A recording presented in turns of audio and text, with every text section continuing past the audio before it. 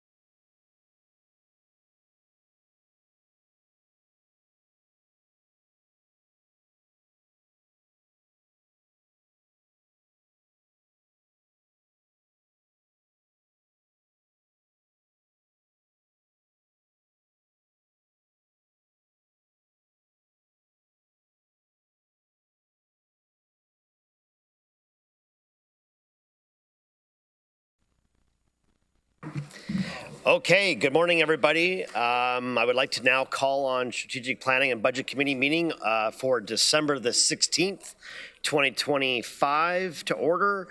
I would like to take a moment to, of course, initially thank all of council and staff for getting us to this point. I know when I turned the radio on this morning, the news was saying, I hope everyone got a good night's rest, and I do agree with them there on that. So, look, we've been working tirelessly to produce a budget that considers an immensely difficult task of balancing affordability and providing the best service possible to our residents. Staff have worked diligently to present us a budget within the parameters we set and based on ongoing discussions we've had over the last few months. We will have a very short staff presentation today and then start our day with the proposed Waterloo Region Police budget. The remainder of the day will be dedicated to, of course, your budget motions. I heard there's almost over 30, addressing them in an order presented in the agenda grouped by topic for ease of discussion. And of course, I do look forward to trying to conclude the budget process here today. With that, I'll now call on Tim Brubaker to conduct the roll call. Tim. Thank you, Chair. Regional Chair Redmond. Present. Councillor Craig. Present. Councillor Erb. Present. Councillor Foxton. Present. Councillor Gowing. Present. Chair Harris. Present. Councillor Hunick. Present. Councillor James. Councillor Liggett. Councillor McCabe. Present. Councillor Nowak. Councillor Rodriguez. Present. Councillor Salonen. Present. Councillor Shantz. Present. Councillor Ravanovich. Present. And Councillor Wolf. Present. Thank you, Chair. All right, today, I would like to acknowledge that the land on which we gather today is the traditional territory of the Haudenosaunee, Anishinaabe, and Chinantan peoples. We acknowledge the enduring presence of the Indigenous people with whom we share this land today, their achievements, and their contributions to our community. Are there any declarations of pecuniary interest? Okay, seeing none. All right, today we'll be introducing the main budget motion and then hearing motions from councillors as provided on the agenda to amend that main budget motion. Thus, can I have a mover and a seconder to put our main budget motion on the floor? Moved by Councillor Gowing, seconded by Councillor... Oh. Okay, well, I've already started the motion, so I encourage people to log on to eScribe. And if you don't have eScribe, we're gonna need to check with tech support, because that is the model, that is a trigger for people to speak today. So please, if you don't have eScribe up, get it on your computer or laptop. Tech support's here to help you with that. If you don't have it, let me know. But I'm gonna introduce the motion.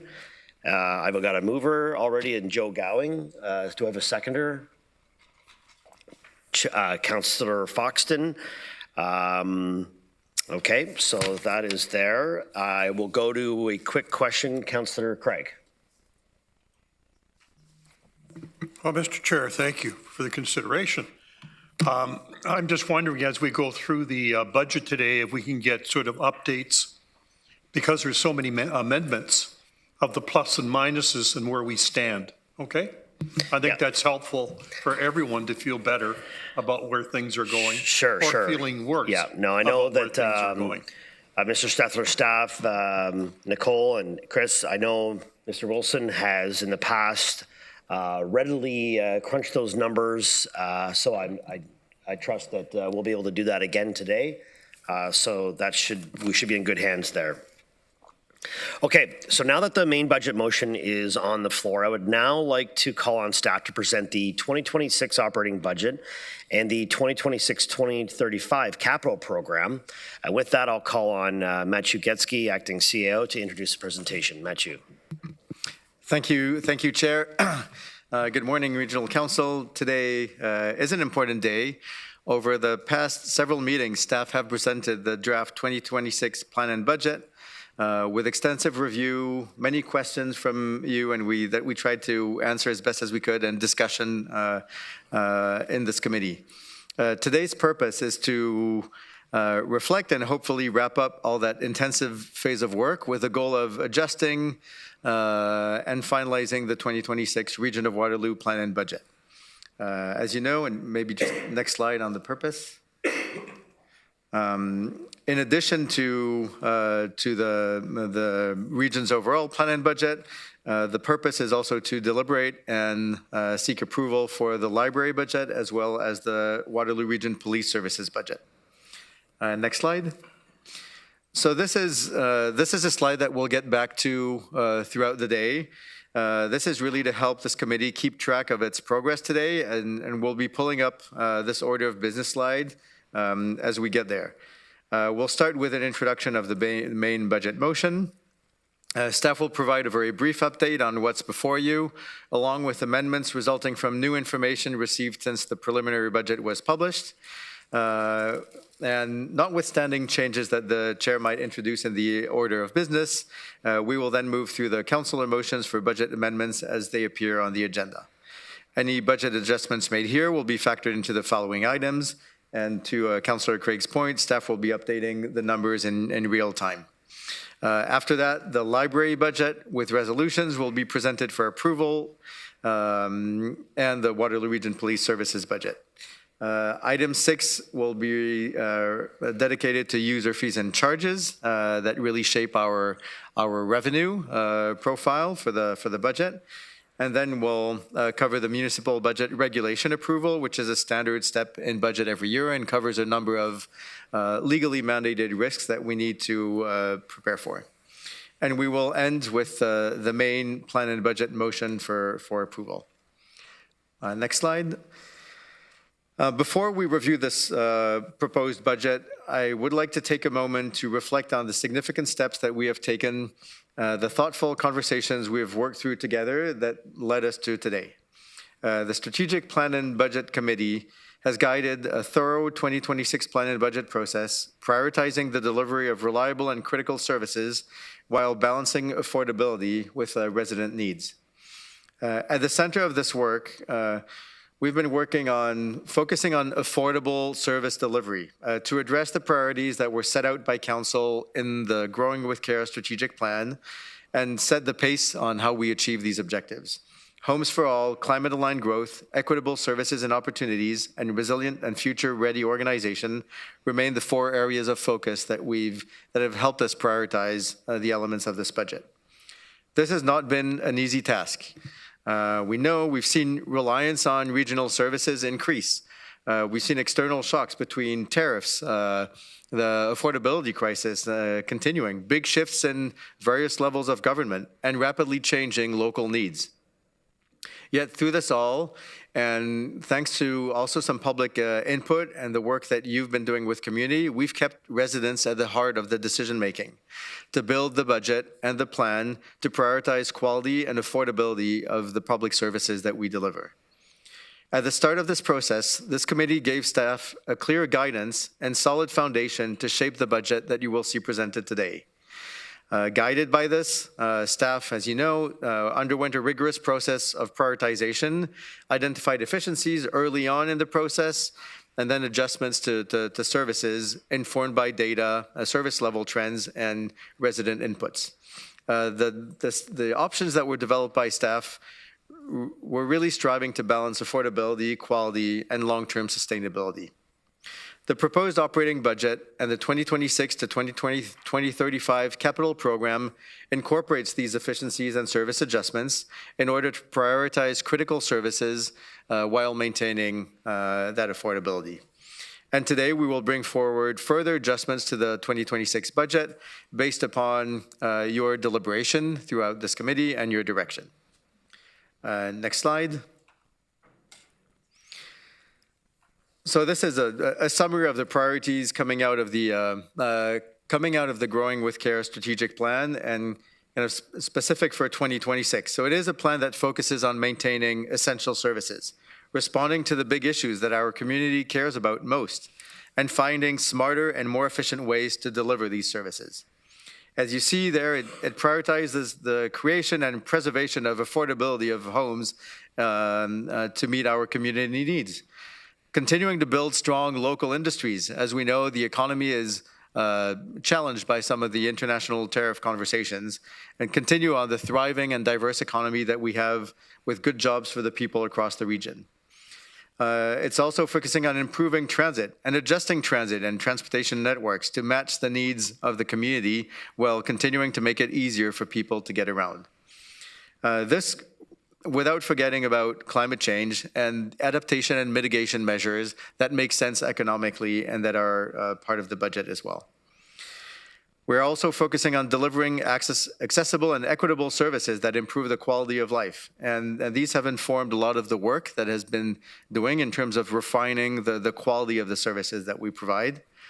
And finally, working alongside community to improve access to public health and childcare. And I would say cross-cutting across all that, our objective has been to modernize service delivery and leverage technology to continue to mobilize efficiencies in how we deliver the services. So today, we welcome the committee's debate and dialogue as we work together to deliver these priorities that matter most to the community while maintaining a fiscally sustainable and affordable budget. Staff are here to answer your questions all day long as we move through the order of business.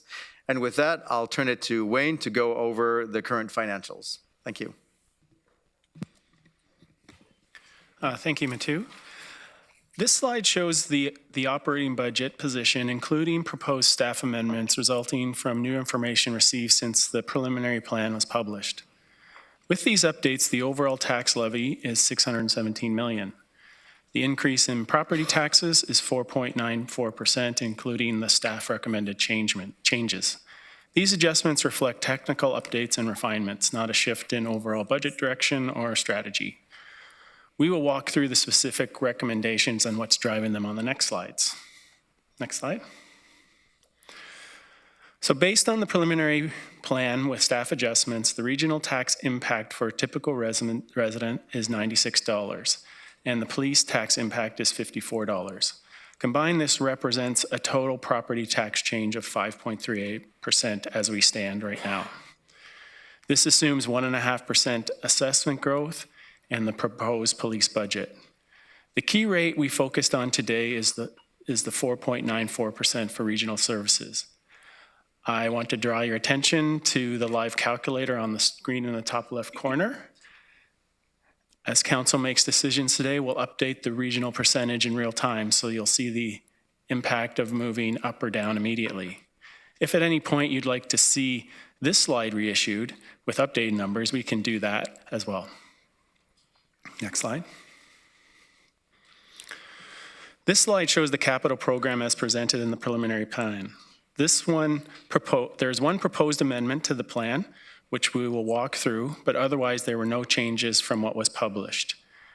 You can also see the sources of funding for the capital program reflected here, consistent with what we discussed earlier: reserves, debt, development charges, and senior government grants. Overall, the capital program remains stable and aligned with the preliminary plan and council's affordability direction. Next slide. This slide shows the text of the main plan and budget motion that council will be asked to approve later today. The motion reflects the 2026 preliminary plan, including operating capital budgets as presented. Any amendments approved today will be incorporated into this final motion before the vote. We will return to this motion at the end of today's deliberations for formal approval. Next slide. I'm now going to walk through the details of the adjustments being proposed by staff. These adjustments reflect new or updated information that became available after the preliminary plan was published. They're technical in nature and do not change the overall budget strategy or service direction. I'll go through each item so council can see clearly what's changed and why. Next slide. If you recall, this is the motion that was tabled and deferred to December 3rd, which proposed directing certain adjustments to the tax rate stabilization reserve. The adjustments shown on this slide include $2 million created through the updated assessment values, updates based on new ridership forecasts for 2026, including impacts to licensing and accessibility fees. This new information became available after the plan was published. Staff are recommending all of these adjustments be directed to the tax rate stabilization reserve. This approach helps strengthen our low contingency position and supports long-term stability for residents. Next slide. For Children's Services, we recently confirmed the final 26 provincial funding amount, which is slightly higher than what was estimated in the preliminary plan. The additional funding is largely tied to direct benefits for residents, including reduced fees for new childcare spaces, cost of living and wage increases for existing childcare programs. We're therefore adjusting the preliminary plan to increase both the funding we receive and the benefits flowing out the door. So there's no tax levy impact from this change. This adjustment is simply a true up to the confirmed provincial funding. Next slide. This adjustment relates to the capital plan and reflects an improved increase in vehicles for the community paramedicine program. The program is 100% provincially funded, including this vehicle increase. As a result, this change increases the capital budget with no levy impact. This is a technical adjustment to align the plan with the confirmed provincial funding and program needs. Next slide. So this slide provides a summary of the 4 staff adjustments to the preliminary plan I just walked through. All 4 items reflect updated or confirmed information. None of the adjustments change the overall budget strategy or create an additional tax levy pressure. With that, I'll turn it over to the chair to open the floor for discussion on the staff recommendations. Okay, we do have some questions. And I want to gauge folks' interest on perhaps moving this particular staff motion to the very end. So I'll go to Councillor Foxon first, and then over to Councillor Verbanovich. Thank you, and through you, Chair. Just wondered when we got to the capital budget, the unsecured funding, that's just provincial grants and such that we're unaware of, correct? The unsecured funding is simply that. We don't have a funding source yet. Some of it could be provincial funding in the future, but it's just designated because it's unknown right now. Thank you. Councillor Verbanovich. Thank you very much. My question is to actually ask Mr. Stuffler can just remind us what the regional police and overall increases were in 23, 24, and 25, just so that we all have it top of mind as we go through today. And also what the rate of inflation is, just so that the public is aware who's watching today. Yeah, through the chair, just give us a moment. We can pull that up.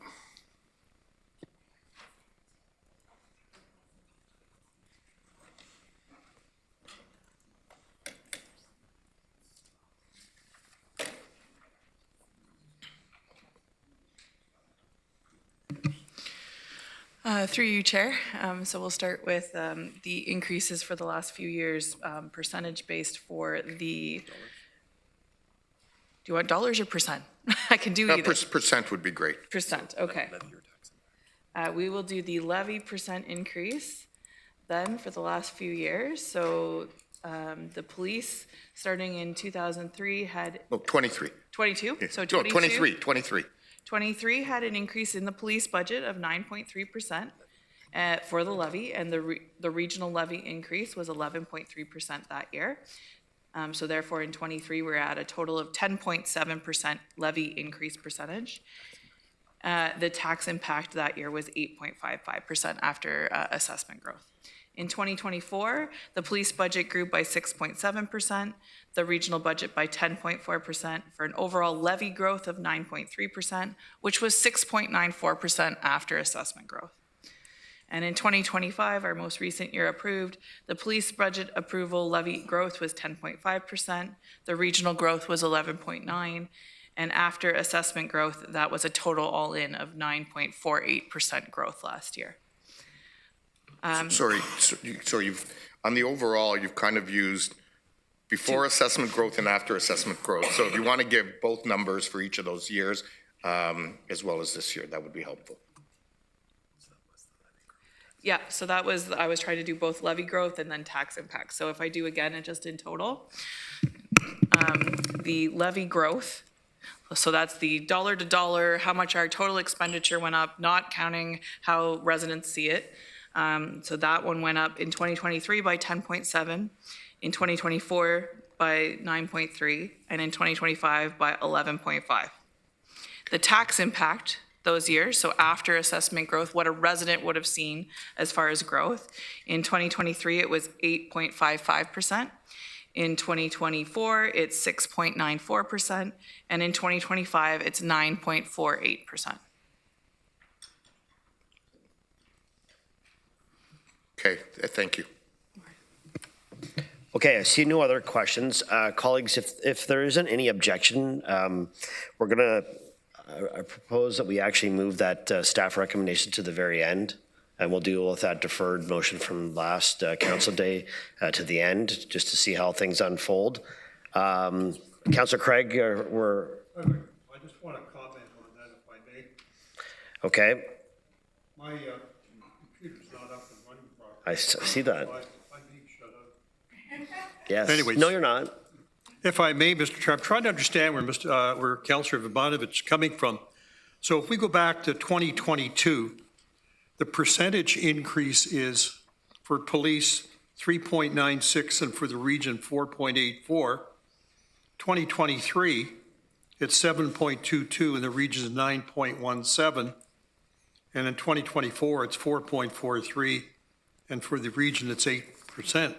So I just want to put that out there that in the last 4 years that I've been here, well, going on 4 years, overall, the region has had a higher increase, the police budget. I think we need to have that out there on the table. Thank you. Okay, well, we're going to get to that. We're actually moving on to item number 8, the Waterloo Region Police Service Budget consideration. And I'd like to acknowledge with us today, we also have Kristen Hand, the Director of Finance and Assets for Waterloo Region Police Service. We've got Jamie Brosseau, Inspector for Public Safety Communications Center.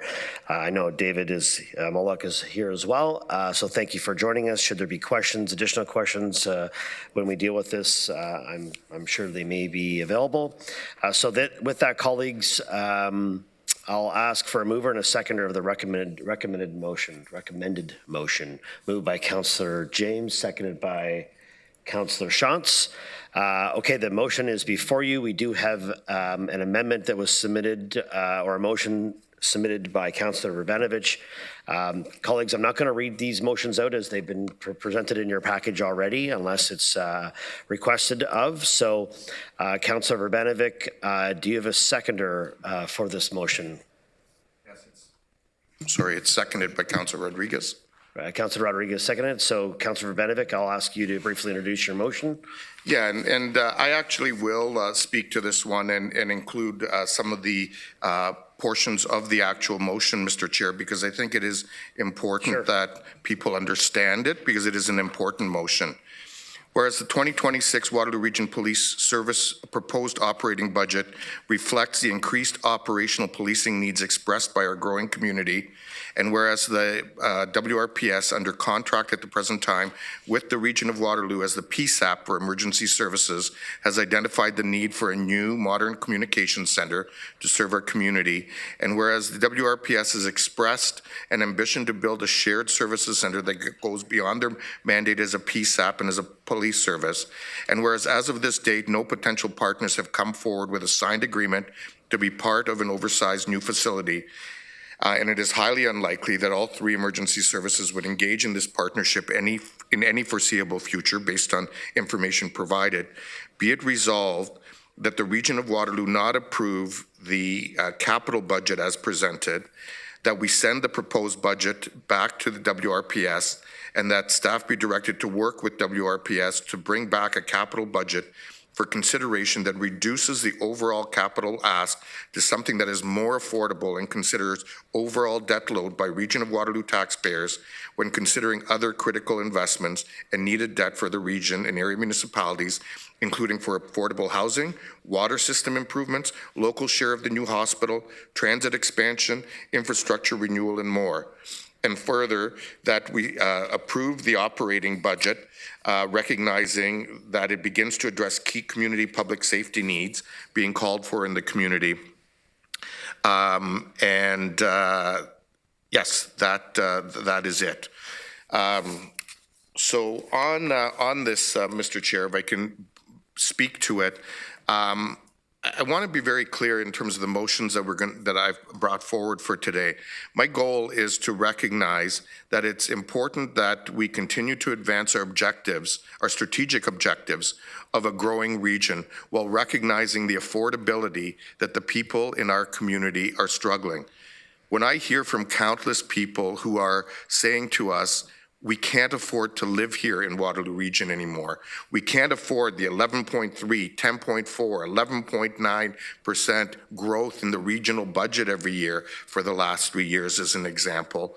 When they say my kids are going to have to move elsewhere because they don't see a future here, for myself as an elected leader, that is a huge concern. I think when it comes to this police communication center, I want to be 100% clear, because it's being portrayed by some that, in fact, this is not supporting, police from an operating perspective. I've been very clear that this is about the capital budget and what, quite frankly, is looking to build a Taj Mahal facility when that is not what we need in order to serve this community, based on the information that we have today. We don't know for a fact that ambulance is going to strike a deal with us. Our CAOs and fire chiefs have said that we won't be moving in as a fire communication center. And so to simply keep proceeding with a center that hopes that this may happen one day, I don't believe is a good and prudent use of taxpayer dollars. There is no question in my mind that the women and men who protect our community day in and day out need to have the operating budget, the safety tools that are necessary in order to serve this community. There's also no question in my mind that there's an investment in a new communications facility that's needed for a facility that's old and needs new investment. But I also know, and clear from so many people that I've heard from in the community, who have come out and said, this can be done without a $173 million facility, and clearly an oversized facility. So I would urge council to keep in mind that this is part of the reality, that I think we need to deal with as we look at affordability. I don't blame the members of the police board in terms of bringing this forward, because ultimately their role is to look at this in the context of what do we need to advocate for, as in our belief, as a police services. But once we get around this horseshoe, all of us, including those on the police board, need to weigh that against the overall community interest and land wherever we individually choose to land. Last year, I know there were a number of people who had a concern with this item.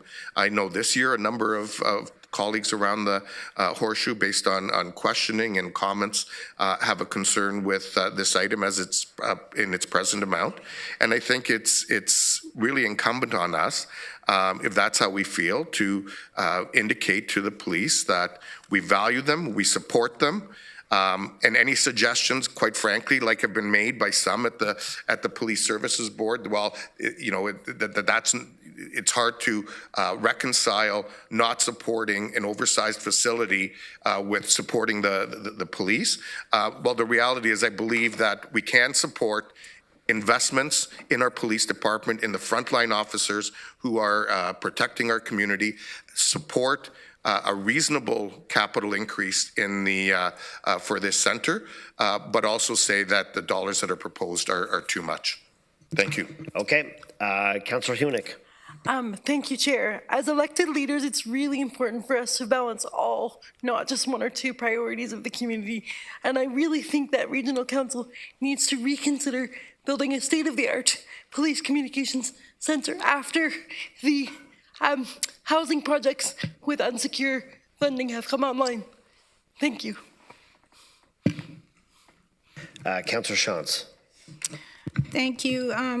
A couple of things that I think maybe as a police board we haven't been forthcoming enough with, or haven't been clear enough with. First of all, I believe it's around 90% of the calls that come to the center are police calls. the current communications center is at end of life, so we need to do something.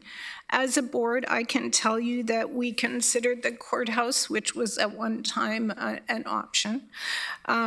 We looked at leasing buildings, and we went to, we had professionals help us with that in terms of what was needed. We need special security, we need special IT and all of those pieces. So I can tell you that the board has considered many options over the last number of years in coming to this conclusion. You know, is it a Taj Mahal? I don't think so. It's set up to be more than just a communication center. It's also an operations center, and it will include not only communications, operations, incident command, remote piloted aircraft systems, major incident command, media center. There's a whole bunch of things that the police are outgrowing in their current facilities. And so with this center, it will also eliminate a number of other capital expenses that would need to be done to make the police services viable and operational. So I just want to add that to the discussion. Okay, thank you.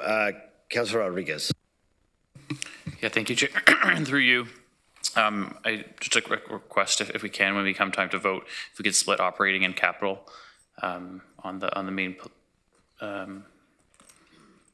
Yeah, I'm gonna likely at some point as well, because of that request now, ask Fiona to chime in at the end of the council discussion, just reminding council of the logistics in doing so and how that unfolds based on the act. So, Councilor James. Yeah, thank you. Through you, Chair. Just a couple of questions, and this is more for staff, just to confirm. What is the square footage for the communications center? Is this where we want to call? I don't know if our staff want to, or I'll call upon one of the members from the Waterloo Region Police, perhaps Inspector Brousseau, if you're best able to answer that, that would probably be more appropriate.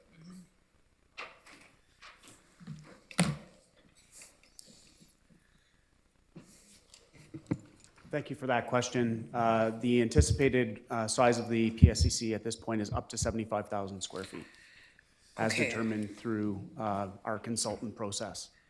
Okay, so 75,000 square feet, and we're looking at a capital of 172 million. So can staff or somebody just break down what that works out to per square footage?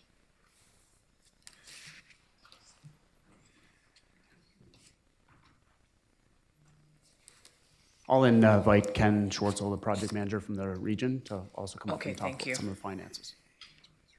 I don't know.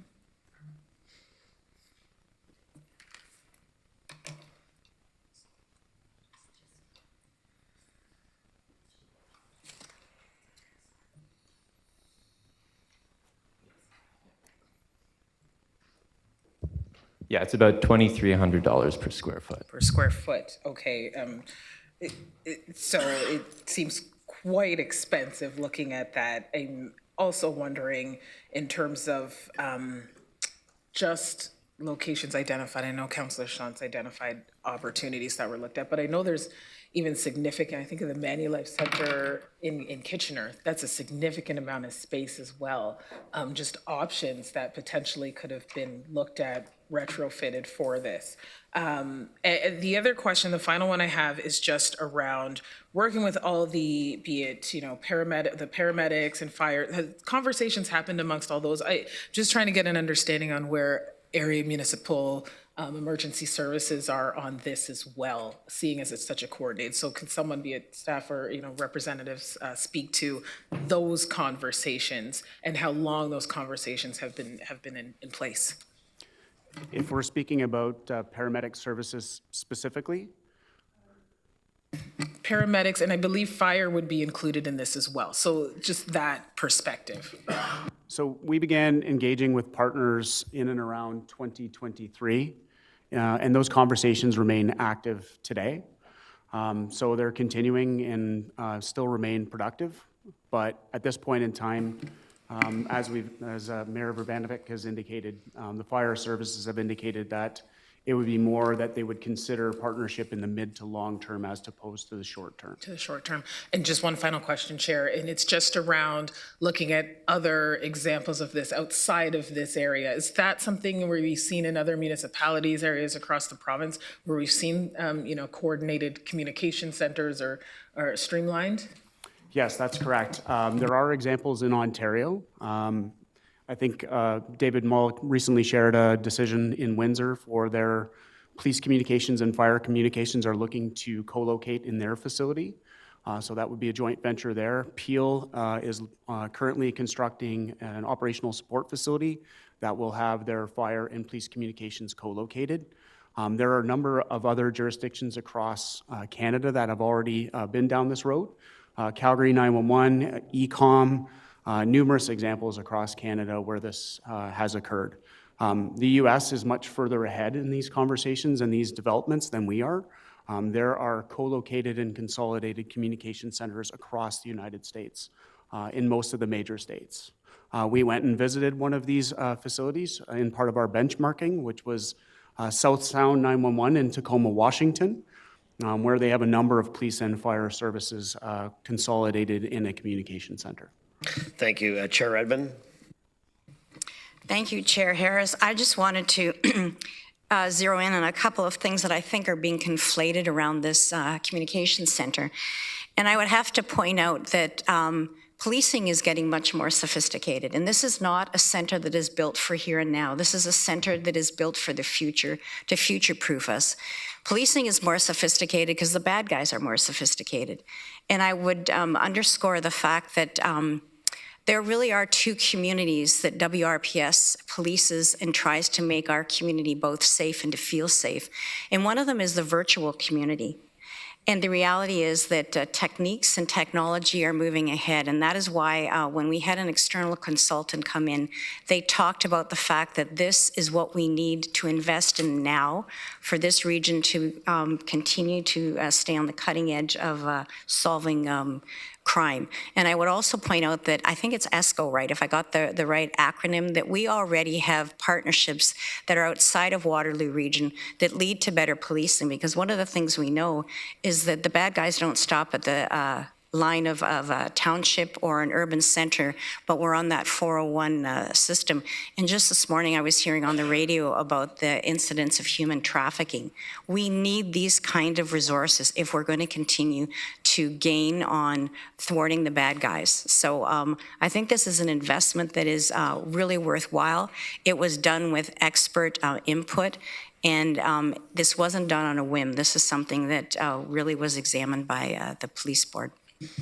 Thank you. Councillor Gowing. Thanks, through you, Chair. Exactly what Chair Redmond is saying is where I'm conflicted. And I know we need to move forward on the advancements and everything, but the cost of this building, I'm not saying we don't need the infrastructure. I'm not saying we don't need the technology. I'm going through a brand new build in Cambridge right now with one of the Legion partners. We don't need this type of IT and things that the police do, but our budget is between $300 and $400 per square foot. So it's just alarming that it's $2,300 a square foot. So I'm really struggling with this in the way of the dollar value of the construction. And I'm wondering if you can kind of give us a breakdown. Is that majority IT or is that the construction itself?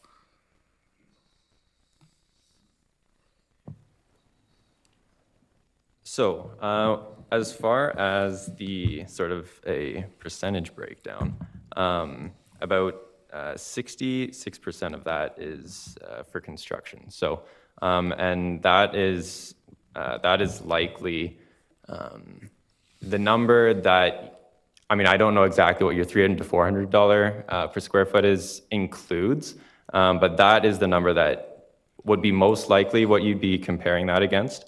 But then, like the IT costs, they are substantial, and that's something that we're still figuring out exactly.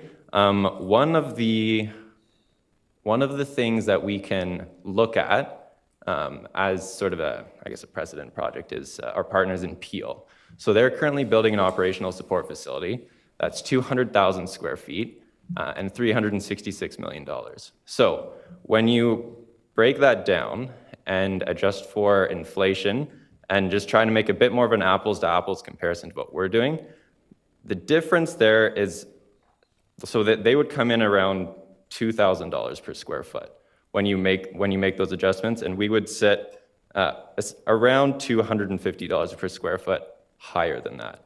So the reason for that, part of that is inflation, because they are a couple years ahead of us, and based on the Statistics Canada data that we use to calculate our inflation, when we, like, the last couple years have been, I believe, 4.6% and 4% in the non-residential construction consumer price index. So we're using that information to kind of project out.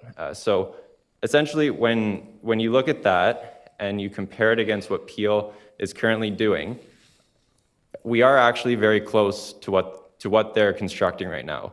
And like the reasons for that is it's very heavy on redundancy. Like, we can't have 911 go down.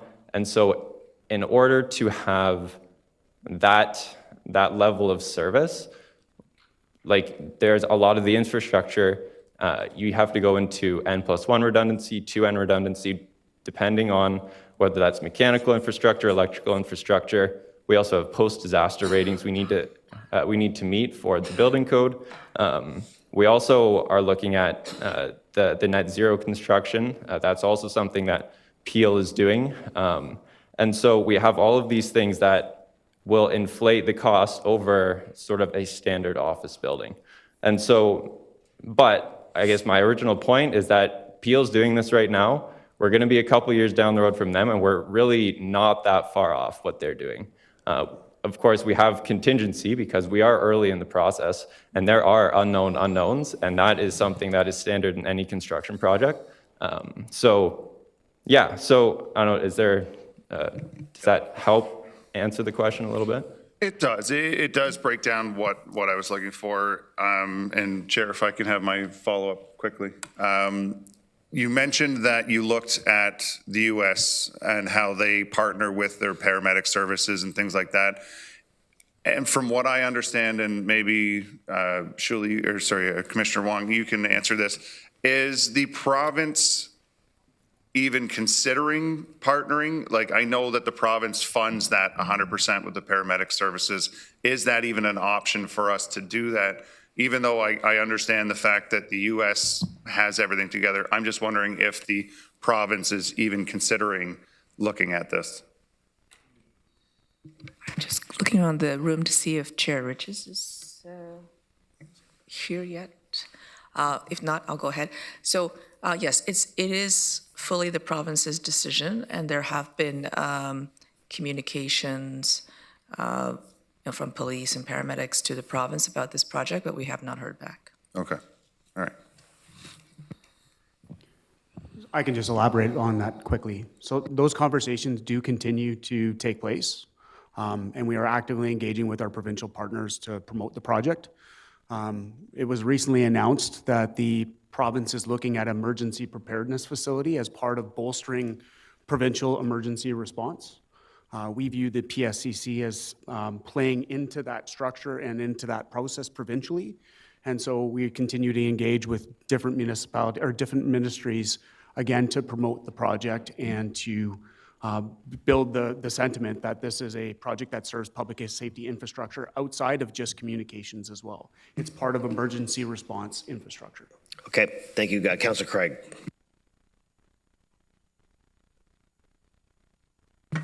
Well, thank you, Mr. Chairman. And of course, it's a long discussion. And as I said to you at the last council meeting, I was feeling very unloved about being a member of the board of police services. And I'm also, according to an individual in the community who considers us to be fear-mongering about different things with regards to the budget, and that we're all thugs, members of the board. And that's kind of what's been going on in the atmosphere in the community. And I think it's misplaced and it's unfortunate.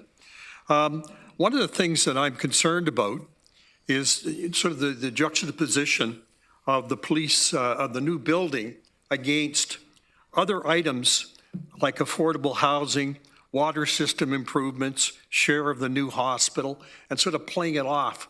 And that's not what we ought to be doing. It's very clear that this service and the safety in the community, which is something I hear about all the time, is the number one concern of a lot of people. Not only safety, but our road network, safety on the roads, in the neighborhoods, everything. And bringing this all together is only going to improve safety, and it's going to facilitate for our working police officers on the beat a better way of handling different things. I think the other thing I want to put out there, which I think gets a bit confusing and a bit concerning for different mayors, is the fact that they see this as an amalgamation of services, which in fact it is not. That's not the intention of this. Anybody that knows my history knows very clearly I don't support amalgamation at all, certainly not on this level. And I think I have been very clear about that. And at the Police Service Board, I understand what they're trying to do, and it has nothing to do with the eventual amalgamation of services at the municipal level. So I think we have to be clear about that. The other thing, and it's the oversized elephant in the room we don't talk about, and I have brought it up on numerous occasions, is the fact that if the province was to pay for all its downloaded programs, that would be $277 million. And the impact on each individual in the region would be a decrease of $659. But we ignore that, and we try to squeeze and maneuver within a budget which is very constraining and difficult in terms of doing the things we want to do. We shouldn't leave the province out of this and the lack of support we've gotten from them, because a lot of the concerns we have are built on their downloading problems that they've given to us. So I'll be supporting this. I hope council sees the long-term vision of it. I hope we can move in a direction that will support the policing community and, of course, obviously all our residents in terms of a safer environment throughout the region. Thank you, Mr. Chair. Okay, moving on here, Councillor Erb. Well, Councillor Craig's use of the words amalgamation felt like a new Christmas carol to me, but I'll leave that up where it is.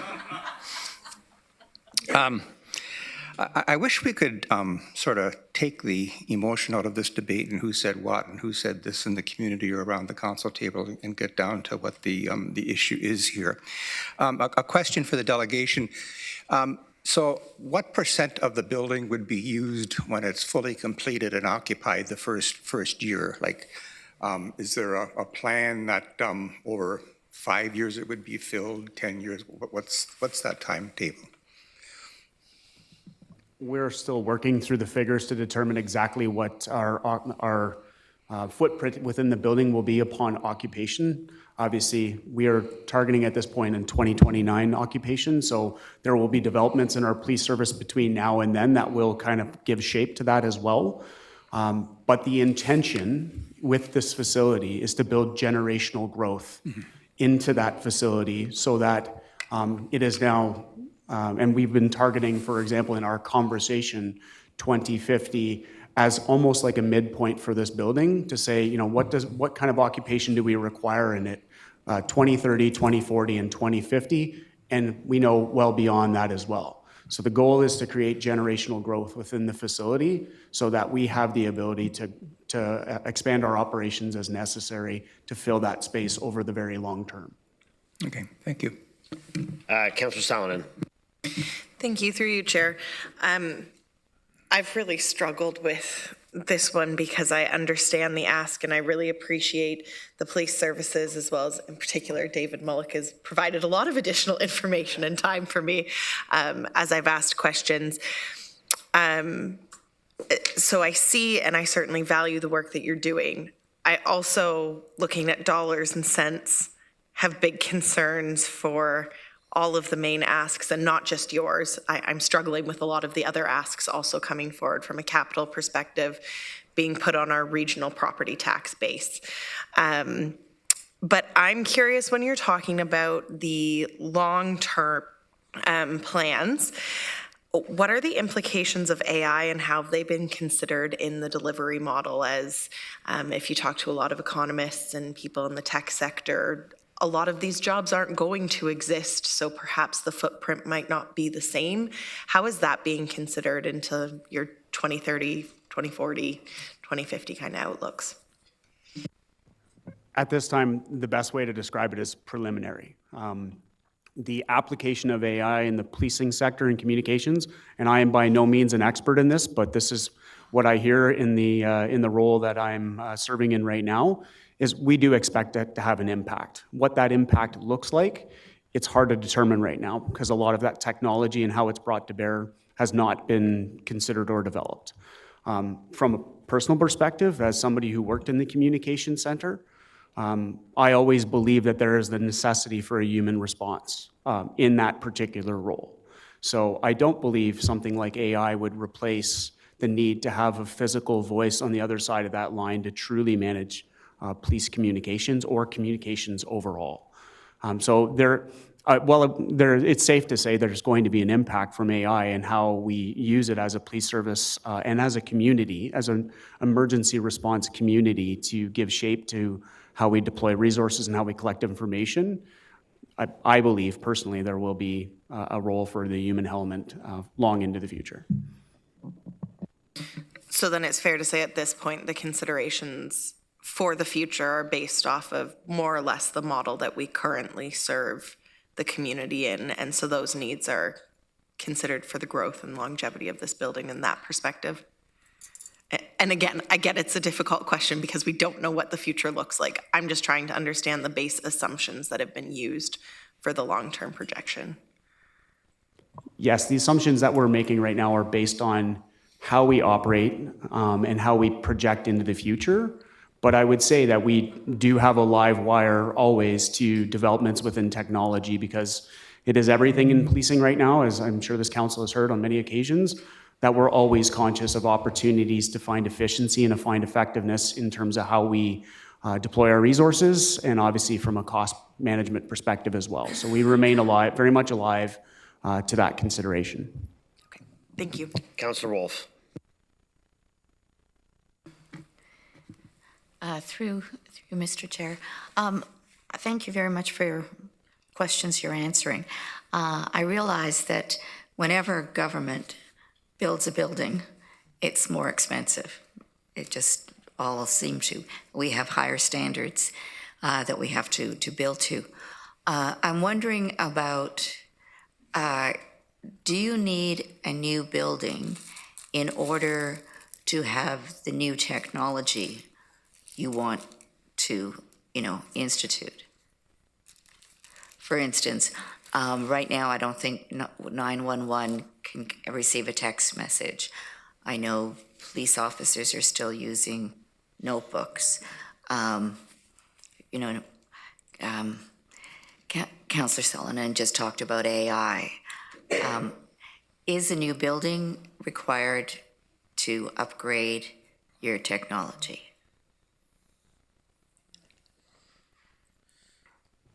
It's a bit of a challenging question for me to answer because I'm not an information technology specialist. Okay. But I would say it's a combination thereof.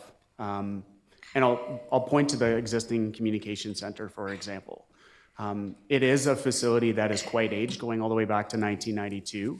And our ability to bring new technology to bear in the capacity and size that needs to be brought to bear is challenging within that facility. If you're building new infrastructure now, You're looking at it from a technology lens of now into the future, where we would be applying technology in a facility that dates back to 1992.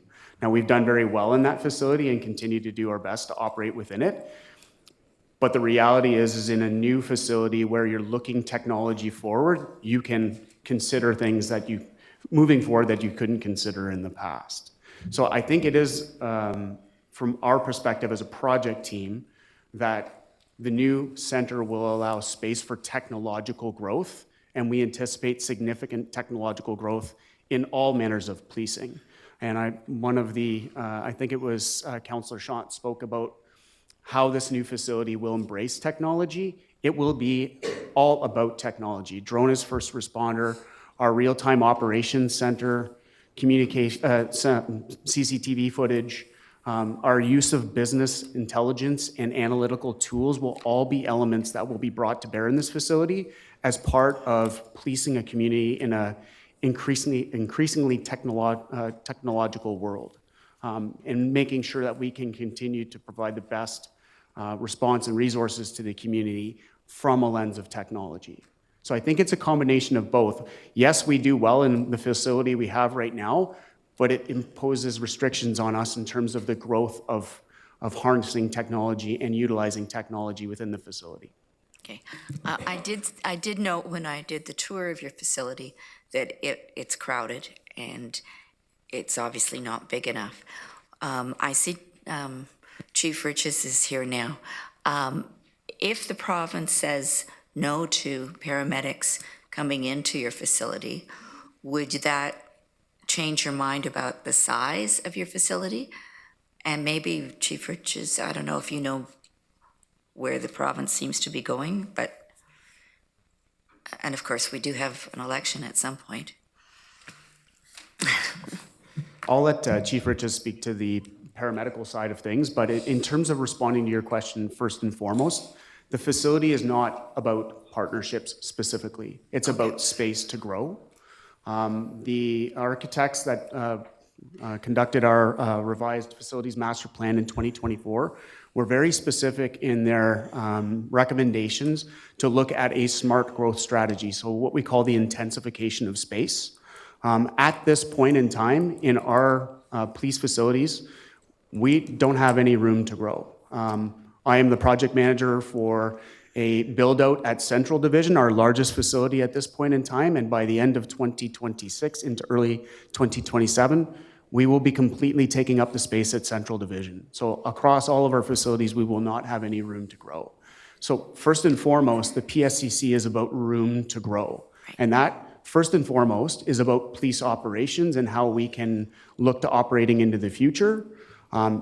We are also looking at partnerships, though, if there's a possibility of bringing those partnerships online and we continue to pursue them with vigor, then we will look to have the opportunity to explore both police growth as well as the ability to engage partnerships within that facility. Thank you. Yeah. Okay, Councillor Foxton? Chief. Oh, sorry, Chief, yeah, sorry. Morning, and thank you through you, Mr. Chair. I heard Dr. Wong's response to the question from, I think it was Councillor Gowing earlier. We are still in active conversations with the Ministry of Health. There are two ministries involved in these conversations. One's the Ministry of Health, the other is Infrastructure Ontario, because Infrastructure Ontario owns the building that the CAC operates out of, but the Ministry of Health operates the CAC, for those of you who don't know how it works there from a capital perspective. One of the challenges or one of the opportunities we try to pose to the ministry is because of MPDS that went live a couple of weeks ago, the ministry has to invest significant capital dollars in their existing facility in order to be ready for future growth of MPDS, because as an example, for MPDS, they require more dispatchers on the floor to process the calls and do the callbacks and things like that. So we've been advocating to the province that this might be a smart business decision from their perspective as well. The conversations, as Inspector Brosseau brought up, are continuing and are going, and there is information being shared back and forth in terms of what their space needs are, their IT needs are, all those other types of things. I will also remind Council that the master plan for paramedic services that was approved in September did include recommendations regarding governance of the CAC. And so depending on where this lands, that discussion about how to further governance of the CAC will be influenced by whether the CAC is part of the PSCC or not, if that makes any sense to people. In my experience, usually the province says no right away, and this time they didn't. So I don't know if that helps or not. I can't predict that for sure the province will say yes, but they didn't come out and say no right away. In other conversations I've been in other areas of the province, you make this first initial request and the province says not interested, and you move on, and that did not happen this time. So I can't predict what the province will do, but hopefully that information helps council make their decision. Thank you. Okay, thank you very much. Thank you for that. Councillor Foxon? Thank you, and through you, Chair. As you know, I'm a supporter of the police, always have been. But I'm also a supporter of the people of the region of Waterloo. I understand the need, the want, the desire, and also to keep up with the times and what's happening. Just to Councillor Wolf, they do use text, they do use Messenger, because I had a few instances in the last week and we all responded by text and Messenger. They do have computers in all their vehicles now. They don't use notebooks very much anymore. Very few do. Just to get back to this, the only concern I have is the what ifs, or we're still talking on that. For $172 million, I sort of want a hard, fast plan with it all lined up. In my opinion, you've got too many balls in the air that are incomplete and possibilities or maybes, and that's a concern. Thank you.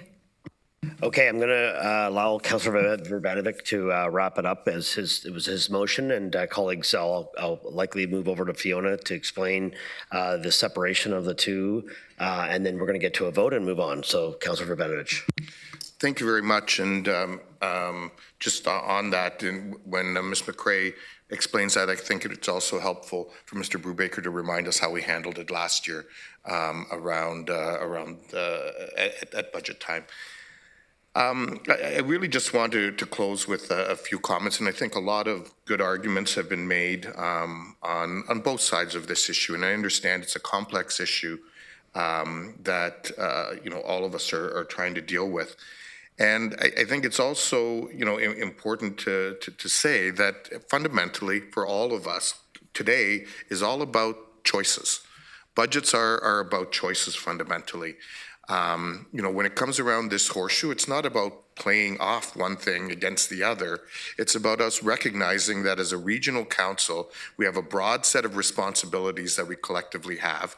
And we need to weigh all those responsibilities, and we're constantly getting new information on different things, even as recently as, last week in terms of the water issue as an example. And we're going to have to, that's an issue that we don't have answers for yet, but one that we know we're going to need to deal with as well in the future. Fundamentally, I believe it's important that we continue to invest in the people, both uniform and non-uniform, the women and men who serve our community day in and day out, and that we have those necessary human resources to deliver the safety services that our community is expecting of us. I can tell you, I have not had, I'd be hard pressed, I don't want to say there's been no one, because there's probably been a couple who have expressed support for a center, but I can tell you that the vast majority of comments on the record, online, people who have reached out to me have been concerns about the cost and size of this facility. And that's because they're going like, you know what I really want? The downtown businesses are saying to me, what I really would like to see is more boots on the ground. People, officers walking the street. I have some of that, but we need more of that. You know what I also hear? I hear more people saying, I'd like to see bicycle officers riding around through my neighborhood and so on from a safety perspective. And so those are the things I'm hearing. And as a leader, I understand this is all about balance, and we need to make sure we're investing in both of these things. But when it comes to a facility of this size and this stature, fundamentally for me, it boils down to this. And let's put it to something that we can all relate to. I would love to add a, 500 square foot studio. When I redid my kitchen, I would have loved to add another 500 square feet to my house and say, I would have loved to add this, I would have loved to add that, but the reality was I couldn't afford it, so I didn't do it. And I think for all of us, we need to consider it in that context. None of us are saying, don't invest in a new communication center, don't do some work, but pare it down to something that's reasonable. Yes, we need to invest in technology, absolutely. Technology is often not about space, but in fact about the people management aspects of it. Yes, there's a component, a space component, but it's mainly a human component. And so fundamentally, I really want to urge us to think about this, to think about the collective responsibilities that we have, not just to the police services, but to all the services that we're responsible for. Thank you. Okay.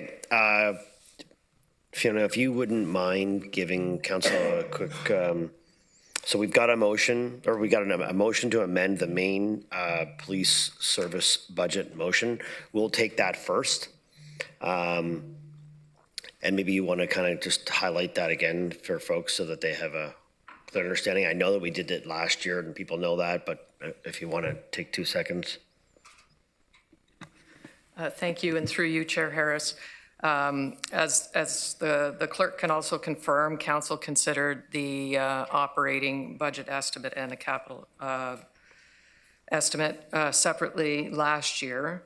As part of council's consideration of the overall budget, it is entitled at looking at each of the estimates that are required to be submitted by the Police Services Board, and they can deal with them separately. The proposed motion effectively would reject the capital estimate as it's been presented and send it back for reconsideration based on further discussions of identified concerns, with the result that the overall budget will not be established pending that coming back to council for its consideration once that process is concluded. Okay. Colleagues, Councillor Wolf, you have a okay, go ahead quickly, yep. Through you, Mr. Chair, my question is, if we reject the capital budget, then it goes back to the Police Service Board. And right now we've got 3 members here. I guess I would want to know if those members would reconsider their capital budget at all. Yeah, that question, I'm not gonna. Yeah, there's a clear process that we know what will happen depending on the outcome of this vote. We're going to go to the vote, right. And there's a process as to which this follows. And depending on the outcome of the vote, that process will then kick in. So we're not going to allow questions to be addressed to individual board members. So colleagues, I am going to ask the e-scribe. I still have a question, sorry. Okay, so your second question? Question of Fiona. All right, so if we reject the capital budget, it goes back to the service thing, and then they bring it back to us? I'll let Fiona walk through that process just so that people have a clear indication what happens. Thank you, and through you, Chair Harris. Yes, the result of the motion would be to send the capital estimate back to the board with the endeavor to have further discussions as outlined with the identified concerns.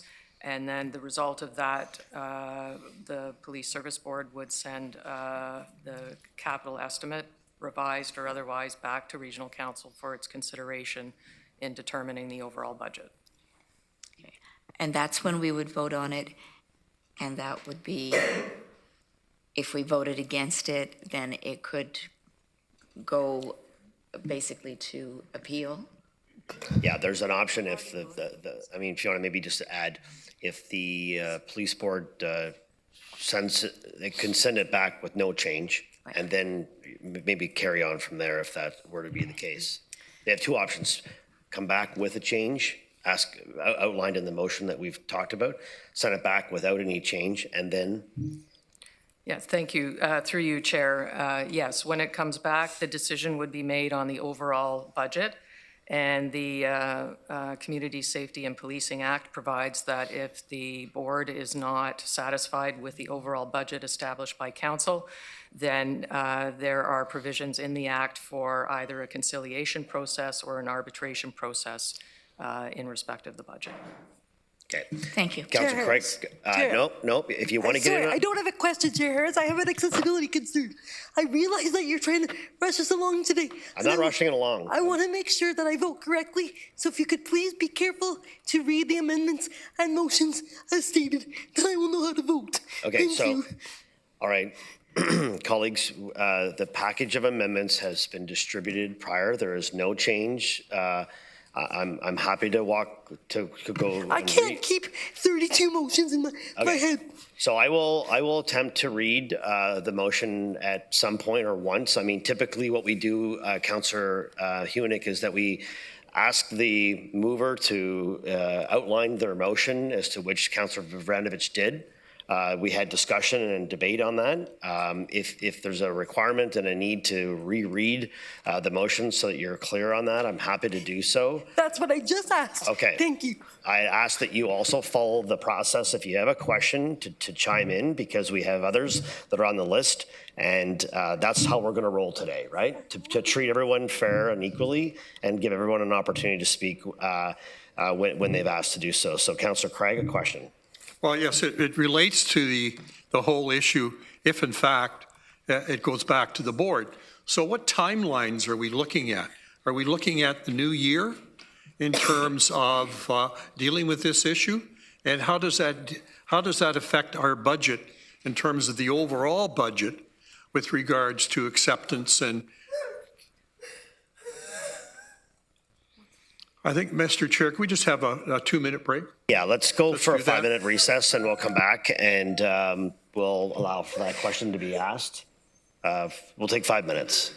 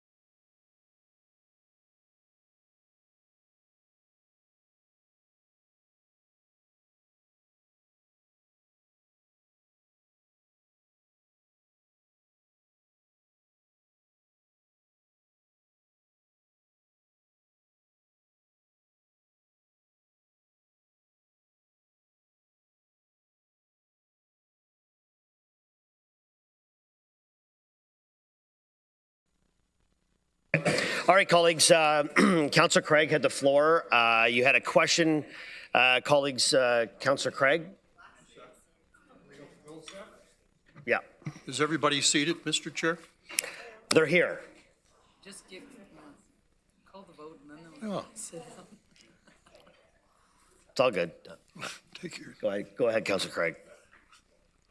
I'm waiting for my colleague here. Okay, anyways. Mr. Chair, I was asking a question with regards to the timelines and the budget probably going into the new year, and also how that affects the budget in terms of staff, all the ramifications from that if it's delayed. I think we need to hear about that. I think also, Mr. Chair, just to clarify things for Councillor Wolf, the 3 board members sitting here, I think you know what our answer is with regards to this. And I think also we reflect the board in general completely. So if I can get an answer to that, thank you. Okay, Commissioner Steffler, CFO Steffler. Through the chair, so what would happen if one or both, or either one of these motions for operating capital did not pass?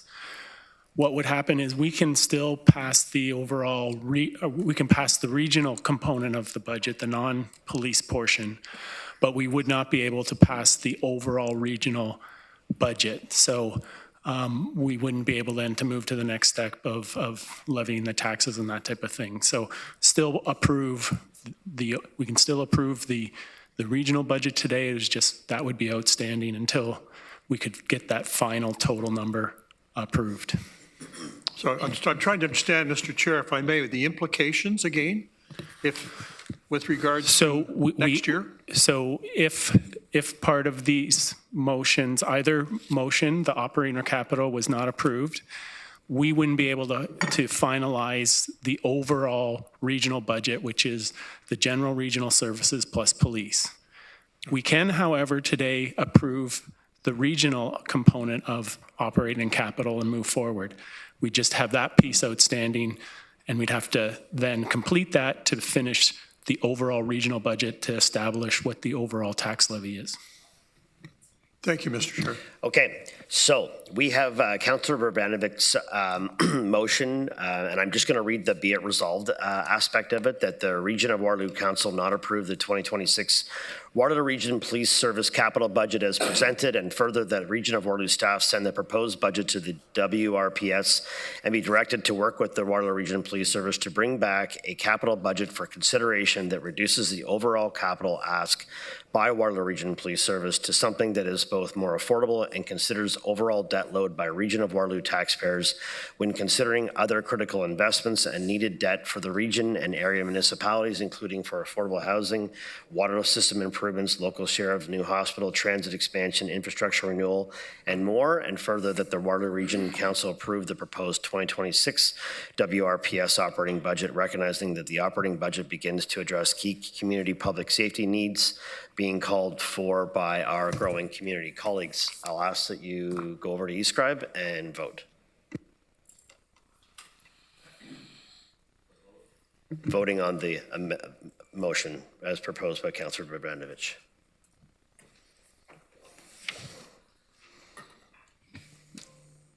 Mr. Chair, quick question. Will we be then voting on the main motion after this? Depending on the outcome of, yes, correct.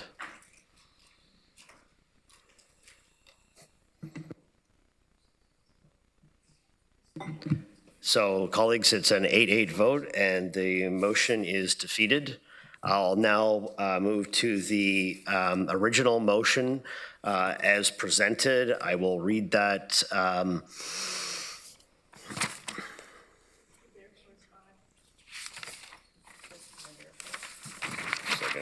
I know I have it here somewhere. Okay, that, which one? It's this one. So oh, we moved to 8. We moved to 8, that's why. I'm going to go to my page. Sorry, Tim. Thank you. It's on page 4.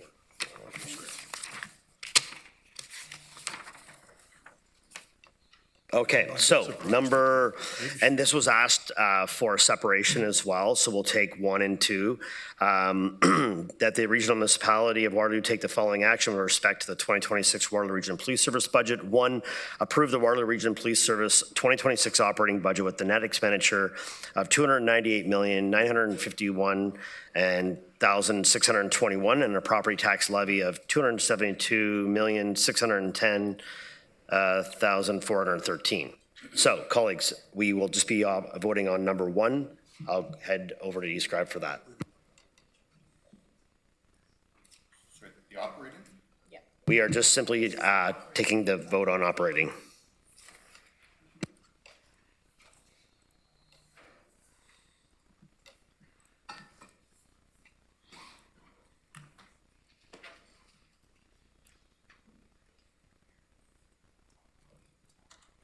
Okay, colleagues, that is carried. I will move to item number 2, approve the Waterloo Region Police Service 2026 capital budget and 2027 to 2035 capital forecast as summarized in Appendix C of Police Services Board report dated November 12, subject to final adjustments for 2025 carry forwards. Colleagues, item number 2.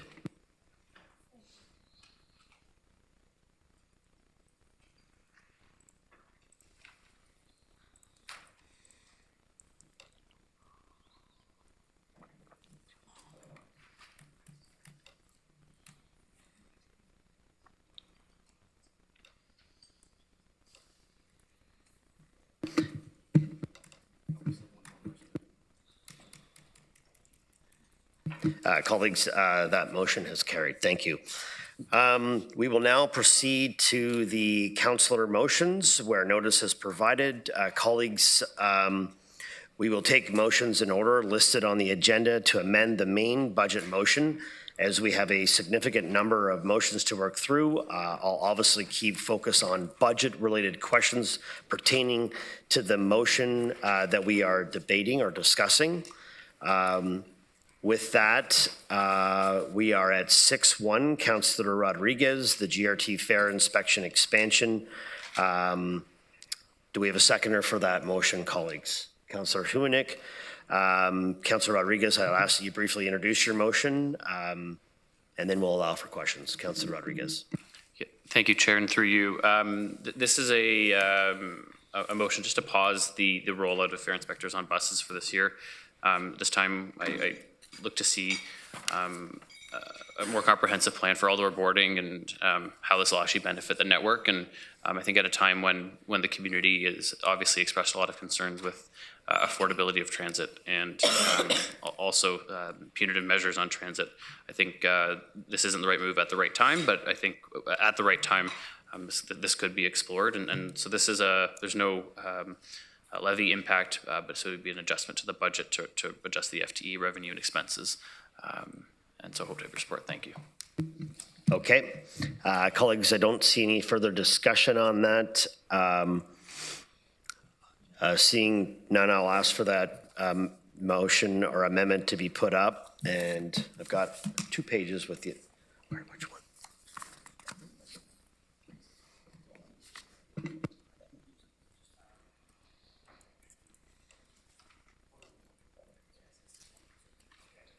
All right, so I'm just going to read the therefore be it resolved that the proposed GRT fare inspector expansion onto buses be removed from the 2026 budget and corresponding FTE revenue and expenses be so adjusted.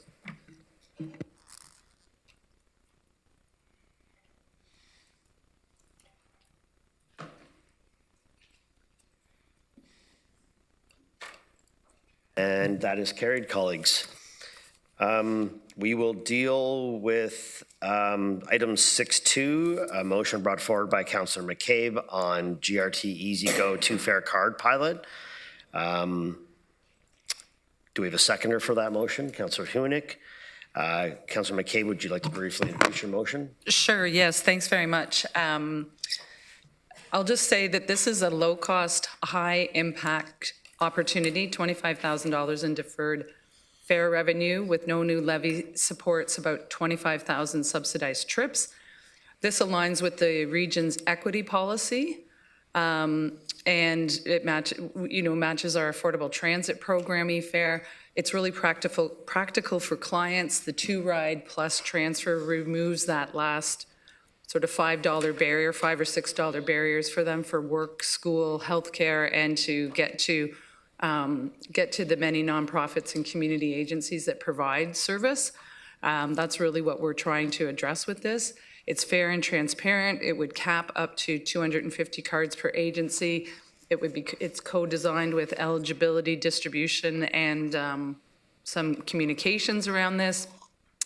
Really, the purpose of this is with great respect to our transit staff, the first pilot of this really wasn't delivered in the way that, in the spirit that this was intended. So this is to correct those process gaps and restore council's previous direction around this.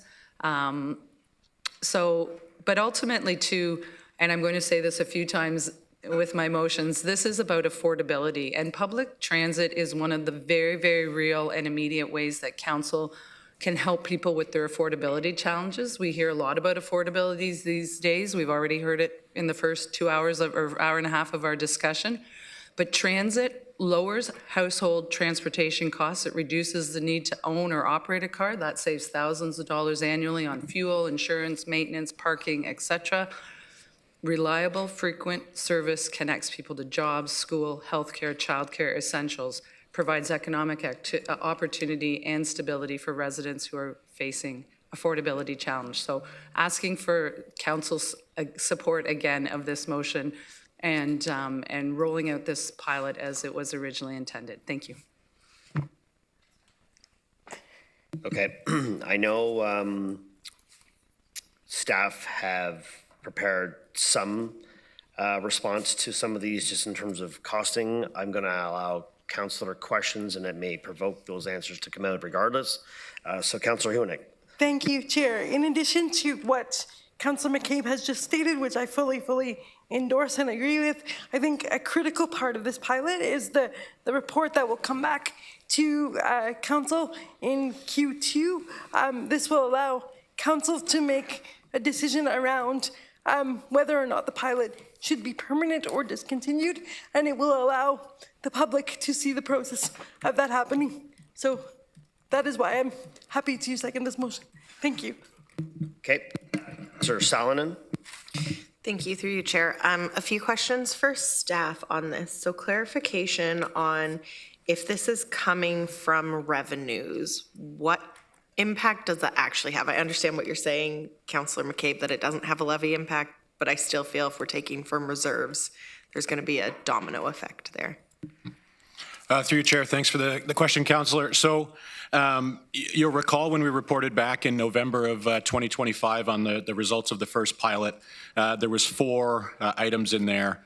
First was that GRT did issue the full $25,000, and that comes as deferred revenue from the transit service, so we're taking away from bus service to provide this.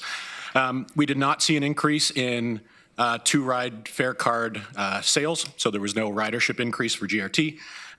As part of that, from what we learned about the administrative costs of running this program, we actually recommended, and it's in your budget now, to increase the cost of those cards from $5 to $6.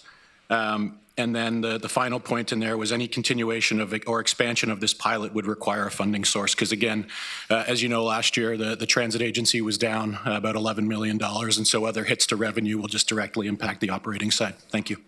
Okay, thank you. And then I was also curious, the way that it's currently written in the budget, it's not annualized. Would this motion, if passed, make it annualized, or will it still come back each year? So say council approved this motion, next year, will it still come back for consideration, or will it be baked into the base budget? Through you, Chair. Councillor McCabe, I believe it's framed as a pilot, if you'd nod along. Pilot, so 1 year. Councillor Salonen. Okay. And I'd like to clarify, yes, I'm aware it's a pilot, but we have lots of pilots that are annualized or don't come back for reconsideration. So wanted the clarity, but thank you. Councillor Foxen. I believe my questions were answered by others. Thank you. Fantastic. Councillor Rodriguez. Thank you, Chair. And Commissioner Spindler, could you just clarify to your point about the proposed fare increase for the 2-ride card? like the motion's worded, I guess, at the original 2025 price and not the 2026. Do you have what you need? Like, does this motion jive with the proposed user fee changes? Through you, Chair. So the way that I read this pilot, yes, we would simply be offering a $3 discount to get it to a 50% rather than a $2 discount from the 5 to 3 as it was read last year. So, you know, there's some clarity needed in here. I'll have to report back to council before we start this one. There's some details I'll need about definitions of community agencies and some others, but I've got what I need to start. Thank you. Thank you. Colleagues, I see no other questions, so I'll reread the, just the therefore be it resolved. Okay. I'm happy to, I'm happy to. I think it's helpful to be Yeah, I'm happy, it just kind of concludes, but maybe what I'll do is, before that, I'll ask staff, is there any other information on costing or what have you that you would like to provide council that haven't already been asked?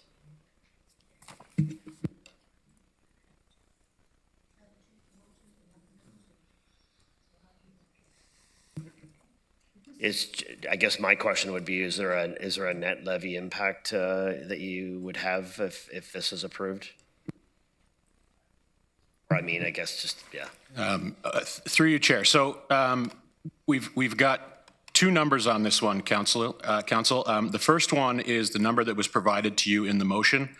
We had costed that motion you know, quickly over the last few days. And what we had developed is trying to hit the true intent of that motion. So if you recall, last year was $25,000. We had said to distribute to every not-for-profit agency would add an additional $41,000. That would get you to $66,000. My team had costed, if we were going to then add community agencies, you'd be up to $100,000 with a $10,000 administrative, so you'd be at $110,000. However, as the motion reads $25,000, I'm happy to deliver the program for $25,000. Thank you. Okay, Councillor Salonen. Sorry, did Councillor McCabe have a follow-up? I am already in the queue, but go ahead. Okay. Oh, I do see. You can go ahead first. Go ahead, Councillor Salonen, and then I'll wrap up with Councillor McCabe. Okay. Thank you. Sorry, that did prompt another question for me. So what is the eligibility criteria then? And once we max out the 25,000, what happens to others that are eligible?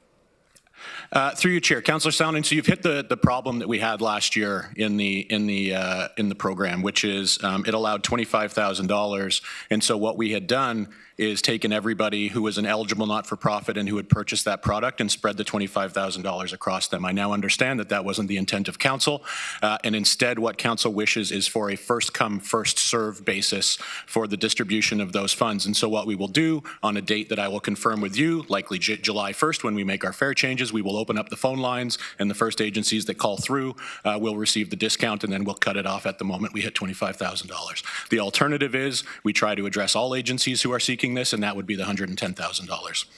Thank you. Okay, thank you. And one final question.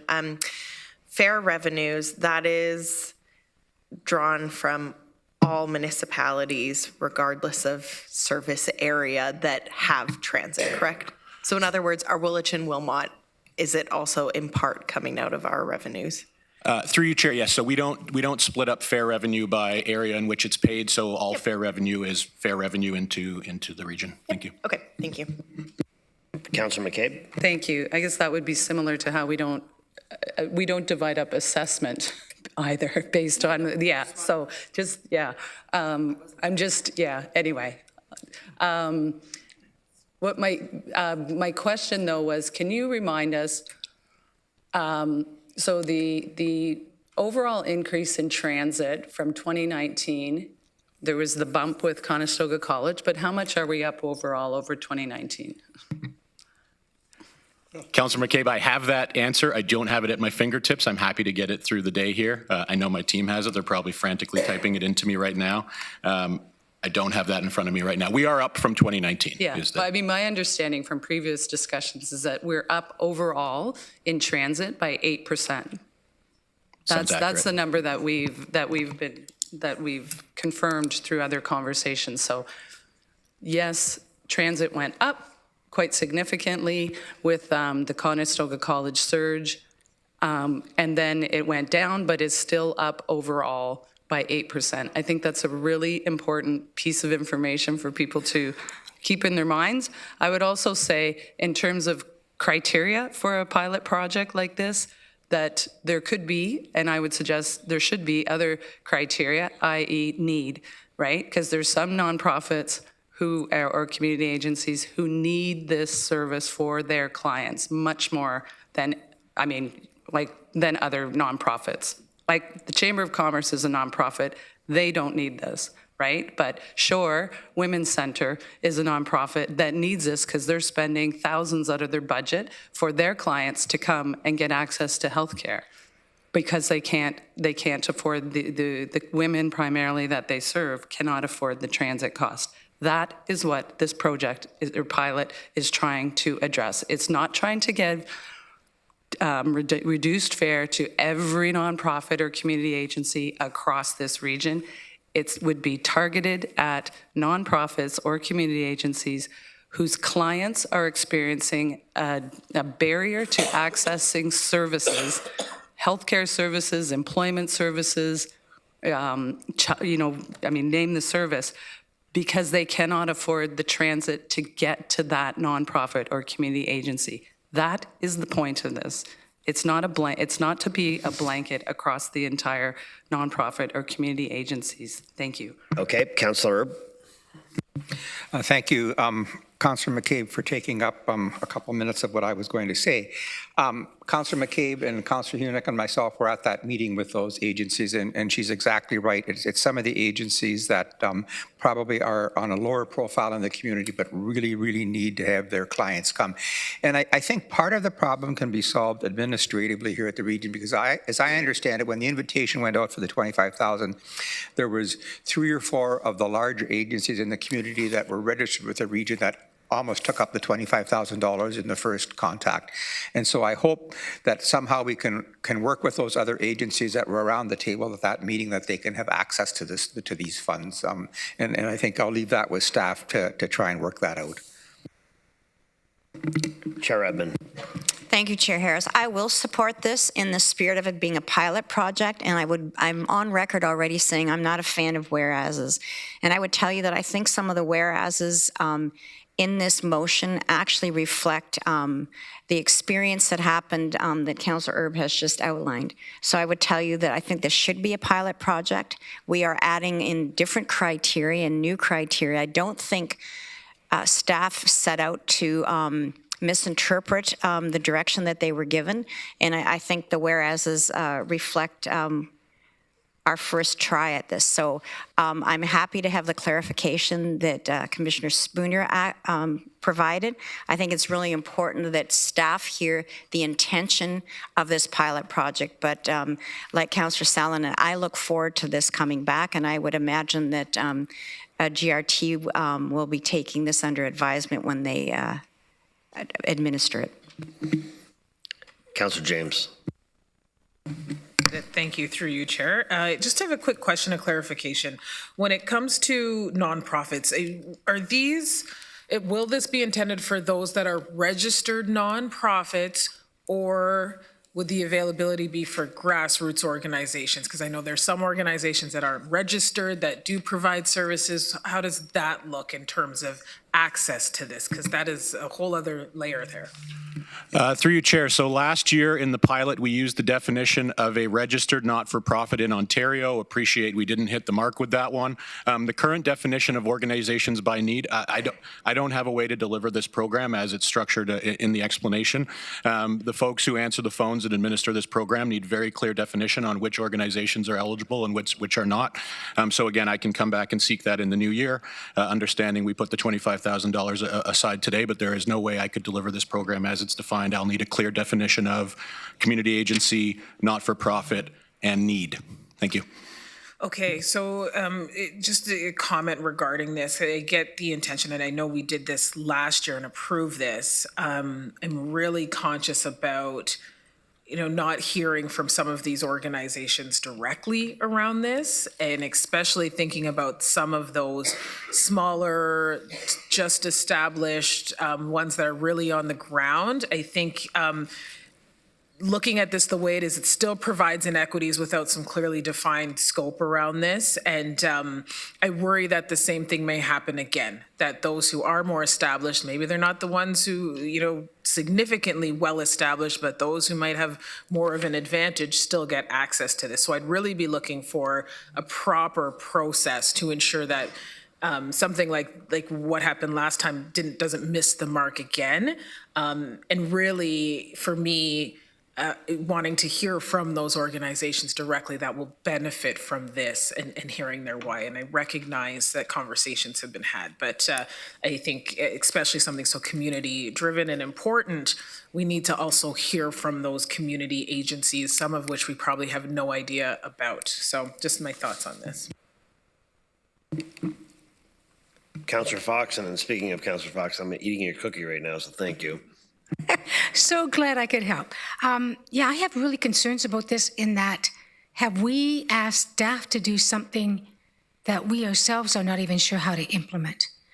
There's not clear enough parameters around this. I agree with what Councillor McCabe says. I agree with Councillor James. I agree with a lot of what's being said. We need to target the right people, but we don't seem to have a methodology to do that. Are we asking staff to do something that's we ourselves haven't defined? So can we scope this to somehow define it to meet the demands that we want it to meet? Because like Mr. Spooner said, well, then whoever calls in first will get the tickets, and that's not necessarily what we want. It's not meeting the agenda we need. Would it be more fair to say that he worked with Peter Sweeney in developing a methodology on the groups that require this? Is that a fair question? Yeah, I don't know if there's an opportunity that there's a methodology come back. So I'll go to Mr. Spooner. Yeah, through you, Chair. So that's the challenge I'm happy to take away. I'll come back in early in the new year and outline how we plan to meet the not-for-profit community agency need-based criteria, because again, it has to be clear for our frontline staff as they sell those products. Thank you. Councillor Iwanek. Thank you, Chair. I just want to clarify for councillors who are asking that the intention was for grassroots agencies. And I'm happy to help Councillor Erb and Councillor McCabe sculpt this a little bit more clearly as time goes on. The purpose of today is to put the $25,000 aside. And what I will note is that so that not one or four agencies benefit from the program exclusively, the upper limit of 250 cards per agency will be really, really important. It's not just for one or two or three or four agencies benefit. It's meant to be for many. So hopefully that helps with the equity piece as well. Okay, colleagues. I do find helpful here. So, therefore, be it resolved that Waterloo Region Council allocate $25,000 in deferred revenue from GRT fare collection as part of a pilot program to subsidize nonprofit and community agencies' purchase of Easy Go 2 fare cards. 2 on an annual basis, the nonprofit and community agencies will be able to purchase up to 250 Easy Go 2 fare cards for $3. A $2 reduction from 5 to 3. This would place the discounted 2 fare cards in line with the ATP rate for electronic fare, $3 to $150 per trip. And the GR staff will work with eligible not-for-profit and community agencies involved in the Easy Go 2 fare program to confirm the distribution process and to implement this program efficiently and equitably and with a well-developed communication strategy. 2. Ensure fairness and a level playing field for all eligible nonprofits and community agencies, and that 4, GRT staff will monitor and evaluate the program's effectiveness, additional administrative costs, agency feedback, and overall effectiveness, and report back to council no later than the end of Q2 2026. Colleagues, over to you, Scribe.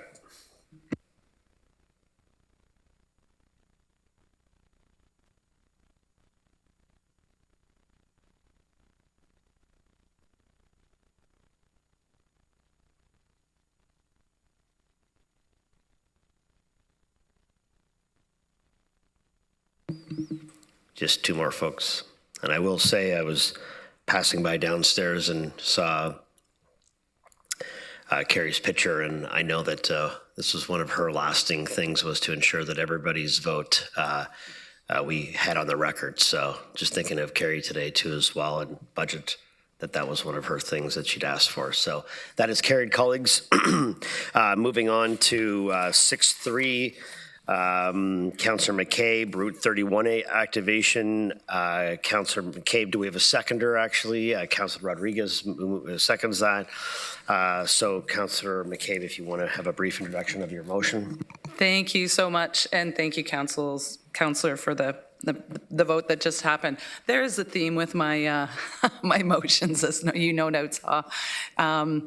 So yeah, Vista Hills is the area that in our 10-year plan for GRT, this is a route that was identified to start in September, to go out to the Vista Hills community, and to just help people understand where that is, Costco. Go out Herbs Road to Costco, and you know what the traffic's like out there. But it's a growing, it's a growing area. There's homes, there's retail, there's jobs, but it has limited, very, very limited transit. The nearest stop in that area is about 2 kilometers from the north end. And the city also has Generation Park, which is an employment park with, and the prospective employers and people who are gonna build there are asking for transit out in that area. Route 31, if you would agree to add this to the budget to start in September, would connect with the Boardwalk Terminal, Vista Hills via Platinum Drive. It's already in, as I said, the business plan. And this motion would execute and put that business plan, start that business plan into action.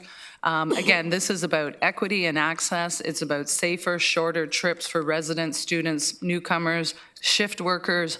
It supports affordability, as I said in my previous comments, how this is investing in transit is a real, very tangible and immediate way that we can address affordability issues for people. It's about economic development. Reliable service strengthens employer attraction and retention, again, at the retail. It reduces parking pressures for places like Costco. If you've ever been out there, particularly at this time of year, you know that's a real challenge. But it also improves network connectivity, and it supports council direction, again, with the 10-year GRT plan. So I'm just hoping that you'll support this as well. Thank you. Okay, Councillor Foxton. Thank you, and through you, Chair. Mr. Spooner, how does this work for you? Through you, Chair. Yeah, no, there's no additional info on this one. Our team's been working on various expansion options for Vista Hills for a number of years, so we'll continue to do that. If this motion is passed, we've got a plan. We're ready. Thank you. Thank you. Councillor Hunick. Sorry. Thank you, Chair. I love this motion, and particularly one of the elements that I love most is merging the shuttle from Herbs Road onto the typical transit system. I am concerned, though, that many of the folks who live at Herbs Road do not have the ability to pay for transit. I'm wondering if there is already, if people who live at Herbs Road would have transit passes given to them, or how that might work. I think ultimately we would save money by eliminating the shuttle service, but I want us to be aware of that. I wonder, Commissioner Spooner, if you have thoughts, or Councillor McCabe, if you have thoughts. Through you, Chair. I believe, Councillor Hunick, that there's actually a shuttle that runs from the managed encampment into town. I don't believe that GRT service extends. In fact, I know it doesn't extend that far. Thank you. Sorry, but I thought this was merging that. Dorothy, am I on the wrong motion? No, you're on. If I may, Chair, what I was suggesting was that the cost of the shuttle could be reduced by allowing, like, extending transit to that area, and then the people who are using the shuttle to get in and out of, you know, the city could take GRT. That's what I was hoping could happen. People from the managed encampment could start to take the regular transit service. Through you, Chair, happy to take that away. Haven't explored that to date. Thank you. Yeah. Okay. And then that, you know, that would just reduce the potential cost of running both programs. But right. We'll have to see if that's feasible or not. What I don't want is for folks from Herbs Road to lose access to transit. So that's, just want that to be on the record. Thank you. Thanks. Councillor Well, thank you very much. I'm wondering if I can ask Councillor McCabe, like I see where the ad is in here in terms of 200,000 in additional costs this year and 600,000 next year, which would be an initial hit of 400,000 towards next year's budget already, which I'm sure will be challenging for the next council. I'm wondering what the funding source for this is. Do you just want me to just respond? Yeah, I guess Sure. it's, I mean, it'll be through the levy. Through the levy? Okay. Through the levy. I mean, we're looking at other, I mean, transit like roads is funded through the levy, and this is where this would be funded as well, so. Okay, thank you. So in light of that, Mr. Chair, and obviously each of these motions need to be considered on their own merit, and some of them are smaller asks, some of them are larger asks. But as I indicated, my goal and my objective for the day is to continue delivering on the important services that our residents rely on, but also move towards something that is more in line with inflation and affordable for the residents of Waterloo Region. And so, this is a fairly significant ask. I don't see a counter measure that's been proposed from a funding perspective, so I unfortunately won't be able to support this recommendation. Okay, Councillor Rodriguez. Thank you, Chair, and thank you, Councillor McKay, for bringing this forward. I think this is a great move for West Waterloo. There, as you mentioned, the jobs. You've had full build out of the plaza over at Costco, and the number of folks that need to get out there, it's quite a walk over from Iron Needles. So I think this is the right time. And, down in Southwest Kitchener, there were a number of transit improvements in recent years to extend bus service to new subdivisions. And so I think this is a good move to keep connecting more people to the network. Thank you. Councillor James. Thank you, through you, Chair. Steph, can you confirm if this route is part of or incorporated in the GRT business plan? Through you, Chair, yes. So this was identified as a growth area for geographic expansion in the business plan. As you know, we hadn't put timelines on when that expansion would happen, but we had absolutely identified it. Thank you. Okay, and in terms of prioritization, you don't have that kind of determined yet within the GRT plan, just thinking about where we're prioritizing. Through you, Chair. So, Councillor James, as I sit here today, we've been asked that question about how we would prioritize transit service in this plan and budget cycle, and the answer was simply we would prioritize the services that exist today to maintain those before we would move into any new. So that's the best I can offer you today. Thank you. Okay, so I'm a transit supporter. I know we need expansion. I know there are areas in Kitchener as well, thinking of Mannheim, where we're getting lots of emails around that area and the development.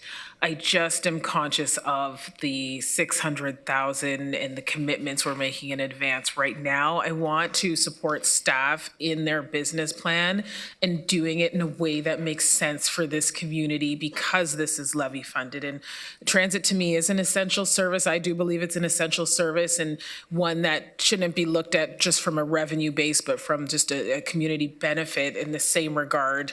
I'm so conscious right now of just how we expand, and there are a few other things that are coming down with motions that I think also enhance the business plan that we have. So with this one, Councillor McCabe, I'm sorry I can't support this one, but I know that it is in the pipeline for us going further, advancing further. So I'll just leave it there, and thank you for bringing it forward and to those residents. I know you need it out there. We will get there. It just might not be this coming year.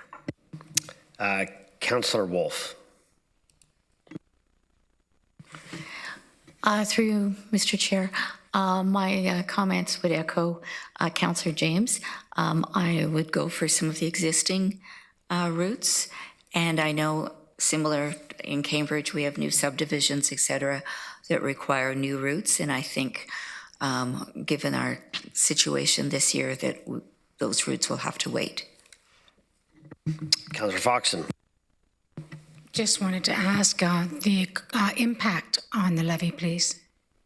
Percentage-wise, do we know what this would impact? Through you, Chair, the impact on the levy of this one is 0.25%. Thank you. Councillor McCabe, to wrap it up. Yeah, thank you very much. Just a couple comments.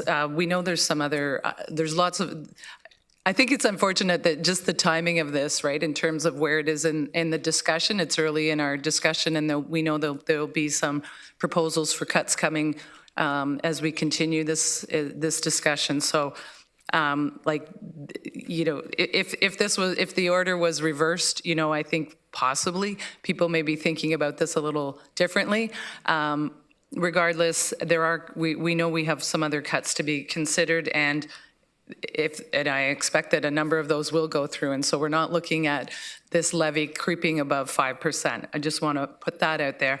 But I guess I hear what some people are saying, of course, but I would say, you know, I prefer, you know, I think we should be listening to the voices that we hear from people who participated through our strategic planning process and told us about the programs and services and, yeah, the increases that they want. They participated in the mobility planning process that we did. Those are both very robust processes. And people contributed to the mobility planning 10-year project or process and plan that we approved not very long ago and said, we need more transit. We know that it's about equity. We know that it's about access. We know that it's about employment and jobs and youth and giving youth more independence and opportunity.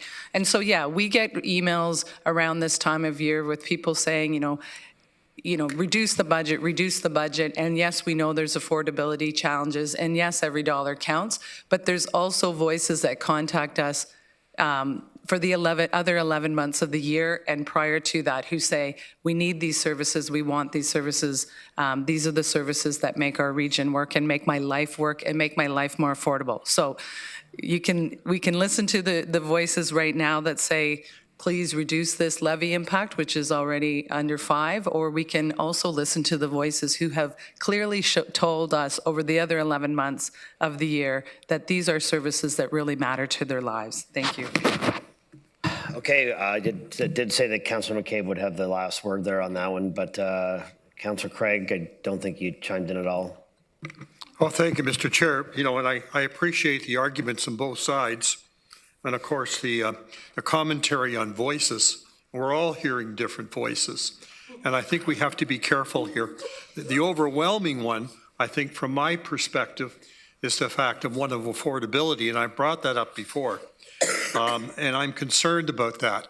There are people out there that don't participate in meetings, don't participate in terms of instant gatherings to talk about transit and so on.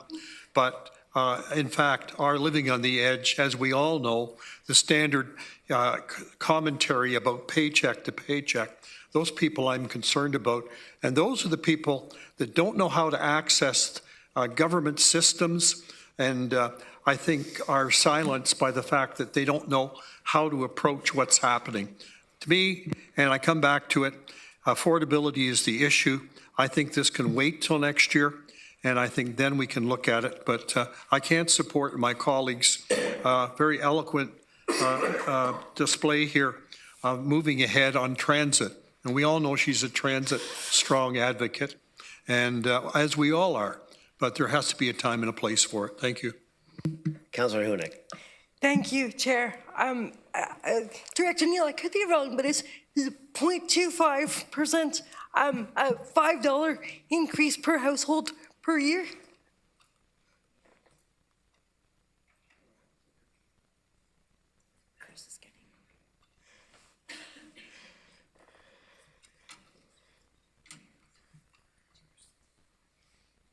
Just a second, we're getting that for you. Thank you.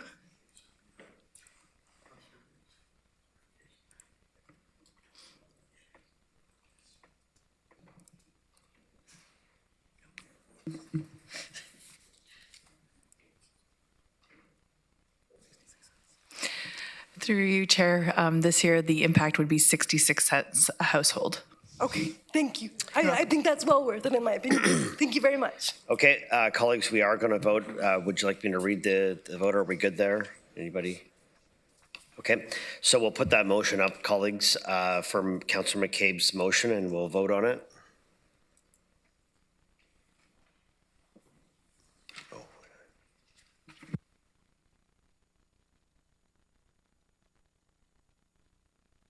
And that is defeated. Moving on to Councillor Wolf, fee transit for seniors, 1 day per week pilot program. Do we have a seconder for that, Councillor Foxton? I would ask Councillor Wolf to introduce your motion.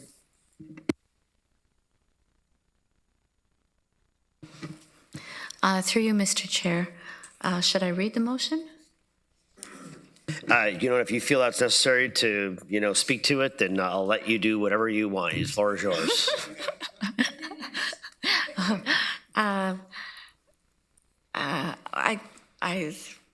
not sure we Yeah. You may I as can well. just speak to it. I think everyone here has read it. I'm moving this motion today because transportation is not a luxury, it's a lifeline. It's about affordability. Imagine being 65 or 75 years old, living on a fixed income and needing to get to a medical appointment or pick up groceries. For many seniors, in our community, the cost of a bus can be the difference between staying connected or staying home. We know 35% of seniors in Waterloo region rely solely on GIS, CPP, and OAS, which is about $27,000 a year. That's well below the cost of living threshold, and even discounted fares can be out of reach. For other seniors, it is a lack of confidence, not knowing how to navigate our transit system, that keeps them off the bus. Do I need a ticket? Does the driver take cash? How much is it? All are questions that make people hesitate to get on a bus. Free transit 1 day a week is a simple, low-barrier solution. It removes cost and complexity, encourages seniors to try GRT, and builds confidence for continued use. Other municipalities have done this with great success. They report ridership increases of 30% to over 500%. Improved health outcomes, and stronger community connections. Implementation is relatively easy. Seniors simply board the bus, and if asked, show ID, which indicates their age, to the driver. Many municipalities with a free day use the honor system. Most of our seniors are honest. This motion is about dignity, independence, and smart budgeting. I'm asking you to support a 6-month pilot that offers 1 day per week of free transit for riders aged 65 and older. Why does this matter? Our seniors built this region. They volunteered, raised families, and paid taxes for decades. Now some face isolation because even a small fee feels like a barrier. A free transit day opens doors to medical care, social visits, volunteering, and community engagement. These are not luxuries. They are lifelines. And here's the good news. This is not a costly program. It is a low-risk, controlled pilot for 6 months, 1 day per week. There will be no new buses, routes, or service hours because seniors travel during off-peak hours when we already have spare capacity. Implementation of the program is simple and inexpensive. We use an honor system, visual ID checks, or a paper card. Financially, this makes sense. Our marginal cost per rider is low.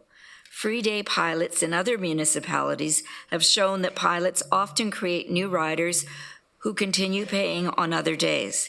This is the diversification we are looking for. Seniors are becoming a large proportion of our local population, and we need to induce them to use our public transportation to grow and maintain our system. Other municipalities like Mississauga, Hamilton, and Guelph have done this and seen ridership grow, not revenue collapse. Seniors start riding more, and many keep riding on paid days. That's good for transit and good for our community. Right now, we're making decisions based on assumptions. This pilot replaces guesswork with evidence. It is a small investment with a big return, better data, stronger social connections, and a region that values its seniors. The bottom line is the pilot project is about respect and responsibility. Respect for the people who built this community, responsibility to make budget decisions that are best for our community. This pilot will align with our age-friendly commitments.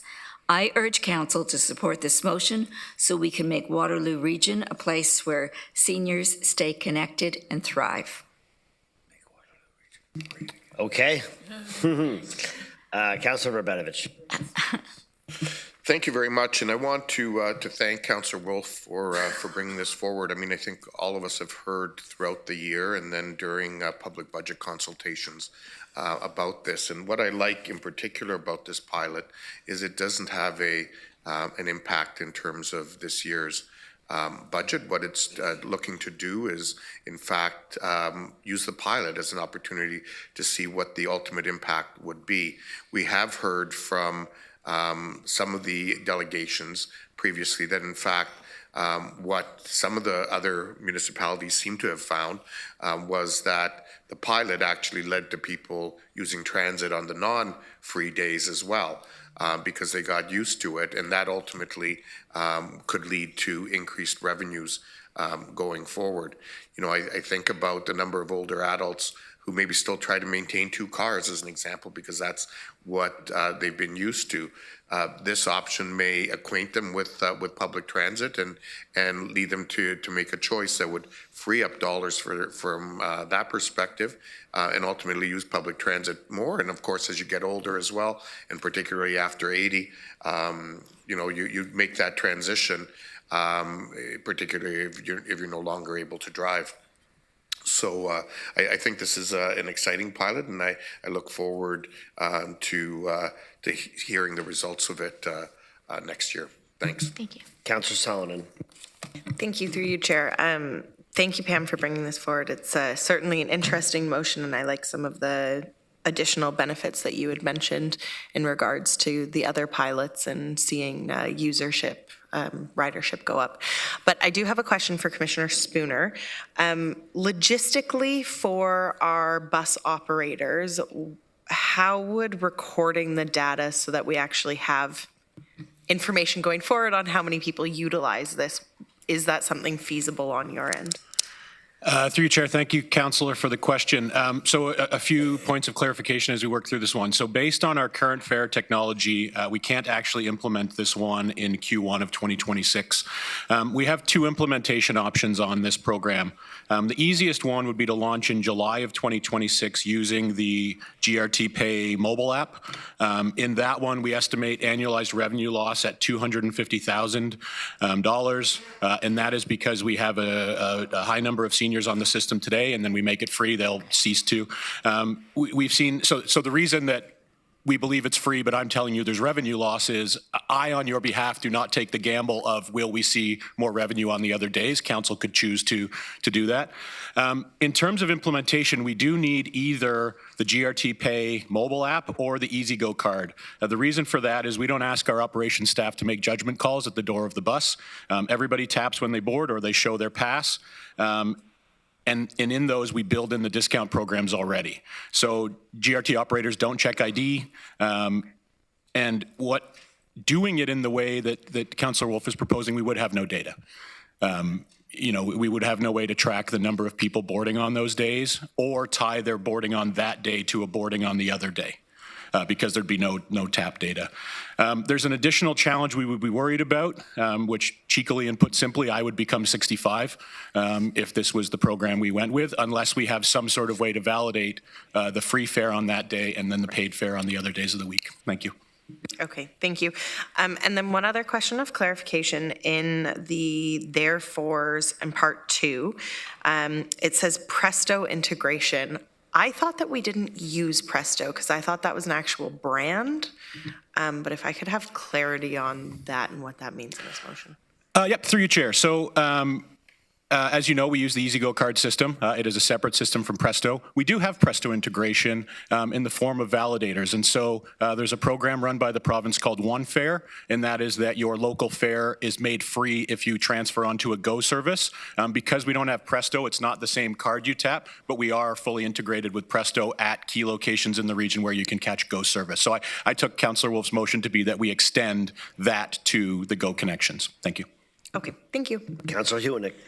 Thank you, Chair. Previously, I was not in favor of a pilot like this. My views have changed for 3 reasons. First of all, it gets more people on transit 7 days a week. Secondly, it's one of the few things that we can do to reduce senior isolation across our region. And thirdly, we know that tiered ATP, where you pay less depending on your income, is coming in the GRT business plan. Until that is implemented, however, even $48 for an affordable transit pass is too much money for many seniors. And it's for those 3 reasons that I look forward to supporting this pilot, and I thank Councillor Wolf for bringing it forward. Okay. Councillor Gowing. It snuck up on me. So Commissioner Spooner, you and I met and discussed this, and one of the things that we talked about was education for seniors. One of the things that I really want to, and again, I'm super in support of this. One of the things that I would like to know is if we talked about looking at extending the education side to other service clubs or other senior facilities that have seniors that we can tap into, that we can either offer the cards, because I know some of the concerns was the fare cards are not accessible to seniors to get there.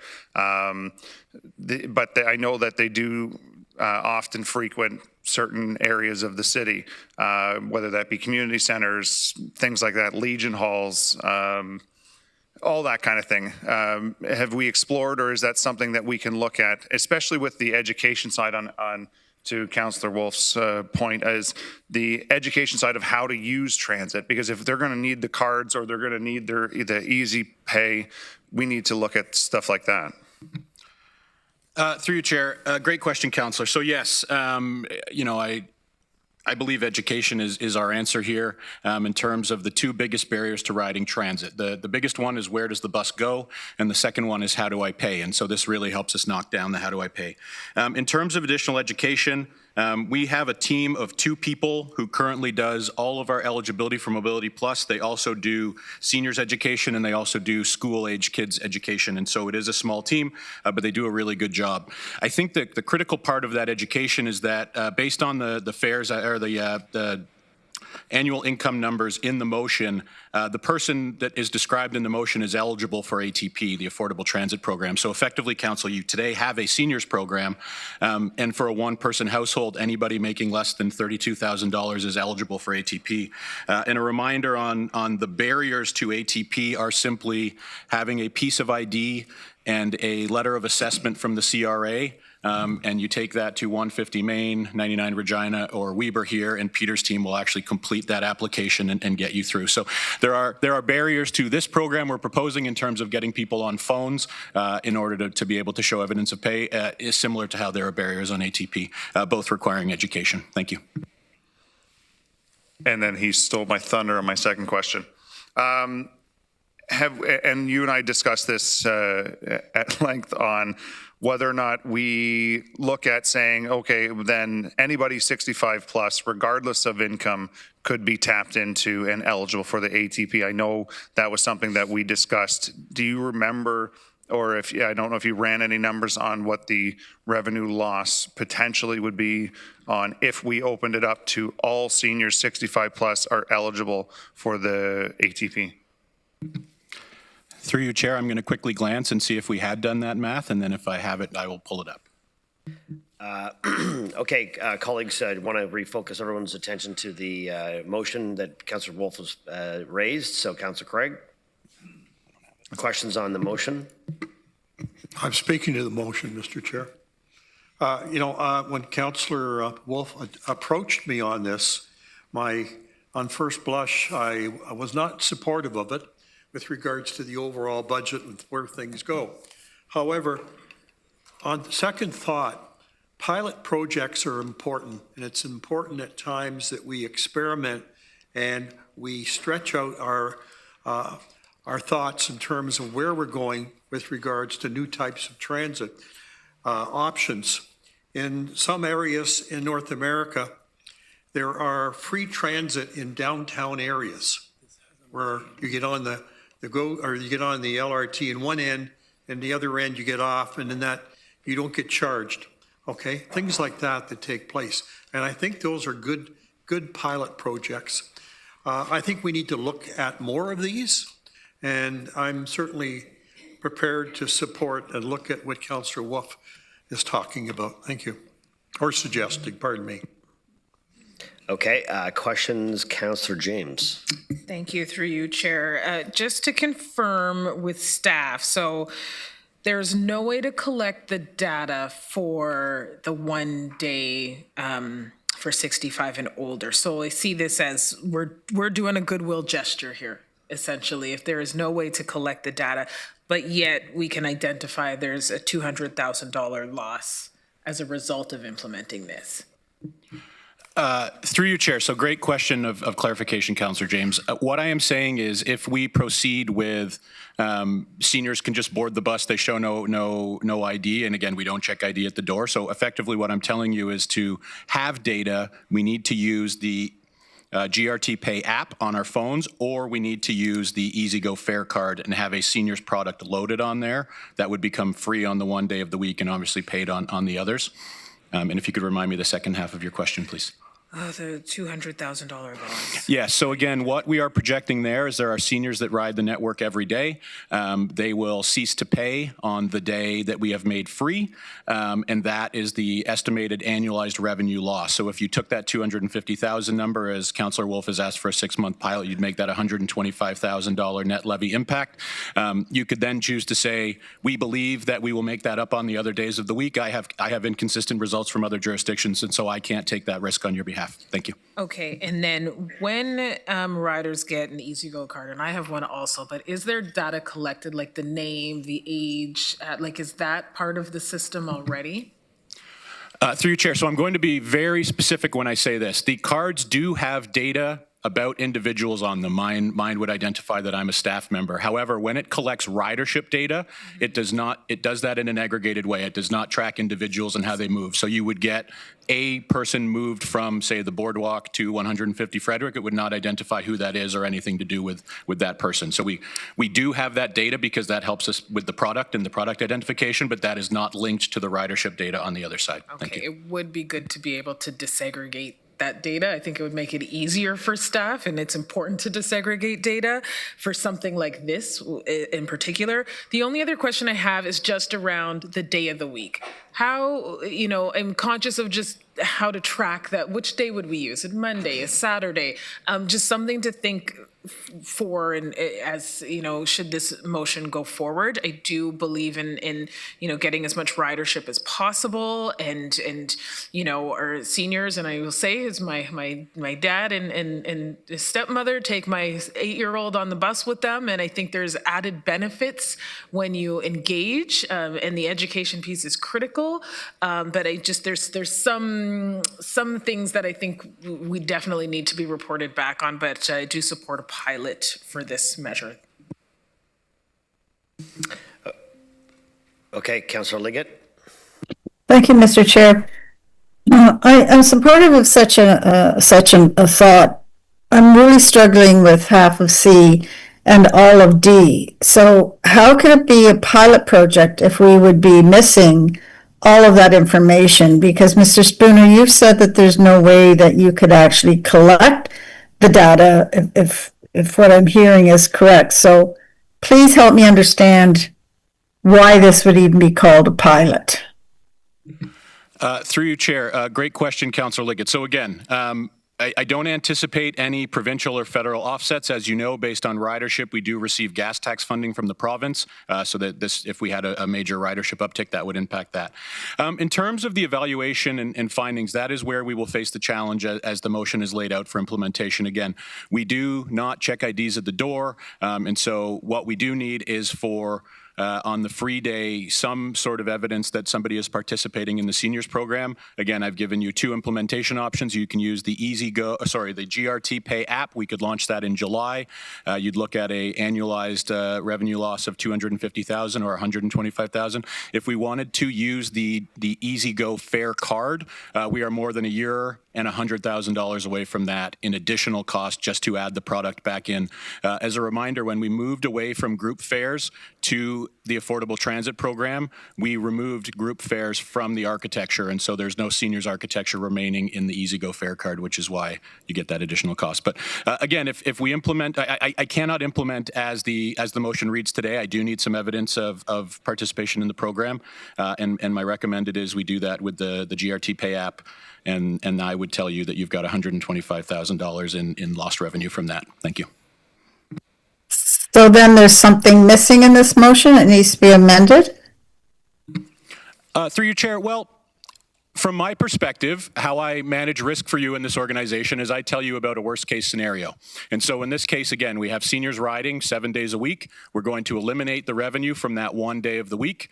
And I have inconsistent information from other jurisdictions about the success in having 1 day free resulting in increased ridership on the other 6. So I'm giving you your risk. You could choose to say, we don't believe that's a risk. We believe we'll see the ridership on other days. That would be council's choice. But if you took my advice, I would anticipate revenue loss. Thank you. Okay, thank you for that. I can't support this motion. There's just too much missing. There's not enough meat here for staff to go forward with, even though the concept itself is good. I'm really struggling, and I just decided I can't support it based on that. Chair Redmond. Thank you, Chair Harris. Councillors Liggett and James have actually covered off some of my concerns. I think in essence, this feels like a really well-intended motion. However, the question I have for Commissioner Spooner is, how would you provide criteria at the end of this pilot project? And I too really like pilot projects because they demonstrate the utility of the motion. I worry that at the end of this pilot project, we'll have no way to assess whether or not this was successful. And if we don't continue to do it, there is a real cost, and potentially it could be the region taking away something that people were starting to use. Through you, Chair. Great question. So, look, the criteria on any pilot we run with Grand River Transit is ridership. We're looking to make moves that increase ridership in the system for all of the reasons that Councillor Wolf rightly laid out. There's tremendous benefit to people using transit. Using the GRT Pay app, we would have data. We would be able to report back. If we were to do that implementation starting in July, we would have the ability to report back to council on the number of new seniors that came into the system on the free day, and then the number of seniors who then chose to ride additional times on the other days or not, right? So we would be able to give you at the end of the 6 months a real report. Chair, there's a second piece to this one, which is we are right now on the back end of the recently approved GRT business plan, working on a full fare strategy to return to council next year. And so that's going to take a look at the $6 million that we distribute today through the Affordable Transit Program, other discounts like UPass that we provide to student population, and it's going to try and set the right level of discount across the network so that we continue to grow the service that we've outlined in the GRT business plan with fares to match. So we're doing that work now. That will come back next year. It will include, obviously, an exploration of seniors as well as veterans, veteran spouses, and the other groups that we've talked about in this horseshoe. So we'll continue to do that work regardless, but we would, with GRT Pay app, have the ability to report back. Thank you. Can I just ask then for clarification, should the GRT Pay app be part of this motion in order to be implemented? Through you, Chair, I need one of the 2 technologies identified. So I need either the GRT Pay app, in which I could do July of 2026, or I would need the Easy Go Fare card, which again would push me into 2027 and would require an additional $100,000. Thank you. So Chair Harris, I wonder if the mover and the seconder might consider that amendment to this motion. Are you proposing an amendment? I would propose an amendment that it have either one of the two pay apps that Commissioner Spooner has identified. So it was Easy Go or GRT Pay. GRT. Do we have a seconder for that amendment? Councilor Rodriguez, so discussion on this amendment? Okay. Or do we have unanimous consent to add the amendment? Sorry, go ahead, Do Councilor. you want to ask me? Pardon me? You are said, next to would you like speak. to ask me, the mover of the motion? The only question I would ask is, which one is cheaper? Through you, Chair, the GRT Pay app, so the phone-based app, again, is the one that we could deliver in July of 2026. So it's not only cheaper, it's faster to get there. Thank you. Okay, so possibly that would be the amendment that we would choose? That would be the amendment.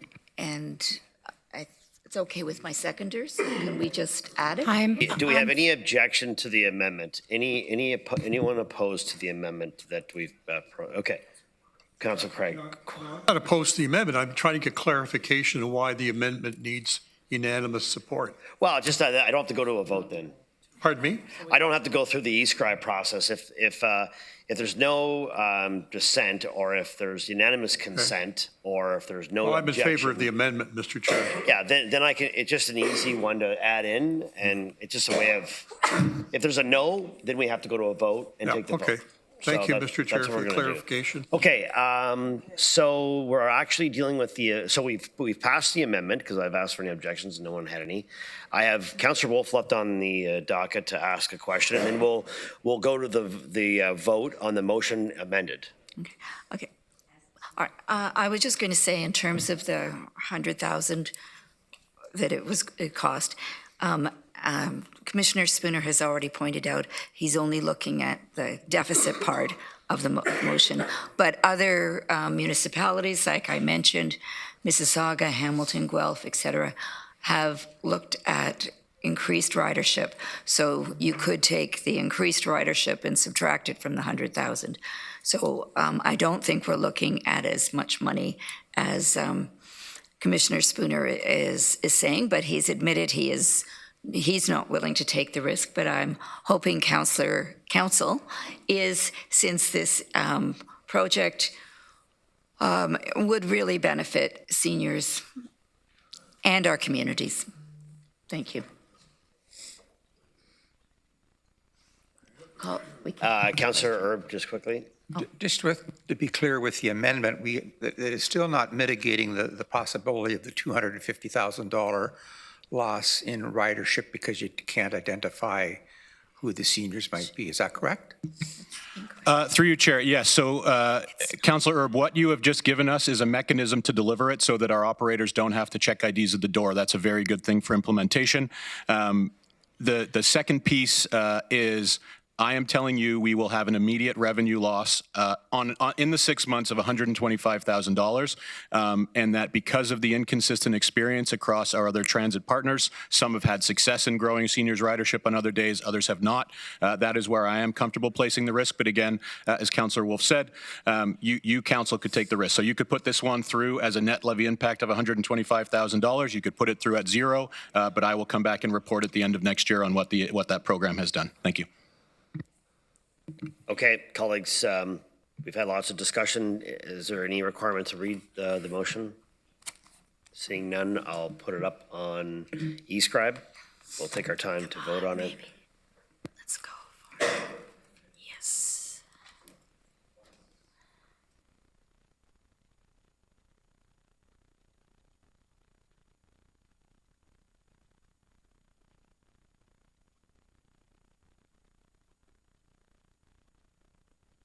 Okay, colleague, that is carried. Moving on to Councillor McCabe, GRT routes 9, 13, 19 adjustments. Councillor McCabe, do we have a seconder? Councillor Rodriguez, I'll ask you, Councillor McCabe, to introduce your motion to whatever extent you feel you want to. Yes, this is, I was going for the record on the longest motion, so I think I won that award today. Yes, I believe so. Yeah, forgive the length, but there's a lot of reasons. I didn't want to shortchange anyone in North Waterloo who will be impacted if this service is reduced to 30 hours, or sorry, 30 every 30 minutes. So I included as much information as I can. I've already talked about affordability and how transit immediately addresses affordability challenges. But I do, as I said before, want to remind people that transit ridership remains strong. We're about 8% above pre-pandemic and continuing to trend upwards despite the Conestoga enrollment changes. The area that's being proposed to cut is a designated major transit station area, and that in reducing service in this area, it's a backbone of the system in North Waterloo. And this is an area where there's thousands of housing units currently being developed and being built, and these are being built and sold as transit-oriented communities. As I said, North Waterloo's rapidly intensifying. The people that are living in this area range from every sort of age, ability, and income. There's a lot of youth, and it's a very culturally diverse area, so there's some real equity impacts and youth impacts here if this service is reduced.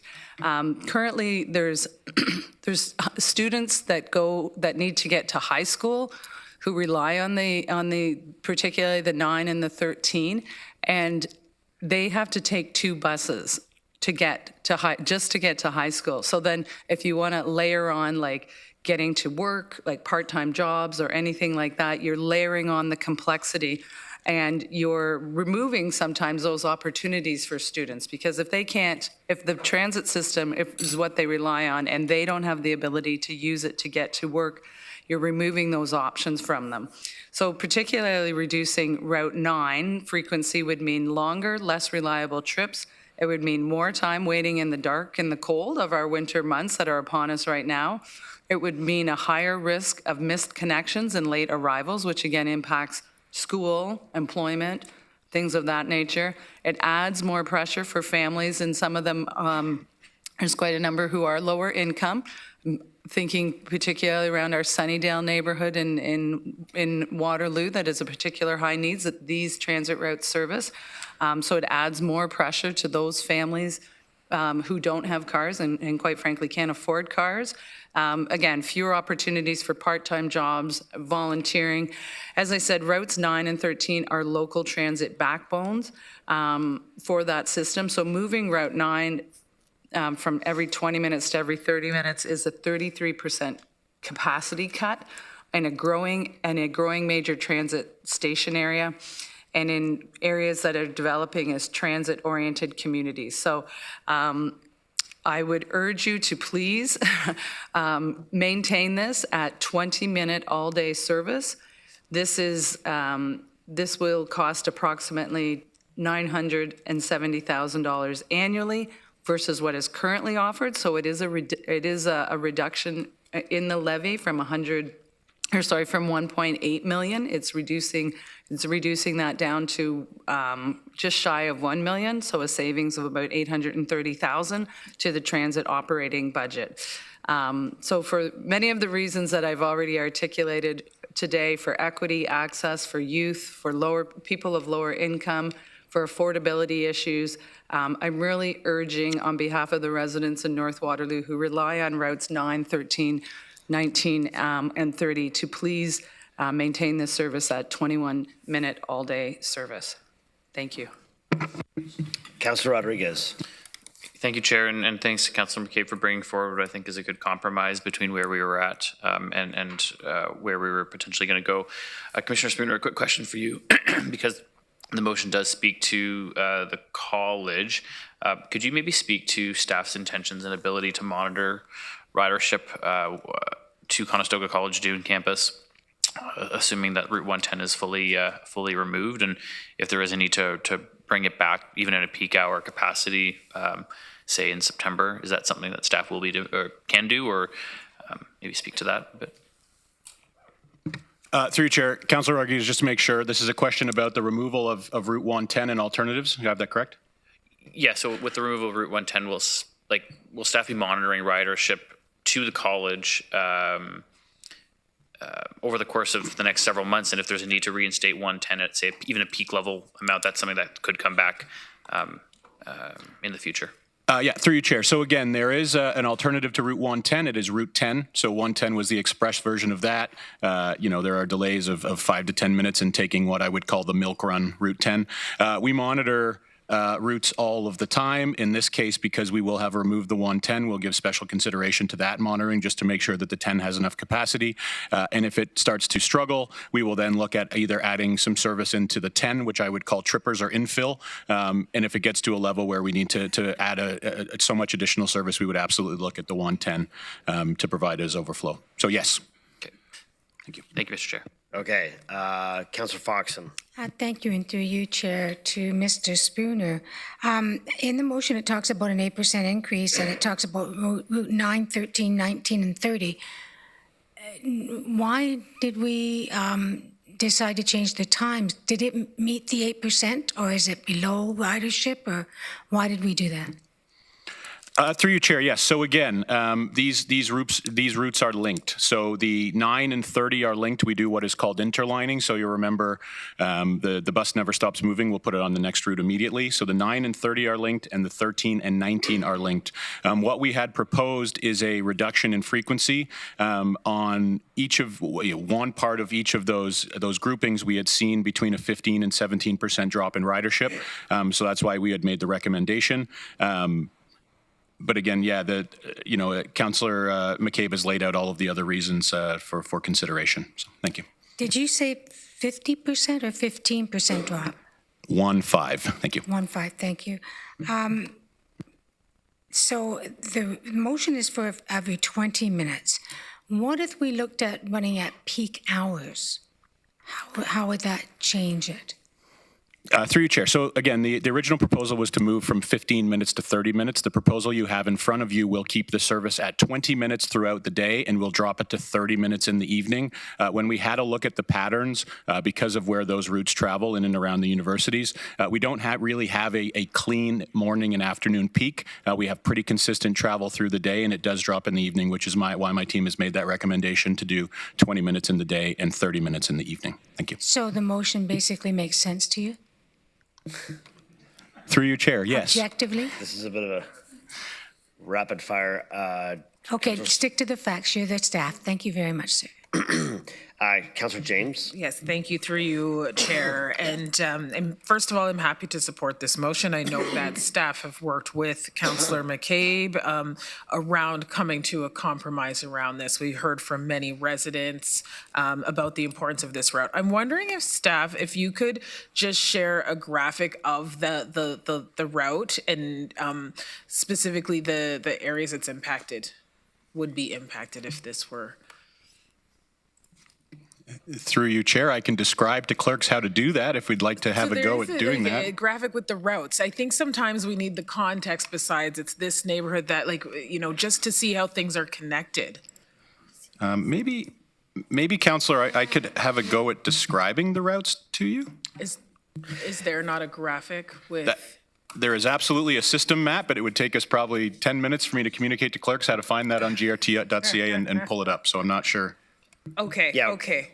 Then it was going to take too much time. I'm not trying to take up more time. I just think sometimes to provide additional context to people to see, because I think there were some of the areas that were identified in a previous motion that, are linked to this route. So anyhow, I'm happy to support this the way it has been drafted. Okay, Councillor Stallinon. Thank you, through you, Chair. I wanted 2 points of clarification. One, what is the overall levy impact if this decision were to go through? And then 2, just curious on the staff justification for, without this motion, the reductions in those.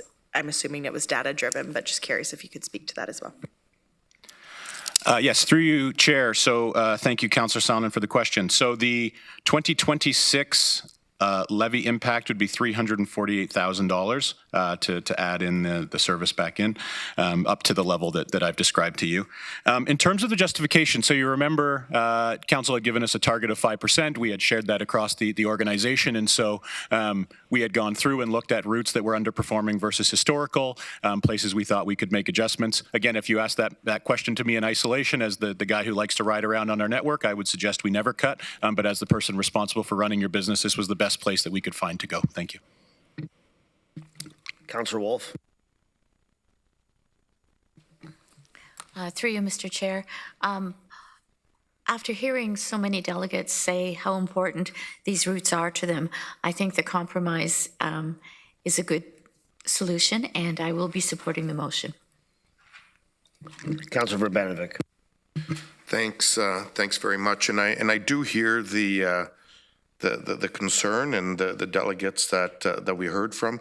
I think what's important to remember here, though, is we're not talking about cutting the service. I think we're talking about reducing the service, and so the service will be there. I obviously would like to see more service all the time, but I know that my other Kitchener colleagues, Councillors James, Gowing, Rodriguez, and yourself, Mr. Chair, have all heard from Kitchener folks that are looking for additional services in different parts of the city. But there's just certain realities around the budget that we have in front of us, and trying to balance everything and create more affordability without quite frankly, making it more difficult for people to live, creating more people who are homeless, all those kinds of things. And so, without there being a funding source simply to go back to the levy, I unfortunately won't be able to support this. I would really like to see that when we see these kinds of motions, particularly the ones that have significant dollars attached to them, that there's also other suggestions that have been brought forward as part of the motion in terms of how that can be funded. Thank you. Okay, colleagues, I have no further speakers on this particular motion. I know it was lengthy. Was there any other interest in just getting the be it resolved put out there, or we can put it up on the screen? We'll ask folks to head over to eScribe to vote, please.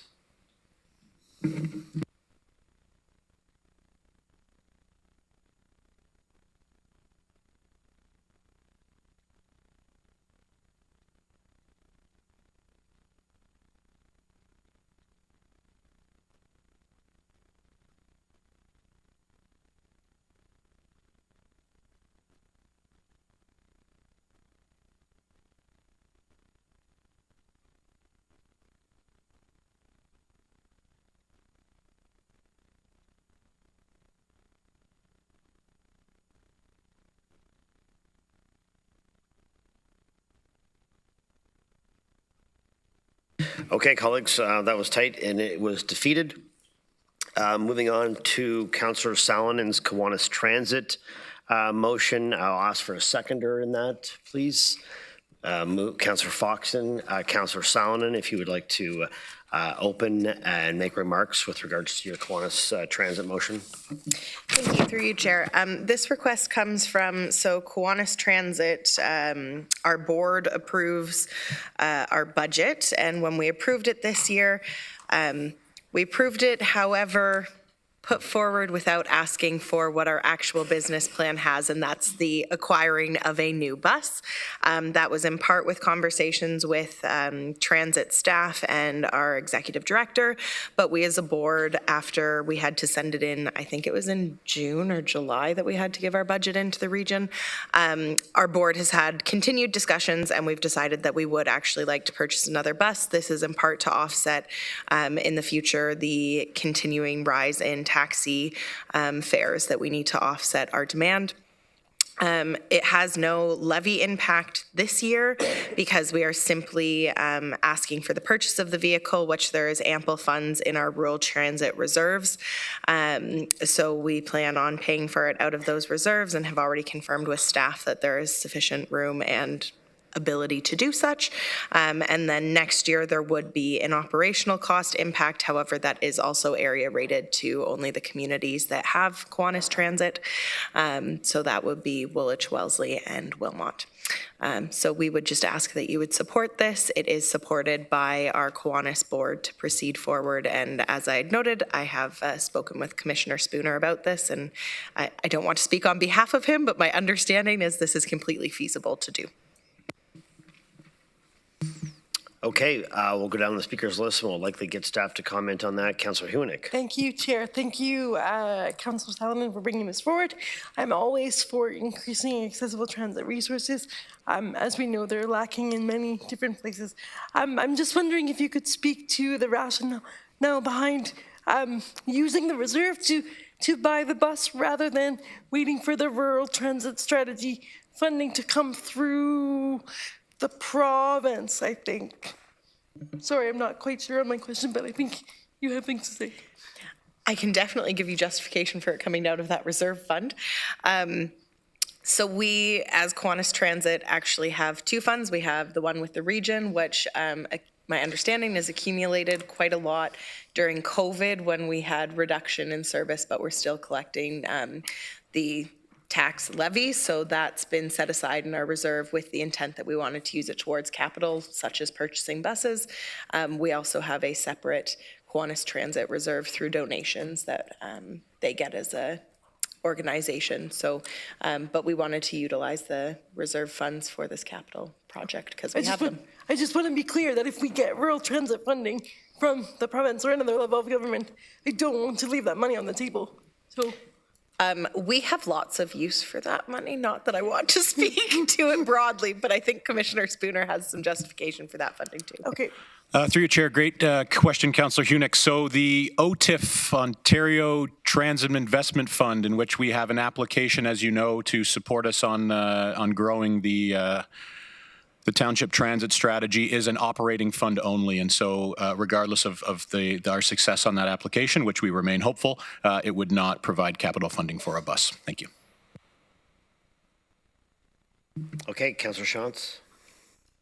Thank you. Just quickly to support Councillor Salonen in this request, Kiwanis Transit, we look at our stats monthly, and we look at the taxi rides, and when they get to a certain level, that's when it makes sense for us to have a new bus. So that's what the request is, and thank you, Councillor Salonen. Councillor James.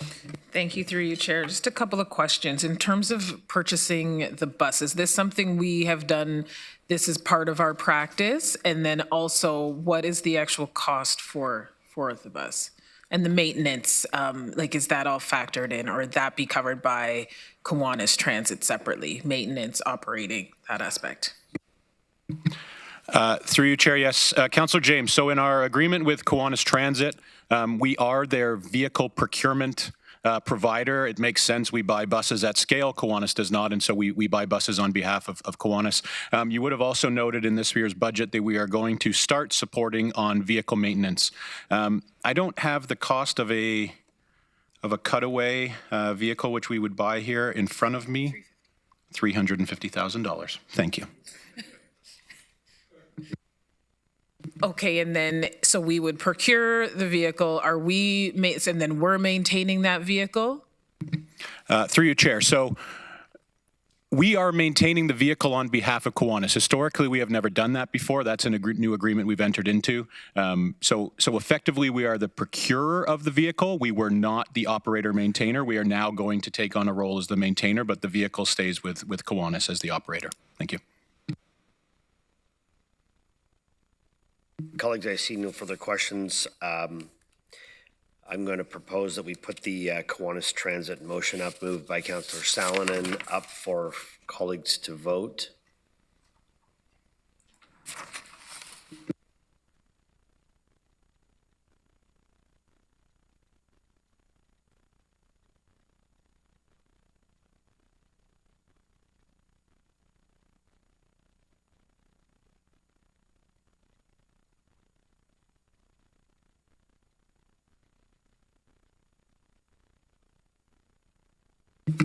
I think we need one more, do we? Pardon me? Oh, Councilor McCabe stepped out. Okay, so that is carried. Colleagues, lunch isn't ready here yet, so we're going to continue to move on. And we have a motion brought forward by Councilor James. Mr. Chair, I have my hand up. Oh, okay, I'm sorry, but Councilor Liggett, before we move on, go ahead.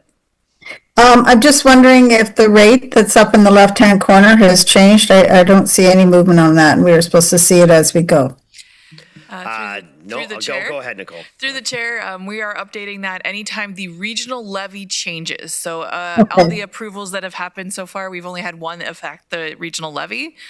So we are updating that as things carry carry through. So yes, that is updating. Thank you. Continuing on with the transit theme, Councilor James has brought forward a motion with regards to the adjustment of the rideshare accessibility per trip fee. Do we have a seconder for that motion? Seconded by Councilor Hunick. Councilor James, I'd ask that you, speak to now your motion. Go ahead. Yeah, so thank you through you, Chair. We had discussions a few weeks ago around the rideshare and the accessibility fee. So essentially, what I want to do is, our rideshare services, they do operate in the region, and, how they benefit and burden and those services, how they're distributed across the community is something that falls into an equity in terms of accessibility issue. And rideshare has become a significant part of our local transportation ecosystem. And it is very essential to be clear about who the services serve and who they exclude and who ultimately benefits. And the rideshare programs, what I've seen and researched is that we have non-Canadian rideshare programs operating, profiting off of our residents. And in a time where we really need to be thinking about the local impact, there's an opportunity here to at least try and find some more balance. So this motion is to essentially increase the accessibility fee that rideshare programs charge or pay per the region. So from 10 cents per ride to 15 cents per ride, recognizing that none of the rideshare programs right now offer any accessibility accommodation with any of their vehicles. I think the only, for those who use an assisted device, unless it folds, that's the only way that they can use and be part of those rideshare programs. So there's greater regulation needed around this, which is recognized, but I think for right now, especially knowing that there's a growing need for those in assisted devices and mobility, it is something that we can, it may be a call for those rideshare programs to do more. So with that, I'm going to put this motion forward. There is an increase of, I think, approximately $248,000. Not focused on the money, though. It's an added bonus, but I think the reality here is, looking at things from an accessible services, and we need service providers to be able to accommodate all of our residents, not just some. So I'll look for council support on this. I know there was a discussion weeks ago, as I said, so hopefully there's support around this. Councillor Hunick. Thank you, Councillor James, for moving this motion forward. I think there's a common misconception in the community that everyone can use Uber and Lyft. And as Councillor James has pointed out, that's not true. Uber and Lyft do not make effort toward accessible or equitable vehicles, whereas municipal taxi companies do. And so I think this is valuable in support of them. I also think that this is really important in terms of ensuring that we do continue to help taxi brokers make their vehicles accessible as needed. So we appreciate your support. Thank you so much. Okay, colleagues, I know we've had a lengthy debate or discussion on this previously. I don't see any further speakers. Those that have spoke have moved and seconded the motion by Councillor James, so I'll ask colleagues to go over to eScribe and vote.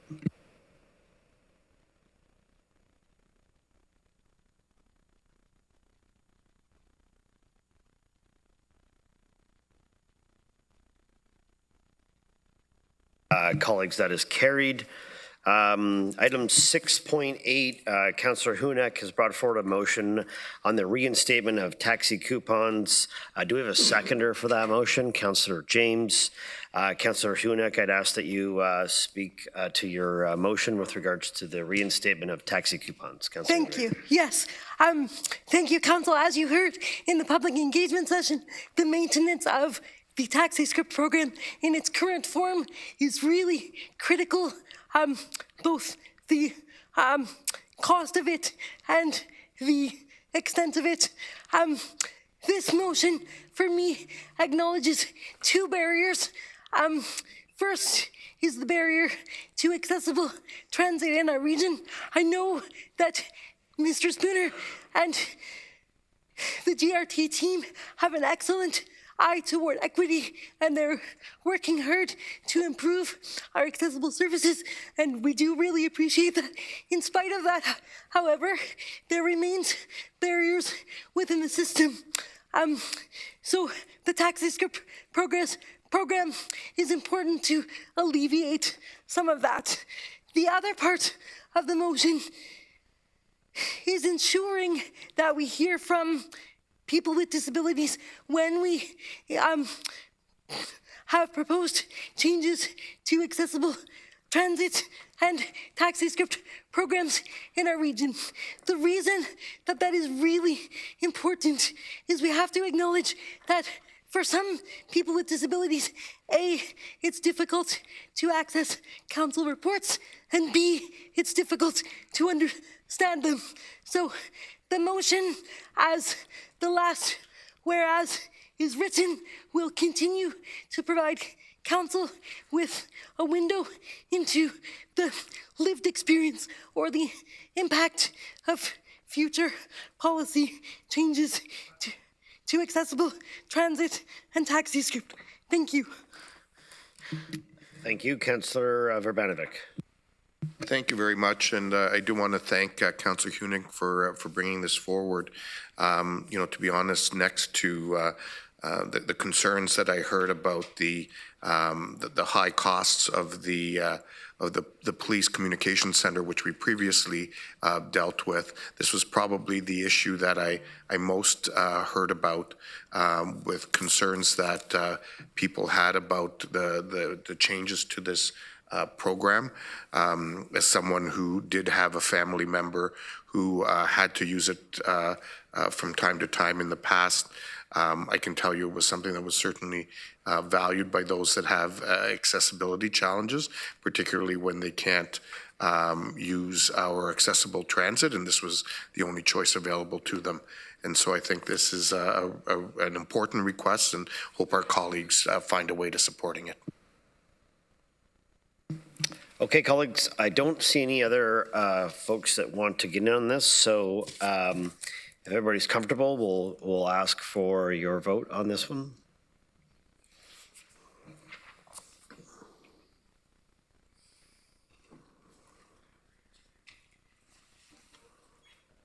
Can I just get clarification from clerks? Go ahead, Councillor Hunig.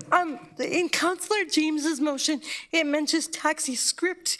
In my motion, it mentions taxi coupons. I believe those terms are synonymous, but if we need to sync them, then can we do, like, help me. Through you, Chair, if I can help.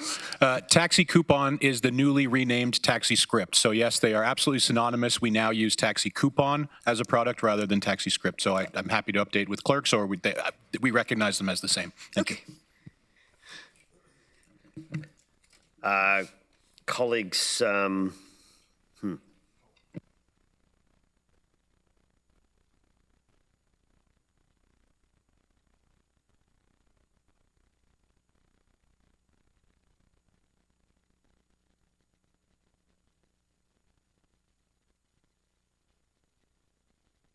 So, colleagues, I'm going to ask for a motion to go into closed, moved by Councillor Fox and seconded by Councillor Gowing. All in favor, please.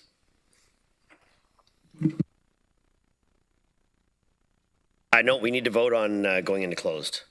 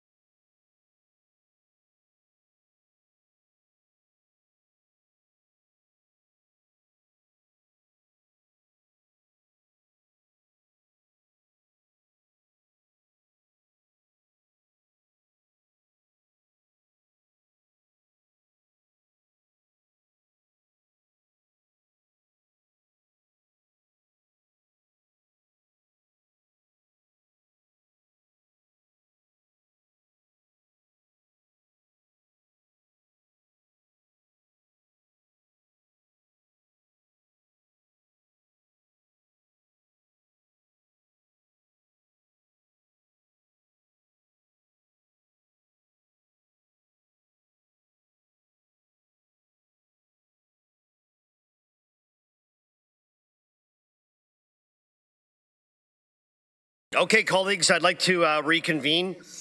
Do we have unanimous consent to reconvene into open session? All those in favor, or anyone opposed, rather, say aye. Seeing none, I'd like to report that there is no report from closed to report on. That being said, I will now move back, excuse me, back to the councillor-initiated motions 6-9. Councillor Rodriguez has moved a motion regarding the downtown public space litter collection. Can I have a seconder for that motion? Moved by or seconded by Councillor Verbenovich. Councillor Rodriguez, if you'd like to make opening remarks with regards to your motion. Sorry, Mr. Chair. Yes. I'm sorry. I did talk to the clerk at lunch on the rideshare boat. I did not push the right button, and I explained it to him. It was 14-1. I remember when it popped up, I thought, oh my, anyways, here I am. I'd like to get that corrected, okay? Okay, thank you for noting that we have corrected that. It is now 15-0. Councillor Rodriguez, please. Really working for unanimous here too. To kick off the waste segment of the agenda, have a motion here to maintain service for the downtown Sandy Can collection at 2025 service levels. This is a service that's been provided. We know there's inequities in the system and how it's done. And I think there's a path forward it provided over 2026 for staff to look at on how to make this a more equitable framework, and we can deal with that through the 2027 budget. But given that this is an existing service that many downtowns count on, and the low cost, and that would be something that would be picked up by area municipalities if it wasn't done by us. I think I hope to find a path forward to keep this in, and then the second part of the motion would ask staff to come back to committee prior to the 2027 budget on that equitable long-term strategy, so that we can keep that in place going forward and in consultation with our partners at the BIAs and area municipalities. And so I'll leave it there. Thanks, Mr. Chair. Councillor Salonen. Thank you, through you, Chair. Thank you very much, Councillor Rodriguez, for bringing this forward. I just want to add in as well that all of the area municipalities, as well as our BIAs that currently receive this service, were told they would continue to get the service in 2026. So it was quite a surprise when the budget did not have it in there. For me, that's the real reason why I'll be supporting it. I do like that you added in a way to look at the inequities as well as part of the motion for policy going forward. But in particular, I'm supporting this because it was promised to our communities. It's not in my local budget, and it's not in our downtown New Hamburg's local budget either for their Board of Trade. And it's because they were told that they would have this service during the time that we were all planning our budget. So thank you. Councillor Shantz. Thank you. Thanks for that clarification, Councillor Allen, and I wasn't aware of that. I am, however, aware that not all municipalities receive the service, and so is the intent, I think I understood you to say the intent in part 2 was to review that for the municipalities that do not receive it, because the township takes care of that. Through the chair, that's correct. Yeah, it would be to understand, who does what. If it's a service that you provide, how does it get divvied up, and what's the path forward, and what works for each core area. Each has a different need, different service frequency that is needed. So that would come forward in that report. Okay, but that won't affect 2026 budget. No. It would be to maintain 2025 service levels. Thank you. Councillor Verbenovich.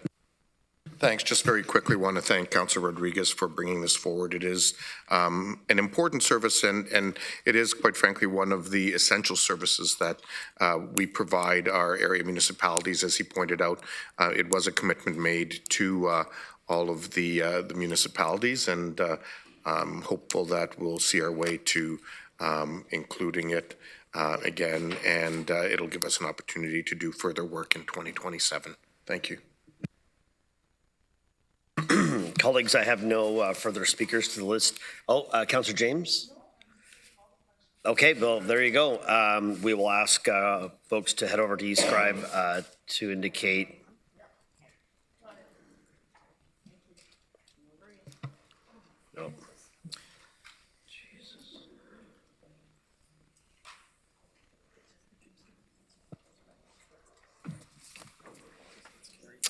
That is carried, colleagues, and I'm assuming the track will be then updated. We have item number, oh geez. Okay, 6.10. Councillor Sallin has moved a motion on student waste collection. Do we have a seconder for that motion? Councillor Gowing.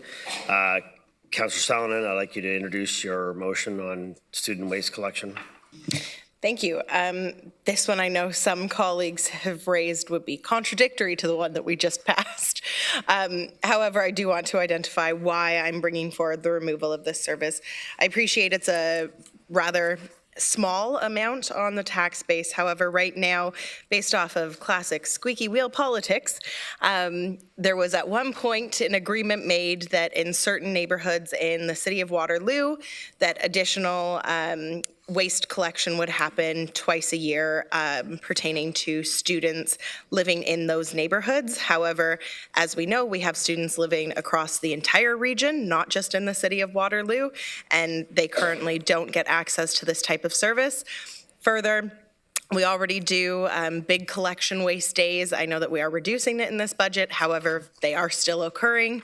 And also we have, since when this first was implemented, a lot more students living in high rises, which have private collection services. So we don't even actually know if this is effectively targeting our student base. It's based off of assumptions as to what neighborhoods we're serving, based off of complaints. And to me, that's really not equitable, and it's not something that should have ever been on the tax levy. I did talk to Commissioner McDonald about the potential of charging it back to the universities as it's their students. However, that sounds like more conversation would need to be had. So I think just instead removing it, and if it's a service that the universities would like to pay for to bring into their off-campus locations where students reside, then that's something that they can do. But really, the general tax base should not be paying for a small portion of City of Waterloo neighborhoods to get additional garbage collection twice a year when we already have adequate services in those locations. So that's why I have brought it forward as a motion. Okay, Councillor Verbenovic. Yeah, and thanks to Councillor Sallin for looking for creative solutions where we can find some cost savings.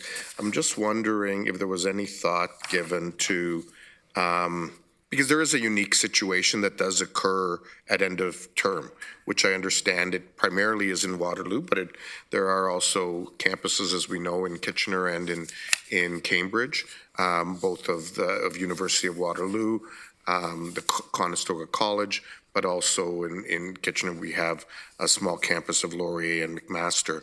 I'm wondering if there might be an opportunity to do a fee-for-service kind of thing, so that there may be, if you need a pickup, you buy a, I don't know, $10 voucher, what kind of like you buy the tags for extra garbage bags, and we do a run in those neighborhoods just at the end of term. So it would basically happen twice, maybe 3 times a year.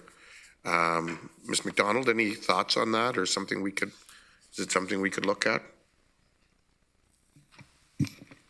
Through the chair to the councillor. So that's something that I think staff would have to take back to explore as a potential program. I think my concern would be that operating a program like that might cost more actually to do that than what's in the budget currently.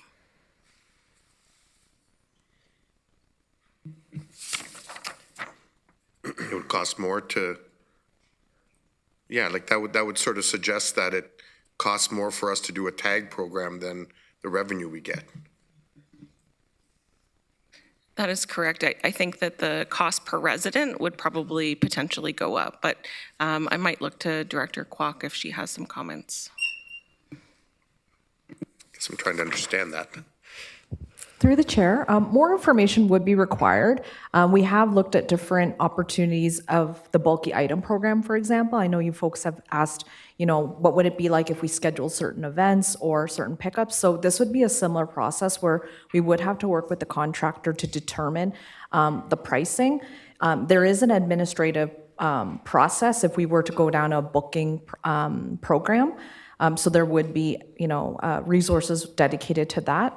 Right now, the work is focused on when the trucks go by, the materials get picked up. However, with the scheduling, it would require staff to either work with the landlord or property owners or the tenants, do communication about the program. So there would be extensive education required. Okay. If we were to remove the amount as is suggested, but then give direction for you to look to do that on a net zero basis. So in other words, make it available at like $10, $15, $20 or, whatever that amount is. Could you do that and bring a report back, let's say, in February or March so that it could still be implemented before the end of April? So through the chair, we're in council's hands. If council wishes to do that, then we would look to bring back a report and could give you a better assumption of what those recovery costs would look like. Okay, then I would, unless it's friendly, I guess I would suggest an amendment, Mr. Chair, if I can, that accepts the motion as is, but also directs staff to bring forward a possible recommendation for a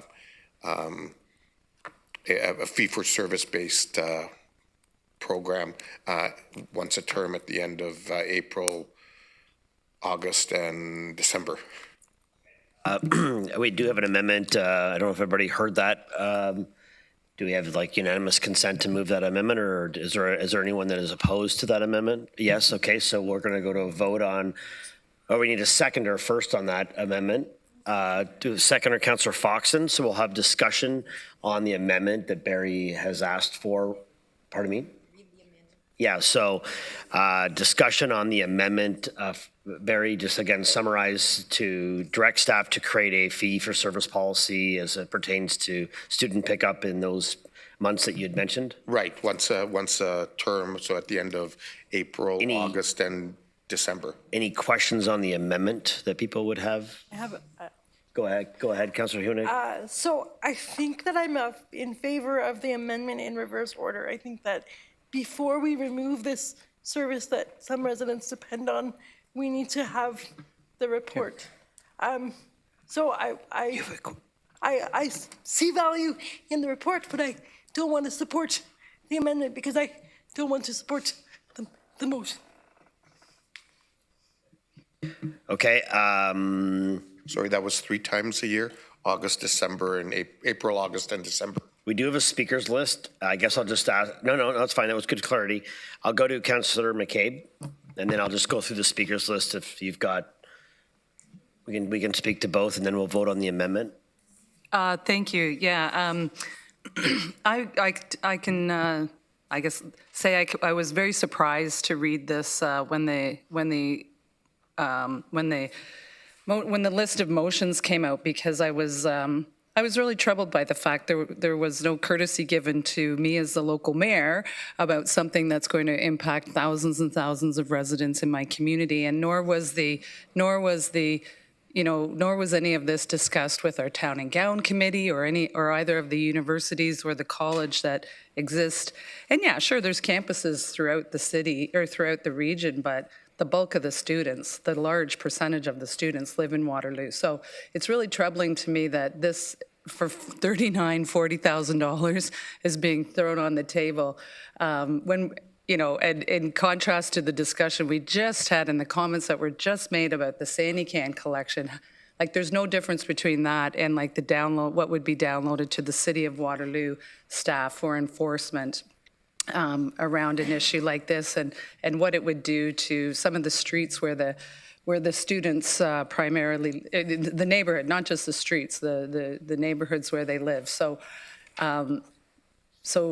moving this to a fee-based, changing this program without any input or consultation from any of the people impacted, I think is disrespectful. And and to save $40,000, I think it's a bit disingenuous as well. So I'm not going to support any part of this. Thank you. Okay, well, let's just ask questions. Well, a point of personal privilege. Okay.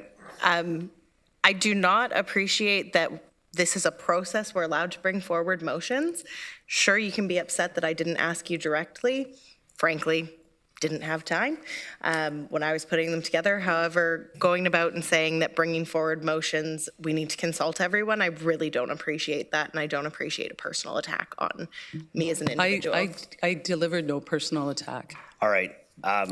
We're going to move on to questions, colleagues, and we'll have, I know that some of these create lots of good discussion and some not, but Councillor Rodriguez. Thank you, Chair. And through you, pardon me, a question for staff. Have we seen, like, what's the uptake of this program on a regular basis? Has it changed as people have moved out of, like, low-rise, houses into, as Councillor Solomon mentioned, multi-residential where they have private collection? Has that changed in recent years?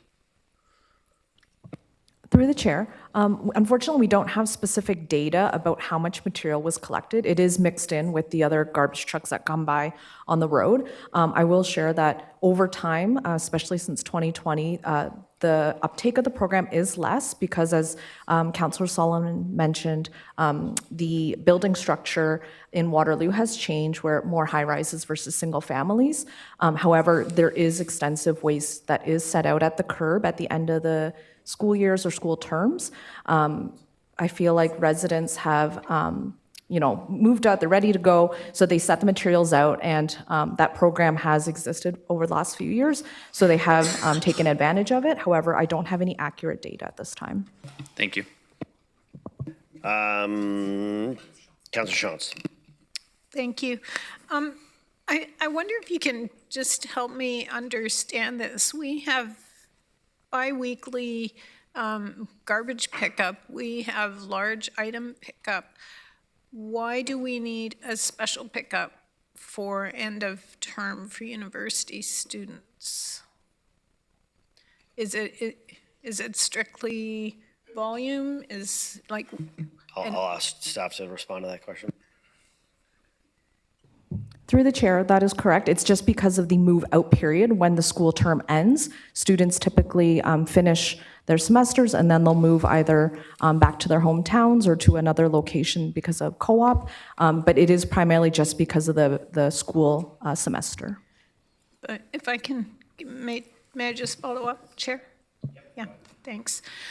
So we've got our regular pickup that happens, and then we take another truck around and do extra pickup.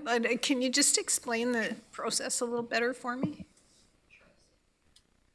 Through the chair. So bulky item collection, the regular program that all residents in the region receive right now is bi-weekly garbage collection. So these households within the student areas get that as well.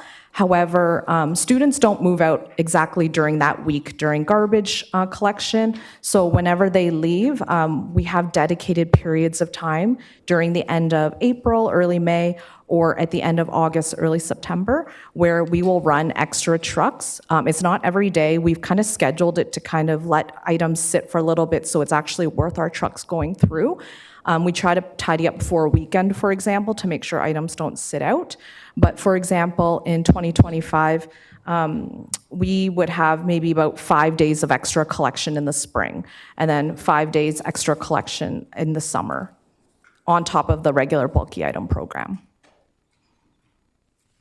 Okay, thanks. I don't quite get it, but thank you. Councillor. Thank you. I understand that there are students living throughout the region, but there is a significant majority of them living in Waterloo, and all you have to do is drive around areas like Hazel or Leicester or Tamarack, or where the students are concentrated along Herb Street, and see the challenge that this presents. And so I can't support the motion, and I do have a question on the amendment, if I may. Like, how can we enforce a fee for service? I believe it would be asking staff to look into a fee-for-service program that was asked for in the amendment. But how administratively would we do that? So what I'm saying is we would enforce it in the same way that we enforce, you put extra bags out. If you want them picked up, you put a sticker on it. Right. If you don't, or a tag. If you don't put the tag on, it doesn't get picked up. So it's something that our users are already familiar with. My comment would be like, with some absentee landlords, particularly in student housing, they would not be applying for that permit, and we would have that furniture and Chesterfields and whatever it is sitting on the curb for weeks and weeks. I'm sorry, I just can't support that. Councillor Foxton. Thank you, and through the chair. I wish I could support this because I believe what Councillor Salomon's saying, but I fear that if we don't do the pickup, it's going to end up in the townships. We're easy dumping ground. Every moving day, and we've talked about that here, every moving day, every end of the month to the beginning of the month, our trucks go around and pick up all the garbage from people that have moved out. And so I think this would just be the $40,000 is probably worth it to my staff, just not to have to go around to the outlying areas and pick up the garbage. So, but I do agree with Councillor Salomon, somebody else should be responsible for it, but I don't want to be that somebody else. Thank you. Chair Redmond.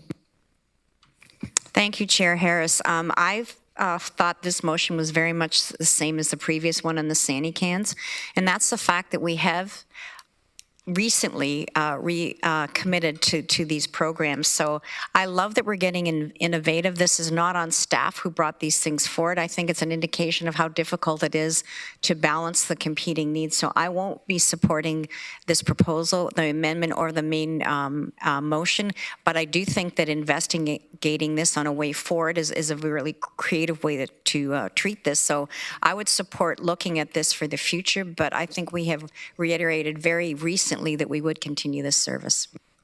Okay, I'll wrap this up by Councillor McCabe and then Councillor Salmon. Thanks. I just, waste management is a regional responsibility, so I don't know why this wouldn't be on the region. Like, this is who does waste management in our community. So I think that's pretty obvious and pretty clear. I think this is really arbitrary. Costs will be transferred to renters, and we, talk a lot about affordability around here. So that will be, if there's a fee for picking this up, it's not going to be the landlords who pay it. It's going to be the renters who pay it. And the other thing that I neglected to mention in my earlier comments is that the waste management issue is coming to the Town and Gown Committee, I believe in January, for discussion. So this is very much preemptive. And, if there had been reach out to the Town and Gown Committee or anyone from the university or college or me, I could have told you that we're going to be discussing this issue at an upcoming meeting in late January. So It's preemptive and it's arbitrary. Councillor Salmon. Thanks. Still would have proposed it, regardless, based off principle. But regardless, one other thing too is from a sustainability and a landfill reduction, when we make it not as easy for people to dispose of items, when we make it really easy, people utilize that and they throw out things that often could be put into our circular system. So, one other thing I would say to the comment about Chesterfields left around for days and weeks, I know MCC, along with other thrift stores, will come and actually collect large items. You can sign up on their website. And they can be used by other people who choose to purchase them through thrift. So, that's just another thing, is that I think that if we're talking about sheer volume of waste that needs to be picked up in these neighborhoods when students move out, I think we should start looking at maybe waste mitigation and reduction for part of our landfill strategy, because I would imagine a lot of those items don't need to be thrown into the garbage. But I would put that in there. Okay, I'm going to call her. We're going to vote on the amendment, folks. I know. Okay, quickly. Sorry, just very quickly, one question of clarification from staff. Do we provide this service for Conestoga College in Cambridge and Kitchener? I recognize the other services, the other campuses like a U of W are smaller, but those have been pretty big up until this year. Go ahead, Seth. Through the chair, no, this is only a service provided in Waterloo. Okay, thank you. Okay, we're voting on the amendment, colleagues, that would just ask for staff to come back with a fee for service element to the main motion. So voting on the amendment, if we can put that up.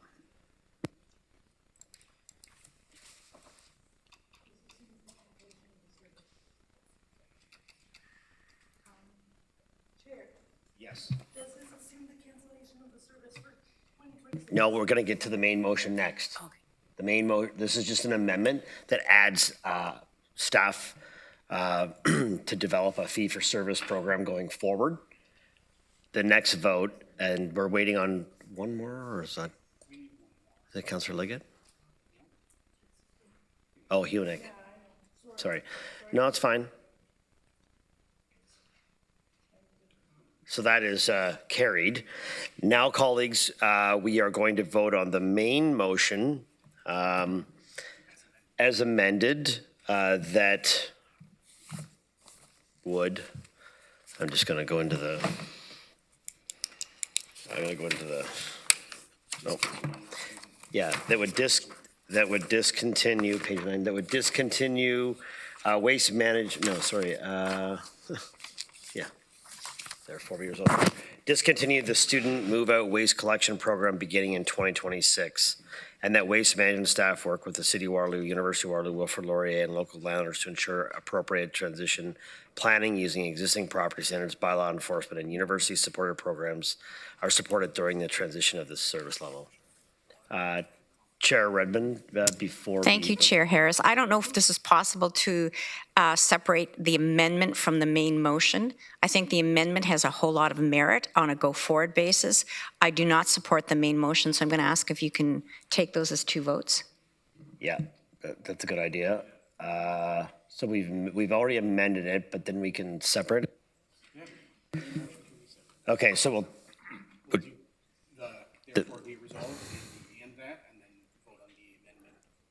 Okay, so we'll do the amendment separate.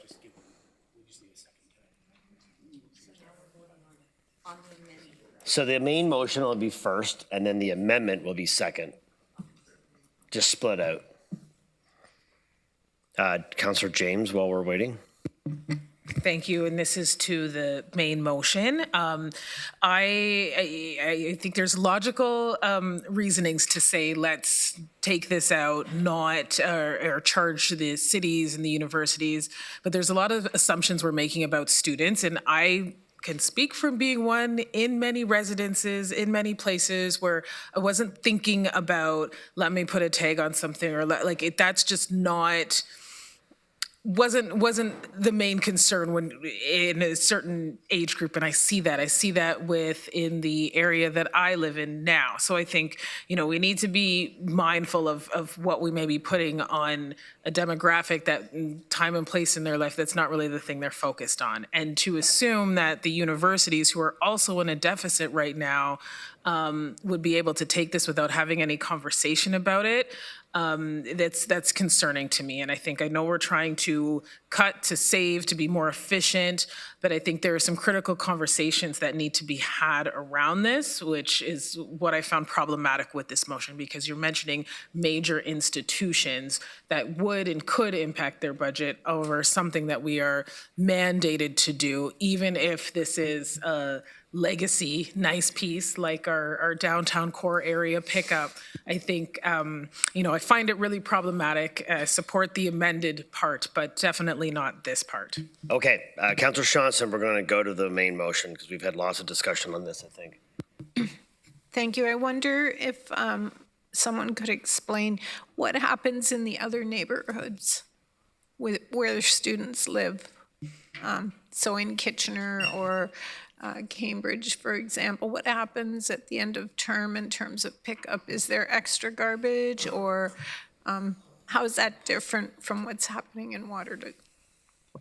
Through the chair, any properties, whether it be student housing or regular residential properties that leave items out that aren't in compliance with the bylaw, we typically have staff members do education first. We let them know what is acceptable at the curb, and then if not, we start giving them notices to remove the items, to dispose of it appropriately, and then typically the property owners will take care of the items. So that happens at all times in the region, but also within student areas. So we will have staff go around and just educate. And if I can ask, then, is that a problem at the end of semester? Like, are we seeing a problem at the end of semester where we don't have this pickup? I'm just trying to differentiate between the two. Through the chair, So staff will go to sections of Kitchener, sections of Waterloo, even the areas that receive this special student pickup. We proactively educate residents on, this is your bulky item week, get ready to set your items out during the proper timeframes. And then when the cleanup happens, then we still try to educate and try to tidy up as much as possible. But we still send staff to all areas of the region where students may live, just to educate them about the proper waste guidelines. Okay, colleagues, we're going to split this in two. We'll take the main motion first, as moved by Councillor Salonen. Colleagues.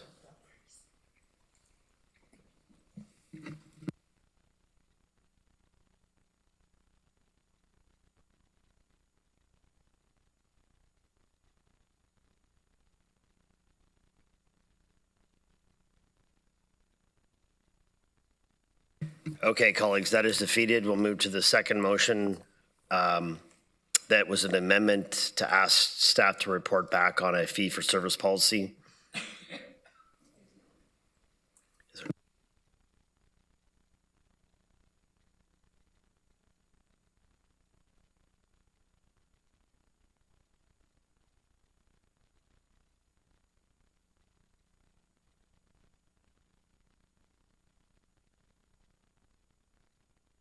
Okay, that is carried, colleagues. So, moving on, 611, Councillor James has a motion for support of the Immigration Partnership Waterloo Region. Do we have a seconder? Councillor Wolf. I'll ask Councillor James now to speak to her motion. Thank you, through you, Chair. I am happy to bring forward this motion in support of Immigration Partnership, an organization that for more than 20 years has been doing steady, often invisible work of holding community together as it has grown. So over the past several days, I know there have been some emails from people from across Waterloo Region, various community leaders, employers, educators, settlement workers, faith leaders, volunteers, people who are on the front lines of welcoming people into this community every single day. Those they were not driven by publicity or politics. They were grounded. I read all of them, thoughtful and deeply informed by lived experience. And that only really happens when you have a trusted organization. And Immigration Partnership has continuously done that. And I know we heard from Ian and Tara a few weeks ago, recognizing that like many, they're in a unique situation right now where they did not receive the necessary funding and from the federal government. And I know that is not on us, absolutely. But I recognize as well that, people who are settling here, coming from wherever, definitely need the supports. And I think there's evidence of communication or coordination between different organizations for how people settle and belong. So you've read the motion. There's a few whereases in there. This organization is doing, like I said, silent but steady, inclusive work. And I will be very transparent. I know the minute we say immigration, that gets people's flags raised and all of the which ways that hate can be formed in this community. But an immigrant is an immigrant, and many of us on this table are descendants of immigrants. And I think that you think back many, many years ago, there was support for those immigrants. And we still need to continue that. So I would ask for your support in this. I recognize there is an ask of $50,000 one time from the levy. And I know that there's coordinated efforts across area municipalities as well for this, recognizing the impactful work that's being done. And I'd ask for your support. Happy to take any questions. Councillor Erb. Thanks, Chair Harris. I know there has been a request to other municipalities to contribute, and I'm wondering if we have any knowledge of if any other municipalities have agreed to contribute to this. I think there was going to be a request made to all of them. Does Kitchener, can we? Okay, so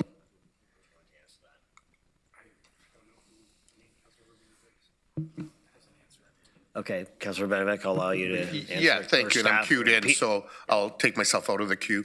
It was to actually speak to this. So Kitchener did have a presentation, and we referred it to our newcomer strategy. So staff, we've been working on this strategy with the community committee for a number of months, and we have, and a report will be coming in first quarter of 2026. And so we've referred consideration of the grant request to be considered as part of that. But I just want to thank Councillor James for bringing it forward. I think it is important that we support this. And I say that as a first generation immigrant who arrived on February 25th, 1969. Yeah, no, I was just going to say my understanding is that the Immigration Partnership leadership presented, I believe, at all of the area municipalities, but I don't have an update on where all of those stand. So that was my only comment. Councillor Hewitt. Thank you, Chair. I wholeheartedly support this motion, and I hope that my colleagues will as well. My question to Councillor James would be, would it strengthen the motion to also add advocacy toward the federal government for this kind of funding? The reason that I'm asking is that I'm concerned that the federal government once provided funding in this area and now does not. I think that's likely appropriate. Any objections to adding a further line to indicate advocacy to the federal government on this particular matter going forward? I don't see any objections, so let's go ahead and do that as part of the motion. Councillor Foxon. Thank you, and through you, Chair. We are all immigrants. All of us are descendants of immigrants. Unless you have an indigenous background, you are an immigrant. And our relatives, distant or close at hand, came here and made the life we live. Now, I've had the privilege of working in special education for the Board of Education, and I get a lot of stats. And in 1982, Canada hit zero population growth. That meant that there was one child for each parent, but there was no growth. In the 1990s, we hit negative population growth. So that meant that there weren't people to take the jobs for the people that had jobs. That was very, very concerning. You know what sustained us? In 2008, when the American economy collapsed, people said it was our banking system. But in that year, under the stats, 400,000 Ontario's people retired, and we had enough immigrants to take their places. And that was the difference. Immigration has sustained this country for quite some time now, including our immigration background. So I think it's essential to support this. Okay, colleagues, I'm going to ask if they have questions because we can go around and indicate support at the time of vote. But Councillor Wolf. No questions, just strong support for the motion. Go. Councillor Shantz. Thank you. No question, just that, yes, we did receive a presentation. We fully supported it, but we are not financially supporting it because we feel it's a whole region thing. And so I believe it should be supported at this table, and I will support it here. Chair Redmond. Thank you, Chair Harris. Through you to Peter, do you have knowledge?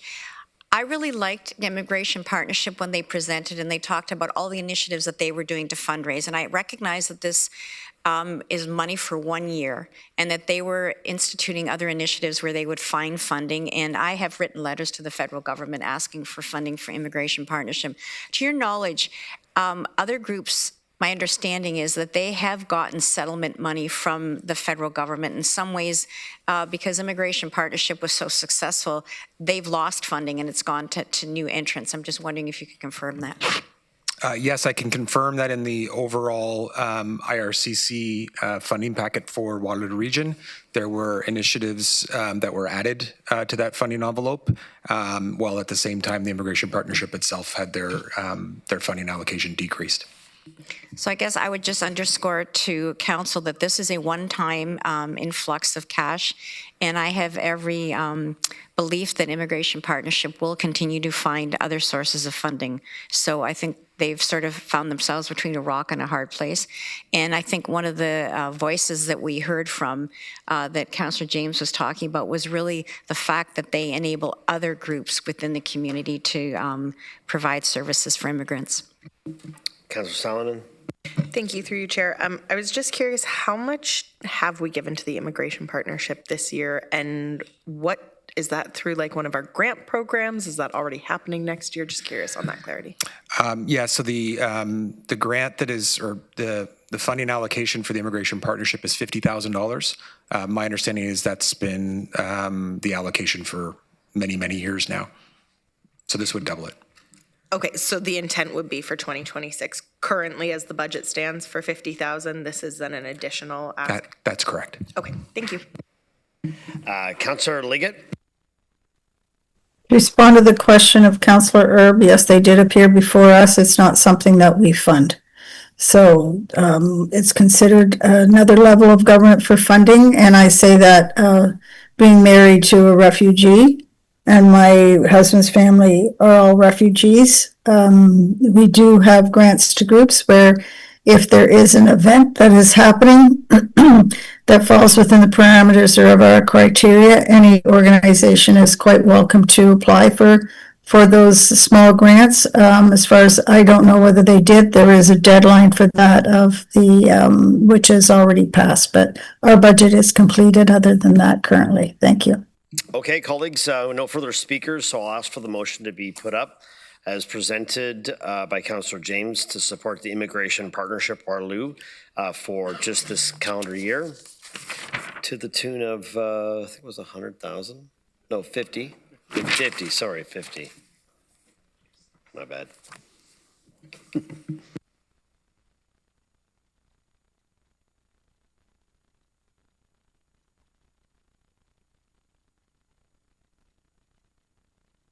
Okay, colleagues, that is carried. All right, 1612, Councillor Salonen, Pack People's Purse discretionary funding. Do we have a seconder for that, colleagues?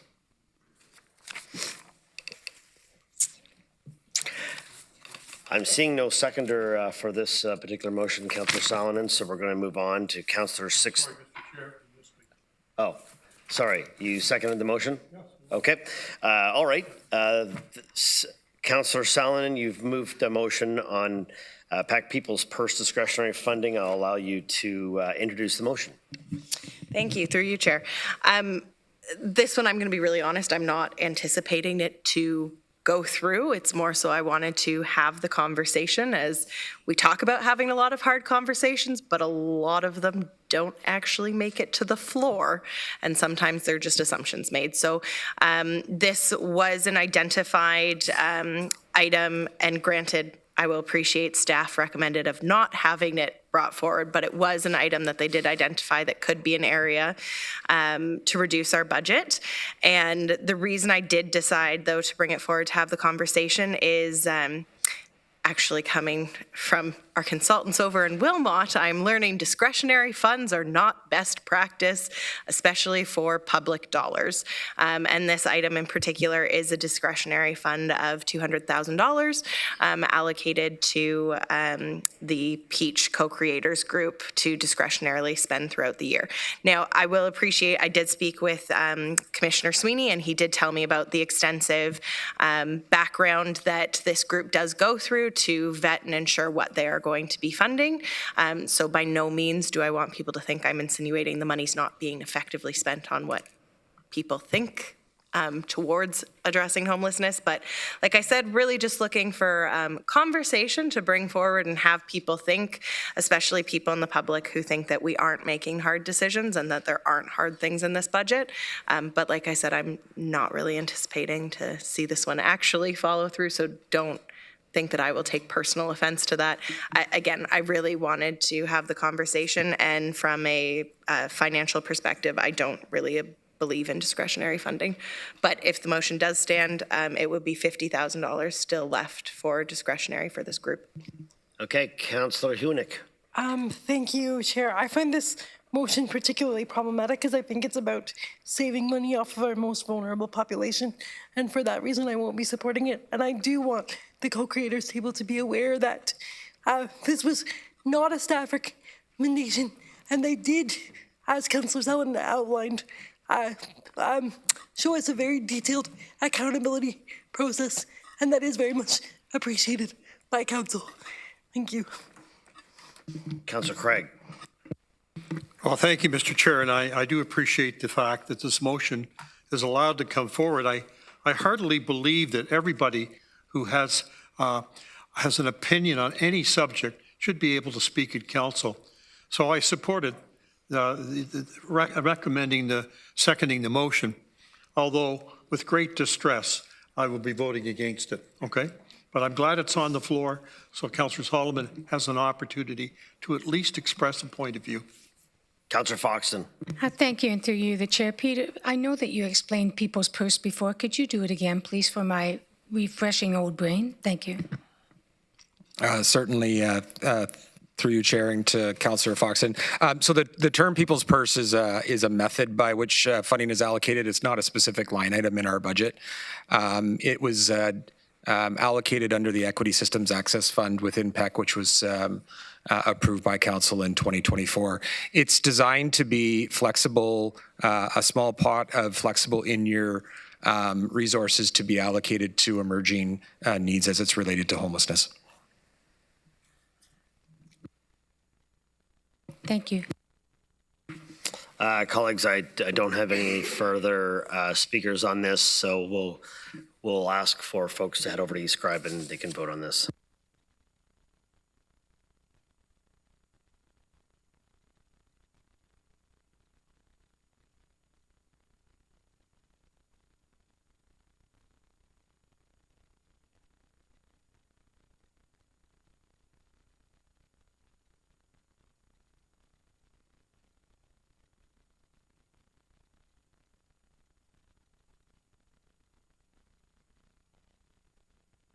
Okay, that is defeated, colleagues.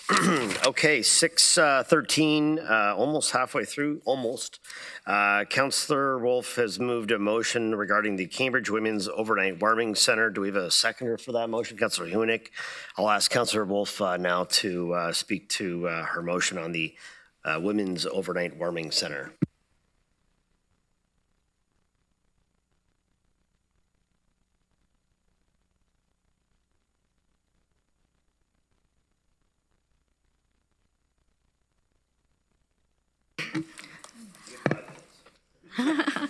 Well, then perhaps I won't read I'll read the motion. Whereas local research, including Project Willow, shows that 74% of women experiencing homelessness report weekly gender-based violence, and both gender-based violence and intimate partner violence are well-established drivers of women's homelessness. And whereas women and gender-diverse individuals experiencing homelessness are less likely to use co-ed shelters due to high risks of sexual violence, instead relying on hidden and unsafe alternatives such as riding buses overnight or remaining in dangerous domestic situations. And whereas there is a documented disparity between services for men and women in Cambridge, with approximately 80 beds for men and 20 beds for women, and only one overnight warming center that serves men only. And whereas since August 2024, the only women's shelter in Cambridge has recorded more than 130 turnaways, demonstrating persistent, unmet need for safe, dedicated services for women locally. And whereas the Men's Warming Center in Cambridge is currently funded at $440,000 for 5 months of operation, highlighting a significant imbalance in available warming services between men and women. Therefore, be it resolved that the Regional Municipality of Waterloo direct staff to include $176,000 in the 2026 regional budget, equivalent to 2 months of operations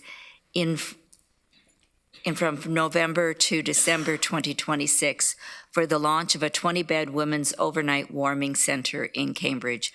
And be it therefore resolved that the service be annualized in the 2027 base budget at $440,000 to support full winter operation and ongoing service stability. And speaking to the motion.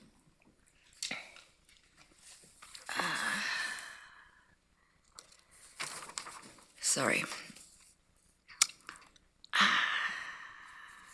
I'm missing my first page. Anyway, this motion is about equity. This motion can mean the difference between life and death. It's and I was going to say ridiculous, but that's the wrong word, that women have to choose between safety and being on the street. Can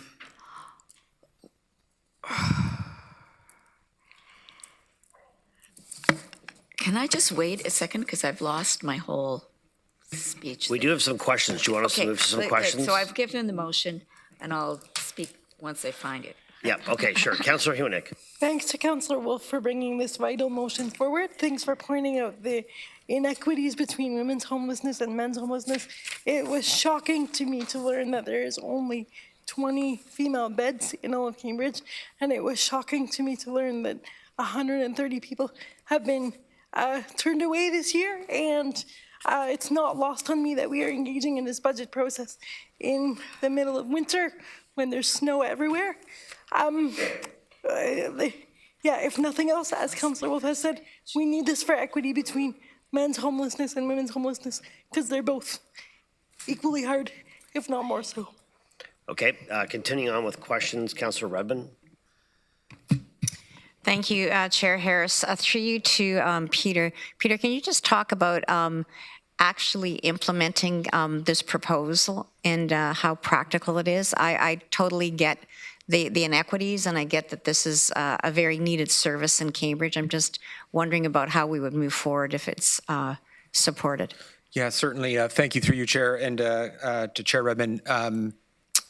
Should this motion pass, we would endeavor to do two important pieces of work, which would be to identify an operator and then a location in some order, and ideally would have those both established well before this would be scheduled to open with this funding next November. And would this go on the tax levy, this funding? This as it's currently contemplated, would be funded through the levy in addition to what's already considered in the regional budget and the homelessness budget. So I don't know if this is a question for you or for finance. Are there any other sources that we could access this funding other than the levy at this point in time?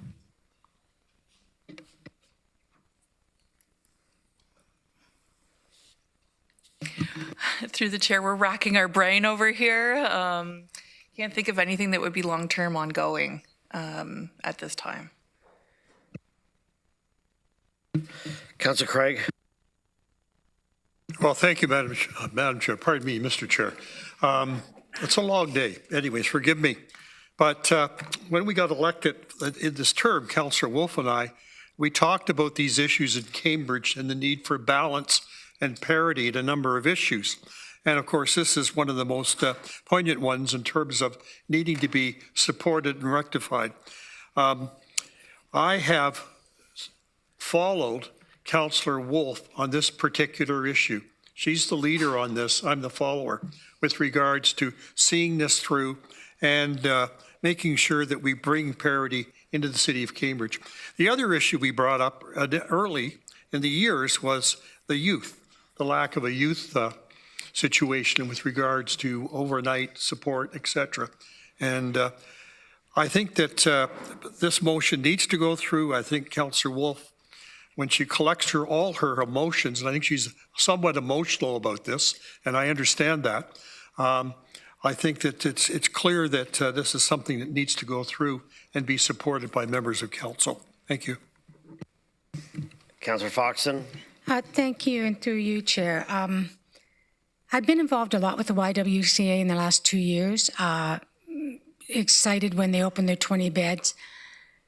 What broke my heart was when Kim told me that there was 3 90-year-old ladies. Now, a lot of people think these homeless people are drug addicts or alcoholics. These are 3 90-year-old ladies that their pension wouldn't allow them to find a place to rent or live. And because the lift had broken and the 20 beds were full, Kim had to turn the 90-year-old ladies, the 3 of them, out onto the street. And I asked, well, where do the mothers and children go? They hide in the forest because they don't want to be victimized. So in the winter and the snow, they're hiding deep in the forest so they aren't victimized. We take a really good job at taking care, or as best job as we can, of taking men. And last year, the coldest nights of the year when we got down to minus 20, and I was told there were 5 warming centers for men and not a single one for women. Not a single one. Minus 20 degrees. Women and children left out. How do we face that? And this motion is a step. Maybe we can't do it now. Maybe we worry about budget. But minus 20 degrees and out in the cold, mums and kids, how do we deal with that? Thank you. Okay, thank you, colleagues. To conclude, good timing, Councillor Fox, or sorry, both. Okay. Sorry about the mix-up here. Okay. No woman should have to choose between freezing on the streets or facing danger just to survive. This is why I'm bringing forward a motion to fund a warming center in Cambridge for women. Right now, Cambridge has a 30-bed warming center for men, but nothing for women. Across the region of Waterloo, there are 60 shelter beds for women compared to over 500 for men and some co-ed spaces. Women make up at least 36% of our homeless population, yet they have access to just 10% of services. This is unacceptable. Every woman deserves safety, dignity, and warmth. It's time to close the gap and protect the most vulnerable in our community. Passing this motion may be the difference between life and death. We know one of the chief drivers of women's homelessness is intimate partner violence. Council passed a motion declaring intimate partner violence an epidemic. The chief of police presented statistics that show intimate partner violence calls to the police exceeded 6,000 for the last 5 years. These calls also show an increase in the severity of the violence. When I asked the chief if the fact that when his officers answer a call for IPV, does the fact that there are no shelter beds or affordable rental apartments available impact their ability to help women? He answered basically that the police were not responsible for housing or shelter. But council, we are responsible. Women must have a safe option rather than choosing between staying with an abusive partner or spending the night on the street. Research conducted locally through Project Willow shows that 74% of women experiencing homelessness face gender-based violence on a weekly basis. According to the YWCA, leaving women outside in sub-zero temperatures makes them acutely vulnerable to human trafficking. As a dedicated, secure women's warming center provides not just warmth, but a vital layer of security and protection from harm. The only shelter for women in Cambridge, run by the YWCA, is consistently full, and they've had to turn away 130 requests for service since they opened in August. I am asking for $176,000 to open a warming center in November and December 2026, annualized to $440,000 in 2027. This is the same amount the region gives the Cambridge Cambridge Men's Warming Center. As Kim Decker, director of the YW in Cambridge, says, by passing this motion, Council sends a clear, powerful message. Waterloo Region believes in equity, recognizes the unique and grave risk women face on the street, and will no longer accept a system that provides emergency refuge for men, but leaves women to freeze. Now, I know that you're questioning where we can get the money. Well, I think we have to find the money. And one of the things that we will be looking at, or staff will be looking at, is the $4.6 million we spend on security. And they are going to be analyzing that. 84 Frederick right now has $650,000 a year for security. They may be able to do with less. So I think there are places in this budget there where we can find the money. But I think it's, out of all the motions we're passing today, this is the only one that truly can mean the difference between life and death. And I know that none of us here want to be responsible for a woman freezing, for a woman attacked, for a woman that has to make the choice to stay with an abusive partner because there is no place to go. So please, I urge you to pass this motion. Okay, Councilor James. Thank you, through you, Chair Harris. Thank you, Pam, for continuing this plight for women in shelters and overnight shelters. I just want to point out this, a couple of things here that, you're mentioning the safety of women in vulnerable situations facing violence, intimate partner violence. I see this as this inequity with 80 beds for men and 20 for women. In itself, this is a form of gender-based violence. We think of the visible, but this is very invisible, the ways in which the inequities in the system disproportionately negatively impact women. And we see this with access to and services too. I think as well that, Windows update, I can support this. I am conscious about where the money is coming from, but I think this is another one of those things where there is a cost to it, but it's bigger than just the financial implications when we think about safety and lives and in particular women and even children. So Pam, I will support this. I don't know where the money's going to come from. Is it going to fall on the levy or is there another way to maneuver this? It's based out of principle, Pam, that recognizing there are women who are facing gender-based violence deeply systemically through inequities in how our system is designed and who it puts as priorities first. Thank you. Councilor Liggett.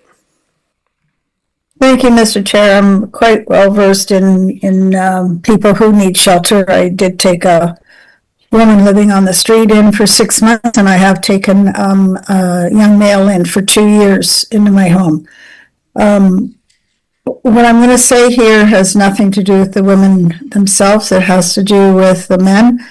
On Friday night, I was there for an arrest of a male who tried to get into the men's warming center in Cambridge.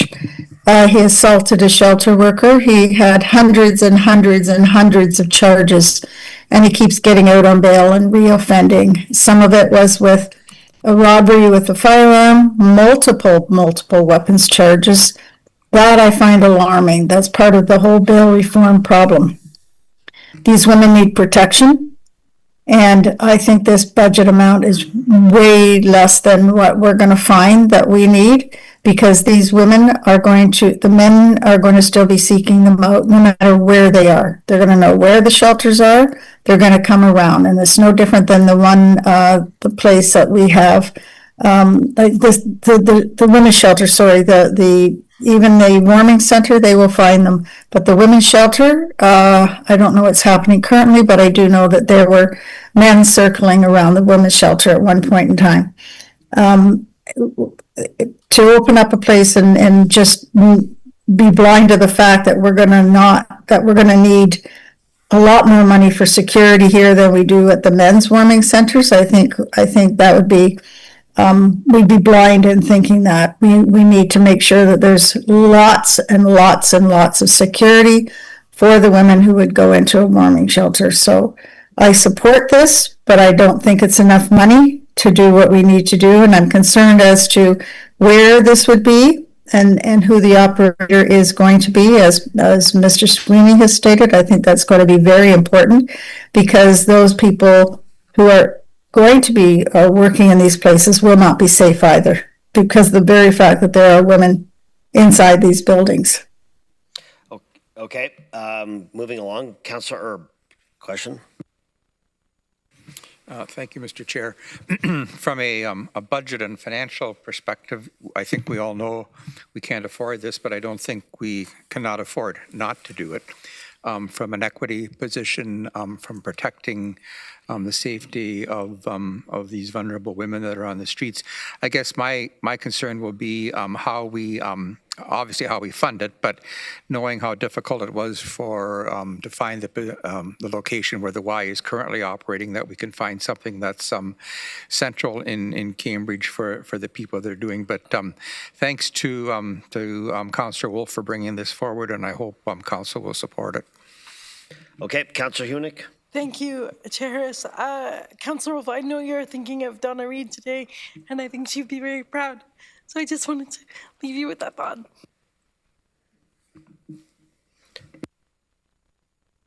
Okay, thank you, Councillor Hunick. Councillor Wolf. Through you, Mr. Chair, just to answer a couple of questions. The budget was put forward by the YWCA Cambridge, who would run the shelter, and the budget includes 2 security officers already in the budget, and they have locations that they're looking at, and so they felt they couldn't open January. That's why it's November and December and going into 2027, because they want to make sure that they have all their ducks in a row. But this budget went through staff and also went through YWCA. So we feel that we have the money, we have possible locations, and we have an organization that's prepared to run it and knows what they're doing. Thank you. Okay, Councillor Liggett. Yes, thank you. Councillor Wolf just said shelter again. So is this a shelter or a warming center? I understood it was to be a warming center. And also, it doesn't have to be central, because women who have a warming center, they would take a place anywhere in the city. So I don't want to get stuck with thinking it just has to be one area of the city. Any building that is welcoming and is safe needs to be considered. Yes, and it will be. It is a warming center. I made a mistake. Okay, colleagues, I have no further speakers. I think it's appropriate now that we proceed to a vote on the Cambridge Women's Overnight Warming Center, moved by Councillor Wolf.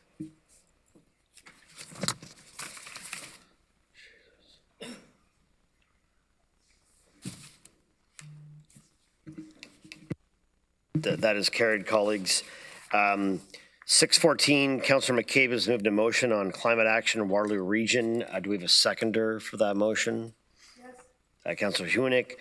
Councillor McCabe, I'd ask you to speak now to your climate action in Waterloo Region motion. Sure, thank you. This was here last year. It is here this year, and it will be here again next year until we actually make some movement on this, because we know affordability and economic challenges are upon us, but climate change is there. The challenge is real. We're not going to meet our targets, and we need to do something about it. And funding, we haven't increased funding to 2 of our community partners who do a significant amount of work on this. So the motion is before you. support it, I hope. Although I have to say I don't expect it to be. So there's not much more to say than that. Thank you. Okay, colleagues, we have had this one in the past, likely to have in the future. So colleagues, if there's no further discussion, I'll ask you to head over to eScribe and vote on this proposed motion. Thank you.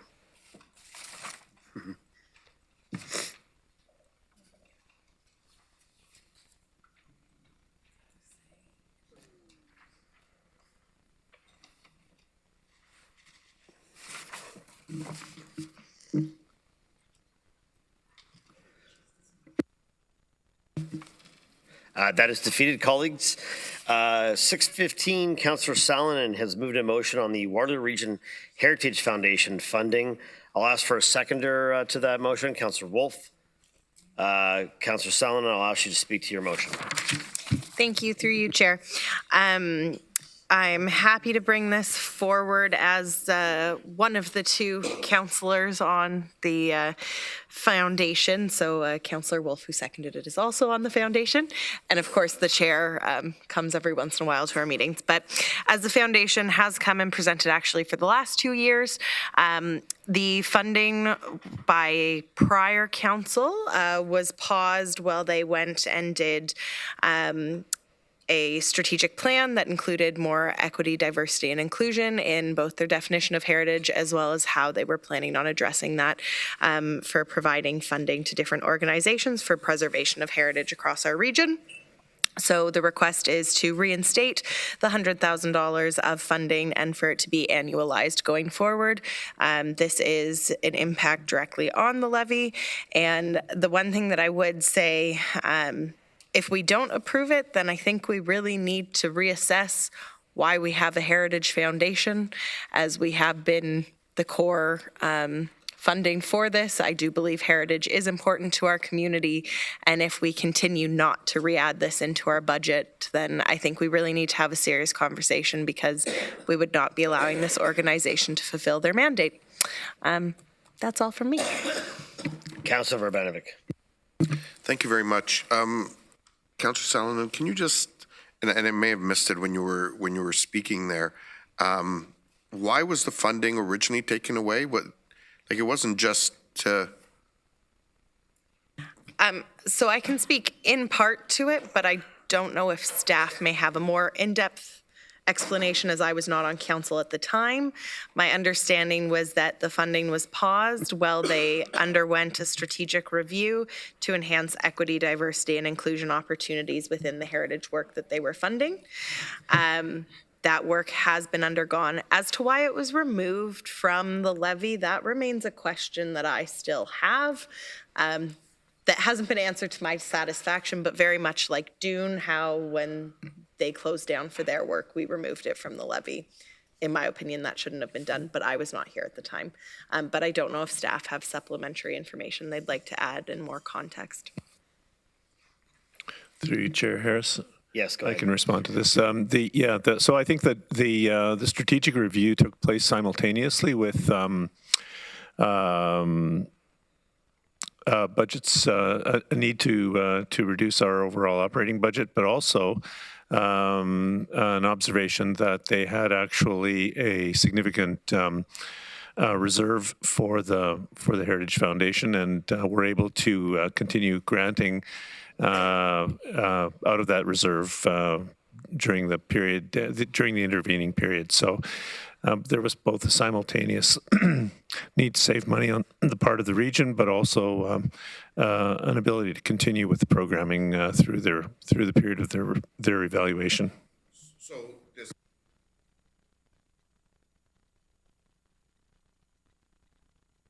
Thank you. I was having a hard time hearing Mr. Regier too, and his mic was on. So essentially what you're saying is the funding goes into the reserve if it's not used, but it's used primarily to fund the grants and so on that they provide? Through you, Chair Harris. Yes, the funding goes into their reserve and then is used at the discretion based on the policy framework that they have. They have diversified their approach to granting quite a bit, and as they presented it to council earlier this fall. Right now, I believe they have a reserve of about $31,000 in their account, and that won't take them very far in terms of future programming. Yeah, so it's largely being used up. Okay, thank you. Okay, colleagues, I have no further speaker. Oh, okay, didn't see it, but go ahead, Councillor Wolf. Okay. Through you, Mr. Chair. The Heritage Foundation has been doing grants through the region for over 50 years. They bought Schneider's house. They did the slate roof for the Presbyterian Church. And then they were asked in 2021 to look at their criteria and do more than just protect and restore buildings and natural landscapes.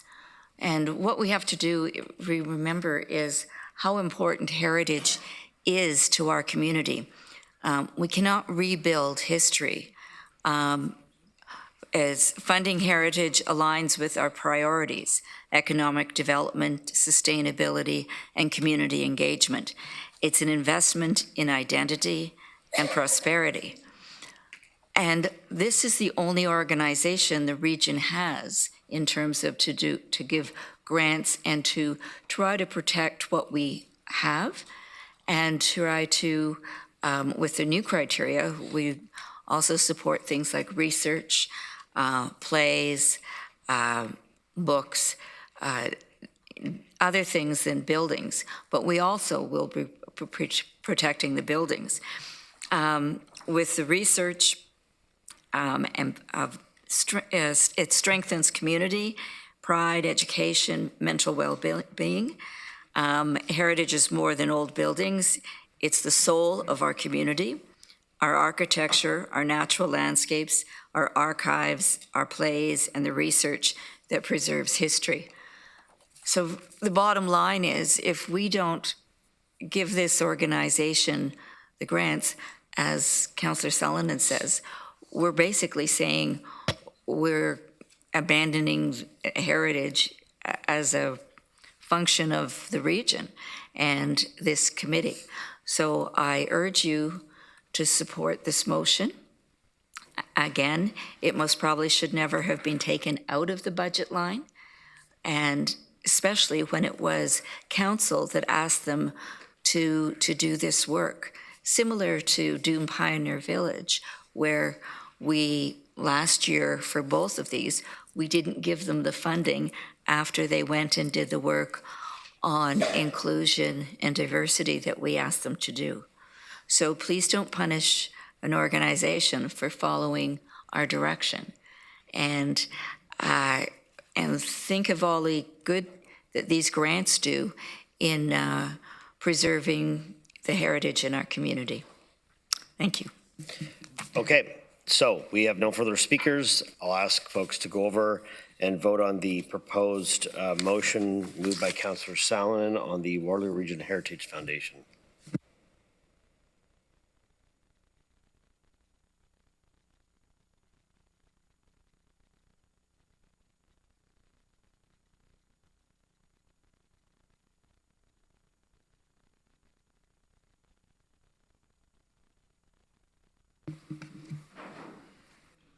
Somebody? That's carried. Colleagues, we have a motion moved by Councillor Salonen with regards to fees and charges regarding development fees. Do we have a seconder for that motion?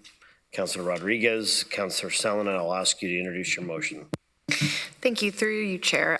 This pertains directly to the fees and charges bylaw. In specific speaking to the development fees charges. As we know, the region is now a commenting body on development applications, and we did have the Watson Associates review our current fee structure, and then staff proposed some new fees in that place. What I'm proposing is that we freeze our development fees to the 2025 amounts, which I did have in my actual budget under financial implications, but staff do have the dollar amount on how that would change our estimated revenues.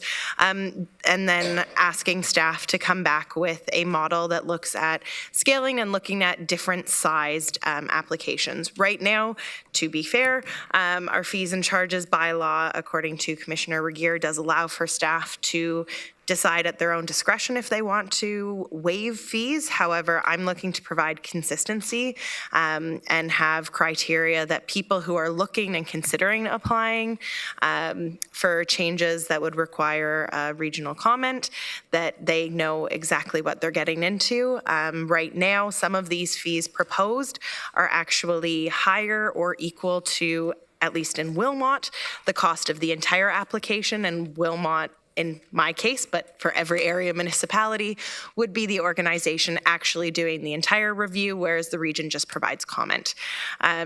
Further, I had some of my Wilmot staff provide me with some past comments that have been given on some of the applications, and one of the fees that would now be $5,000 was quite literally less than one printed page, and it was information that, although yes, relevant to have, did not require $5,000 worth of staff time. It was in fact information that I've provided to residents myself, just in general knowledge on the basis. So wanting to be able to allow, and in particular, smaller developers and people who want to build granny flats or do small items that make our community better, want to be able to have them to have a set fee that is representative of that. And that's not in contradiction to the Watson and Associates exercise that they did, because they did acknowledge that there is varying significance in complexity and staff effort. So a uniform blanket fee might not actually be the best approach.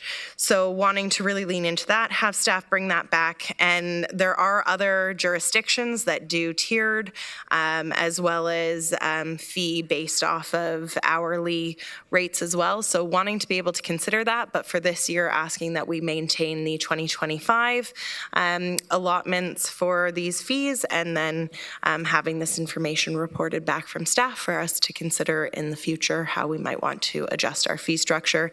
Again, this is also trying to align better with the province's goals of getting more housing and that missing middle in particular built, and that requires fees that people can afford and actually want to encourage them to apply to do these kinds of renovations and changes. So I hope that I can get your support on this. Councilor Rodriguez. Yeah, thank you, Chair, and through you to staff. Question, and my reasoning for seconding this is kind of comes to a conversation that we had back in the spring about development charges for small scale planning applications, and some exciting developments at the city yesterday with some waivers and some incentives for those. And when I met with small scale developers, development charges and fees, the stacking of them is prohibitive to the different types of developments that we're trying to do. And so I totally understand a large scale subdivision or anything large or any large building, but particularly curious on the multiplexes where we've said as of right, you can do 4 units. Can staff maybe comment on where that discretion kicks in of when regional comments or a regional fee might be required or not? Yeah, through you, Chair Harris. I'll ask, it looks like Amanda is available. Amanda Cutler can speak to the details on a fee-by-fee basis. Chair Harris. So where an application is not required by the municipality, so for example, where you're saying the City of Kitchener permits as of right 4 units, if there's no application being circulated to the region, then there would certainly be no regional fee charged. So that is an option if certain types of housing is permitted as of right, in all likelihood, there won't be an application sent to us. Okay, thank you, Mr. Chair. Thank you. Councilor Rabinovich.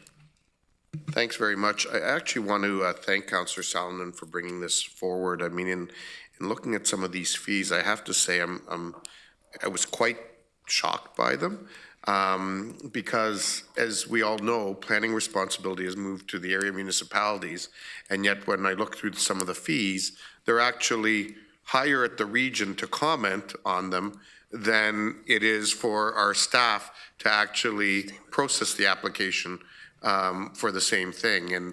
And you know, I may humbly suggest that the processing and the work that goes with that is, you know, in the overall application is certainly significantly more. And so at a time when we're looking to bring, you know, costs down and add to affordability and so on, this is probably not a helpful step. I think the motion, you know, keeping what's in place is good because it still indicates that there will be a fee charge, but allows us to take, to go back and take a much closer look at this and make sure that what we in fact are charging makes sense going forward. So I will support the motion. Councillor Hunick. Thank you, Chair. I'm in favor of part of this motion and not the other part. I'm in favor of developing a new fee structure for easy, medium, and complicated applications. Most certainly, I think that's valuable to do. Given the reduction in revenue generators for the region and the $277 million shortfall from the province downloading, I don't think it's wise to freeze the fees at the current level before we figure this out.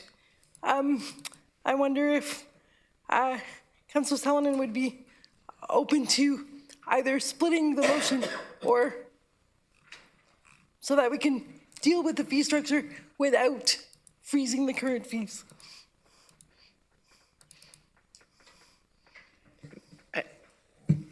Chair, can I respond to that? Yeah, please go ahead. Thank you.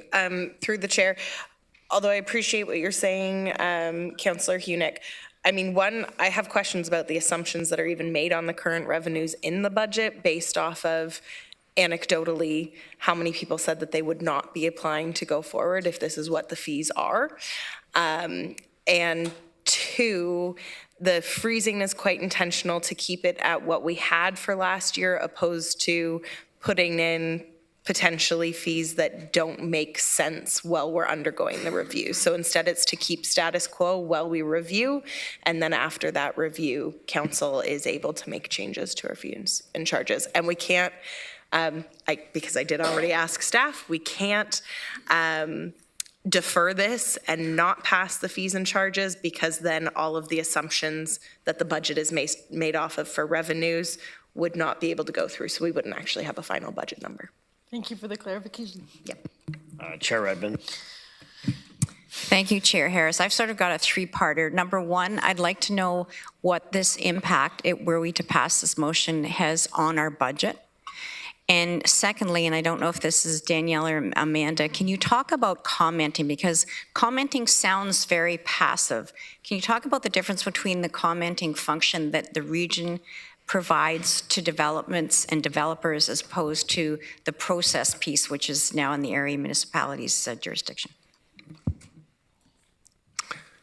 I'll hand the second aspect over to Amanda for comment. The estimated cost of the motion would be $286,000 on our budget. And I would also just note that the proposed fee structure does eliminate a whole bunch of fees that applications that would not require a fee. Amanda, over to you. Thanks, Rod, and through you, Councillor Harris.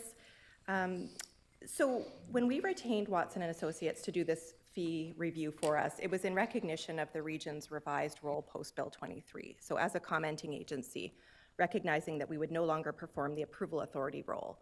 That commenting role that we provide is specific to regional responsibilities. So we have identified a number of regional responsibilities that are important to continue to provide input through the development review process, both to the municipalities that are making the decisions and to the developers so that they're aware of certain aspects as it relates to regional responsibilities. So water, wastewater, regional roads, et cetera, is the scope nature of the review.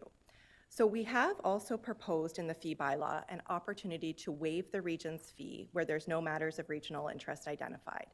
So in fact, where we're receiving an application or where an application goes through pre-consultation and we can identify very early on, if there's no need to put that through our review process any further, there's an ability for staff to waive the fee. And so that is attempting to get at the applications where really we want to be aware of it and informed, but there really wouldn't be an interest in the region providing comments relative to regional responsibilities. If I can, one follow up then. So if the proposed fee structure, which is now in this year's budget for next year, isn't passed and we adhere to the one in 2025, the previous one, does that mean that there are some fees that currently would be waived if the budget was passed in the form that was proposed? And if we go back to 2025, there will be fees charged? Yeah, there are fees that are existing in the current bylaw that are no longer relevant to the region. And further, there's no ability for staff to apply any type of waiver to those fees. Does that answer your question?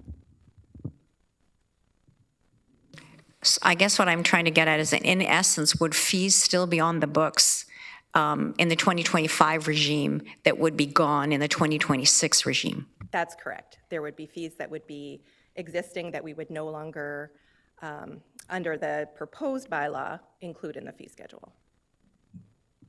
Councillor Shantz. Thank you. I'm still trying to put all the pieces together on this. So you said there's some fees that wouldn't be relevant. So can you help me understand, if they're not relevant, how they would get charged if we stayed with the 2025 budget? Well, they would still exist in the bylaw. So certain things like draft approvals, which we no longer issue, they're still listed in the fee schedule. They have been proposed to be eliminated. There's also no opportunity in the existing bylaw to combine fees, where in the proposed bylaw, we've included a reduced fee where there's a combined official plan amendment and zone change. So if we were circulated an official plan amendment and a zone change by the municipality, under the existing bylaw, we would charge the two fees, which would be higher than what's being proposed by the opportunity to combine the fees and charge a reduced amount in the new bylaw.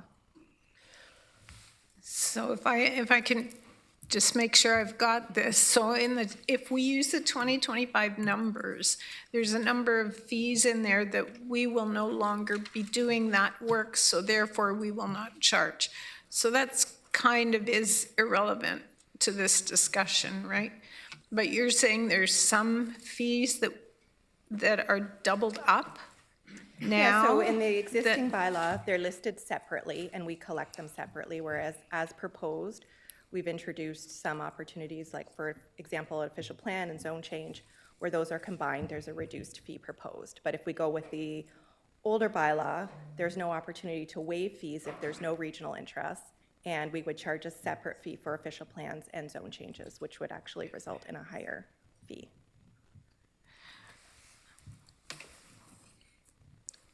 Okay, I'm still a little confused, but I'll leave it there. Okay, Councillor Sallin. Thank you, through you, Chair. Going off of Councillor Shantz's line, if there is no regional interest, then there would be no fee on our end produced regardless of if it's in our bylaw, just like how there are many outdated bylaws in many municipalities, but they aren't actually executed because there is no mechanism for them to come forward. So I'm just confused on that element. I can appreciate what you're saying, that there are a few charges that'll double up versus what is being proposed in some elements.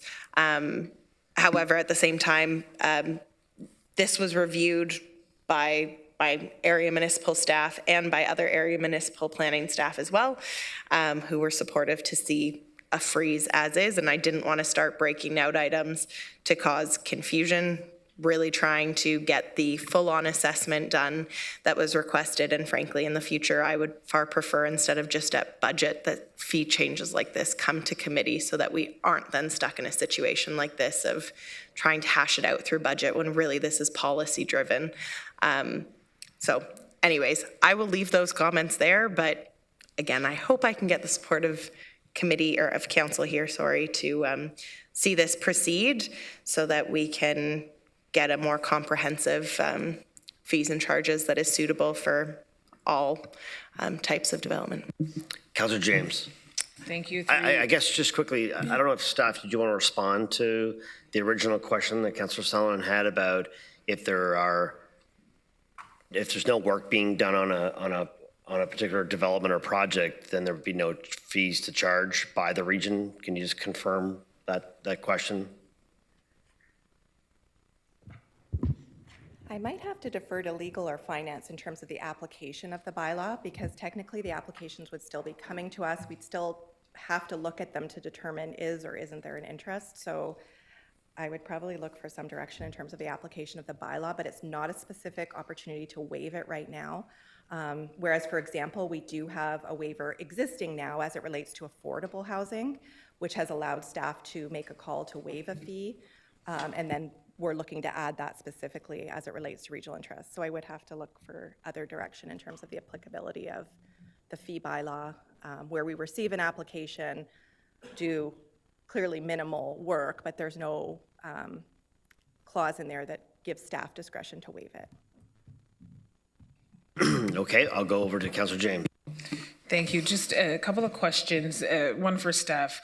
With this motion, what is the level of risk, like long-term risk for something like this from a regional perspective? I'm just kind of thinking of governance here and where the risk is. The other question I have is, with that Watson review, and I'm not familiar with the Watson review, but do they say in there that they suggest freezing fees? Like, is that something that would be part of that has come through? And I don't know much about Watson, but and Associates. Just a couple of questions there.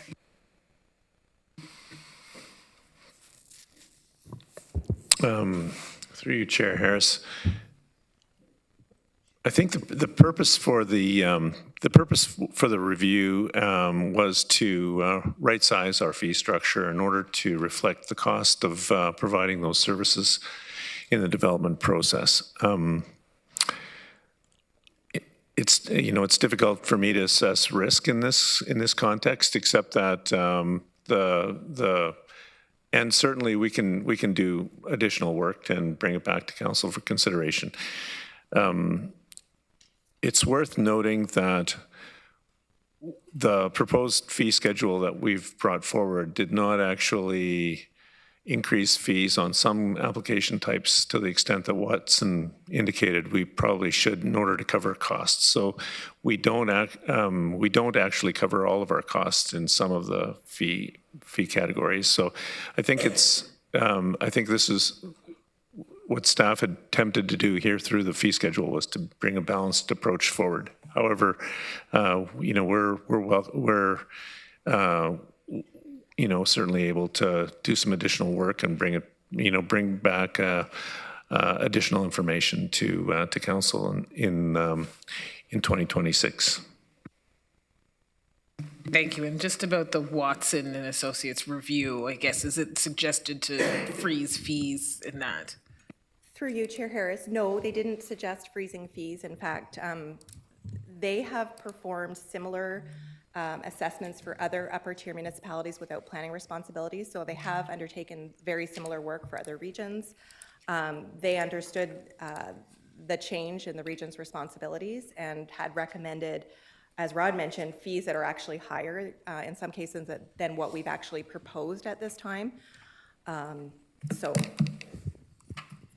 they didn't provide any recommendation about freezing the fees. Okay, thank you. Councillor Foxon. Thank you, and through you, Chair, to staff.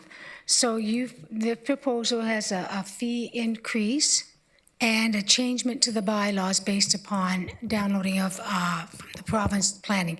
Is that correct?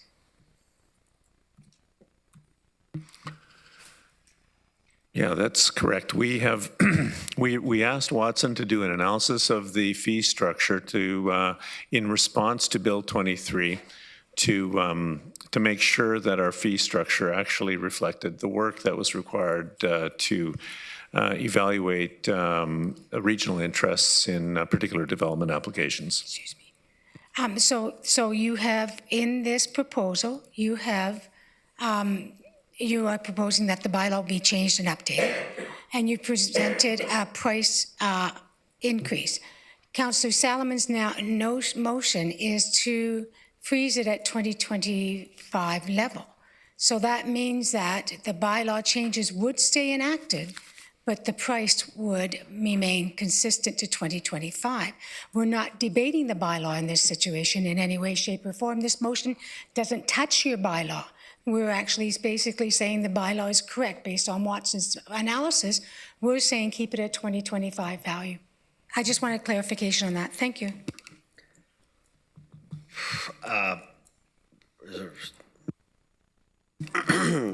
Councillor Urbanovic. Thank you very much. One question for staff. So are you saying that really the big issue that exists with what Councillor Salonen's proposing is that you don't have a tool for waiving fees if you deem that no fees should apply? And so if we added that, would that solve the problem but still leave the 2025 fees in place while a deeper review occurs?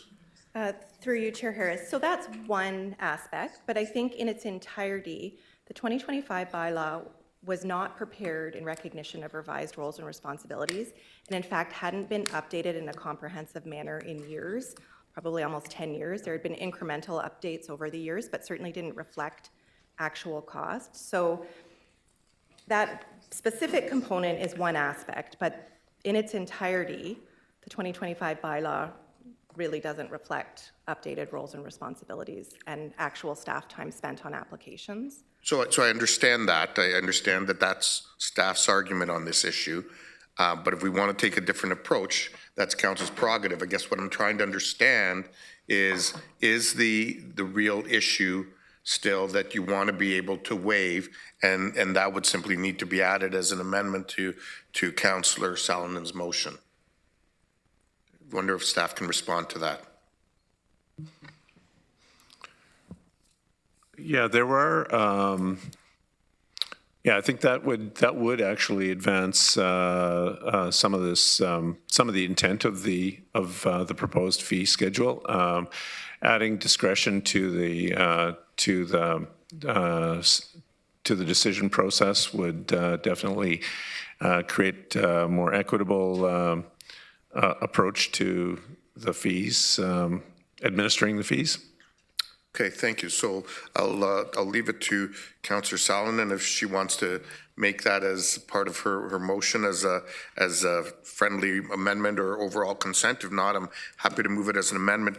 But Mr. Chair, in the meantime, I do want to just give some perspective to council so that they understand this issue and remind council that the intent of single-tier planning when Bill 23 was introduced was to reduce duplication and reduce cost, not to transfer more fees to the industry. You know, I just want to give you an example of some comparables here. Subdivision registration fees are remaining at $3,000, yet the city fee is $3,245, but it's not an equal effort of work, and yet it's almost the same fee. The city is responsible for all the processes, the circulation, the legal, the agreements, and so on, or the township. The region can only provide comments on matters of regional interest scoped by email. The condominium registration fees increased from $1,575 to $2,000. The city comparable is $2,145. Same thing, not equal effort. City does all the processes. The region can provide scoped comment. When we get to site plan fees, the region's proposing to increase the fee from $805 to $3,000 in 2026 and $5,000 beyond that. And that's you know, a phased-in approach. Let me give you some comparisons. The city's fees start at $297 for a confirmation letter, $735 for a Stamp B subdivision, $3,786 for a Stamped A, or $6622 for a full application. And so when you start looking at some of these things, you really have to wonder, where this report got some of its numbers. Transportation impact studies are proposed to go from $500 to $4,457. And I can go on and on, but I don't want to waste the committee's time. But this is why I think Councillor Salanen's motion is appropriate. This needs more work. This needs more dialogue with the area municipalities. My understanding is there's been even a reluctance to share the detailed report with the area partners. And, this needs to be smoother in terms of the transition. Okay, so we have an amendment that is being proposed. I don't know, do you just want to put it out there and vote on it? Do you want to read? Yeah, do we have a seconder for the amendment? Councillor Shantz. Okay, do you want to just quickly read? Well, I'm just adding that what staff are asking for, this discretionary waiving mechanism be added to Councillor Do we have any Salanen's motion. objection to the amendment that's being added here by Councillor Verbanovic in the proposed motion? Okay, seeing none, we're going to add that amendment into the motion. Councillor Salonen to speak, and then we're going to go to the vote. Okay, good. So, colleagues, we have a motion that's been amended on development fees, freezing of development fees to 2025 levels with the added amendment that Councillor Verbanovic proposed. So I'll ask you to go over to eScribe and vote on that, please.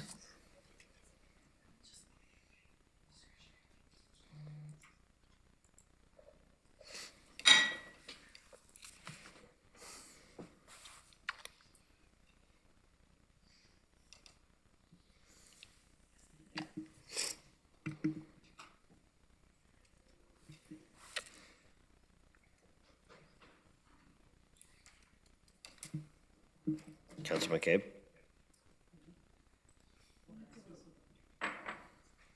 Okay, we'll wait for Councillor McCabe. In favor, opposed?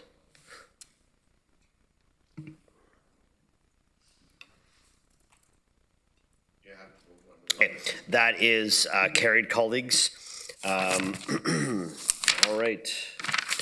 So we are going to, actually, we're going to do this now. We're going to take a 5 or so minute break here, colleagues. It's 3 o'clock now. We've got I guess the tracker shows 4.71% levy increase at this moment, and we are on 17, but how many do we have left?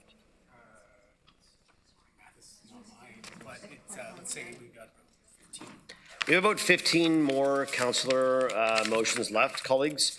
I know there's some folks that have things to do tonight. I think we're tracking fairly well. I think we can speed it up slightly if we get to votes. Obviously we've had lots of opportunity to have discussion. Your commentary is appropriate, but that can also be done in the form of a vote. So let's tighten up some of those things, ask questions of staff for clarity, and move forward with the remaining motions here. So recess for at least 5 minutes, and we'll get back here shortly.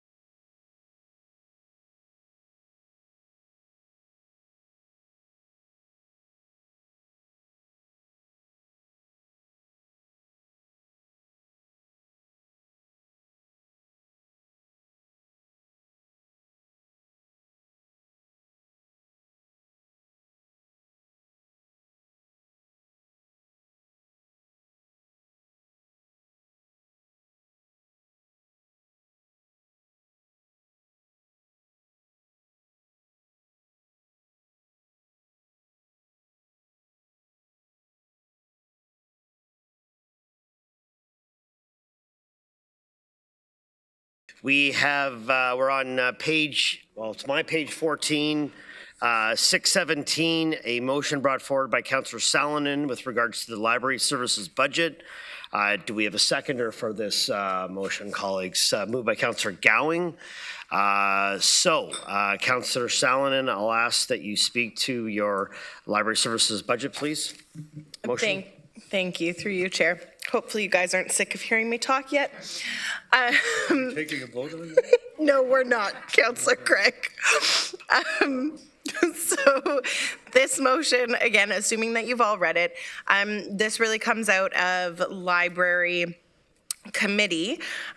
We did have a third-party audit, and it was brought forward to council that over the course of 2 years, about 92,000 and change was allocated towards a swirl position that was not utilized by library for programming or related services.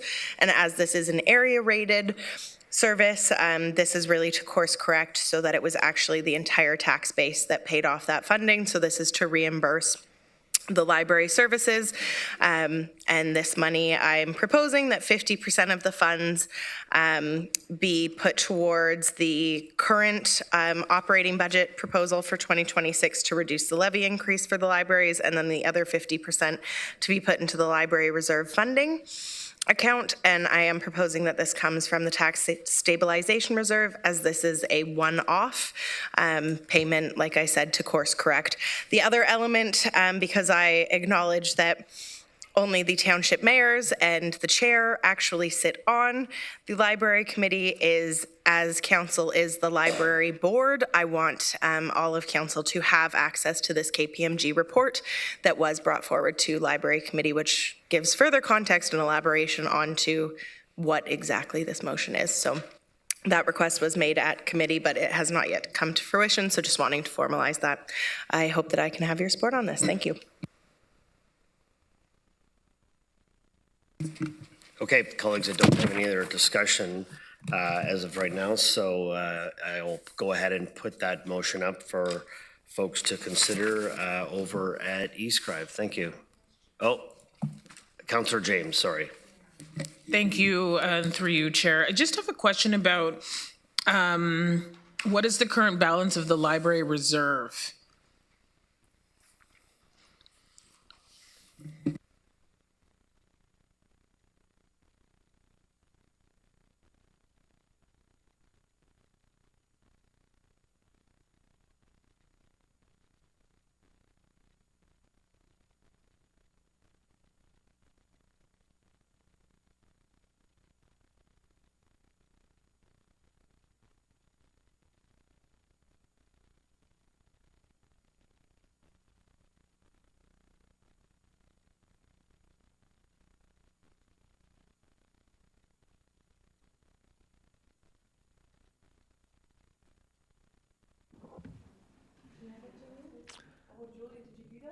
I'll defer to finance anyway. Okay, I think we have numbers here. So the estimated 2025 closing balance is 1.149 million, and our 2026 balance, assuming that we fully deliver the 2026 library capital plan, is 787,000. Do we match? The same number. Okay, thank you. That's all I had.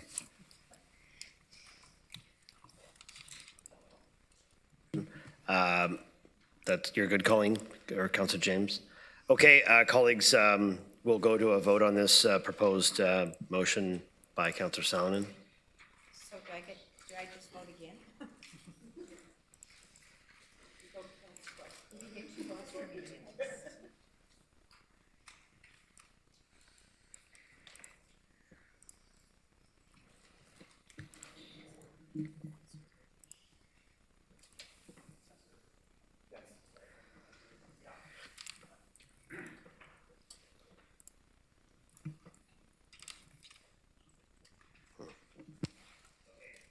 Colleagues, that is carried. So then you have the updated. 618, Councillor Shantz, roundabout options. Councillor Shantz has moved a motion regarding roundabout options. Do we have a seconder for the motion? Councillor Foxton. Councillor Shantz, I'll ask you to speak to your motion, please. Yeah, thank you. This is related to the transportation corridor between Waterloo and Elmira, and I want to say thank you to Commissioner Spooner. We've had a couple of conversations about it. And so the first part is about the timing of the traffic lights at Listowel Road. I can add that Sunday at noon, traffic was backed up to the lights at Whippoorwill, and you won't know what that means, but it's almost a kilometer from Listowel Road to Whippoorwill. And at noon on Sunday, I was kind of blown away by that. Anyway, the other problem again is during the busy times, traffic is backed up about a kilometer to the south as well. So that's a lot of traffic that's sitting and moving slowly and waiting for a couple of rounds. So I understand that Commissioner Spooner can get staff to have a look at that, and there's no budget implication, and that can be done rather quickly. In the memo, I said to implement changes by March 2026. How about December 2025? I'm not sure how fast you can do it, but really appreciate you going ahead with that. And I want to maintain the motion just to make sure it's on the books. And the second piece is between Elmira and Waterloo and the backups that happen there during rush times. What I've put in the motion is to look at extending the lanes at the roundabouts even further. They were extended some years back. It's helped some, but there still is backup there at certain times of day. You can be coming from Waterloo at rush hour and be backed up right to the bridge, which is like almost 2 kilometers in some places at some times. So that might not be the ultimate solution. It's a possible short-term solution. So what I'm asking for is to have a report back by May 2026 on what a short-term option would be, and then some kind of time frame for if we need a longer-term option.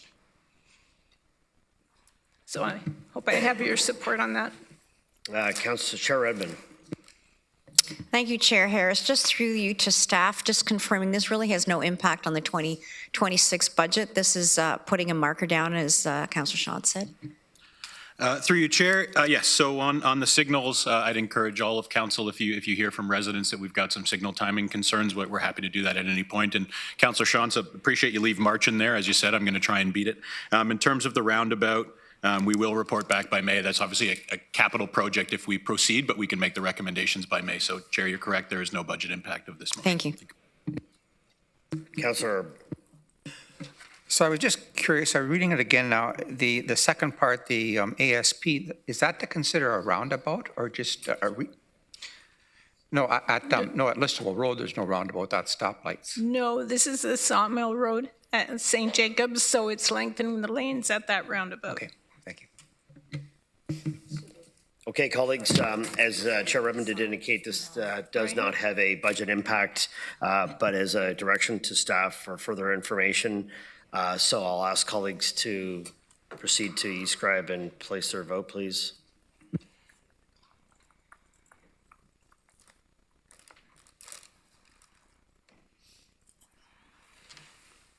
Okay, and that is carried. We'll move on to our next motion. Councillor Shantz has moved in a motion with regards to the Arthur Street in Elmira reconstruction. Do we have a seconder? Councillor Gowling. Councillor Shantz, I'll allow you to speak to your motion. Thank you. Once again, this relates to traffic on the regional road coming into and through Elmira, and I've spoken to you a number of times about that. You know, in some ways, this motion is coming ahead of the current study on redeveloping the Elmira downtown. But it's a project that has been talked about since before my election in 2014. was put on hold pending an overall plan for the downtown based on whether or not we had a bypass.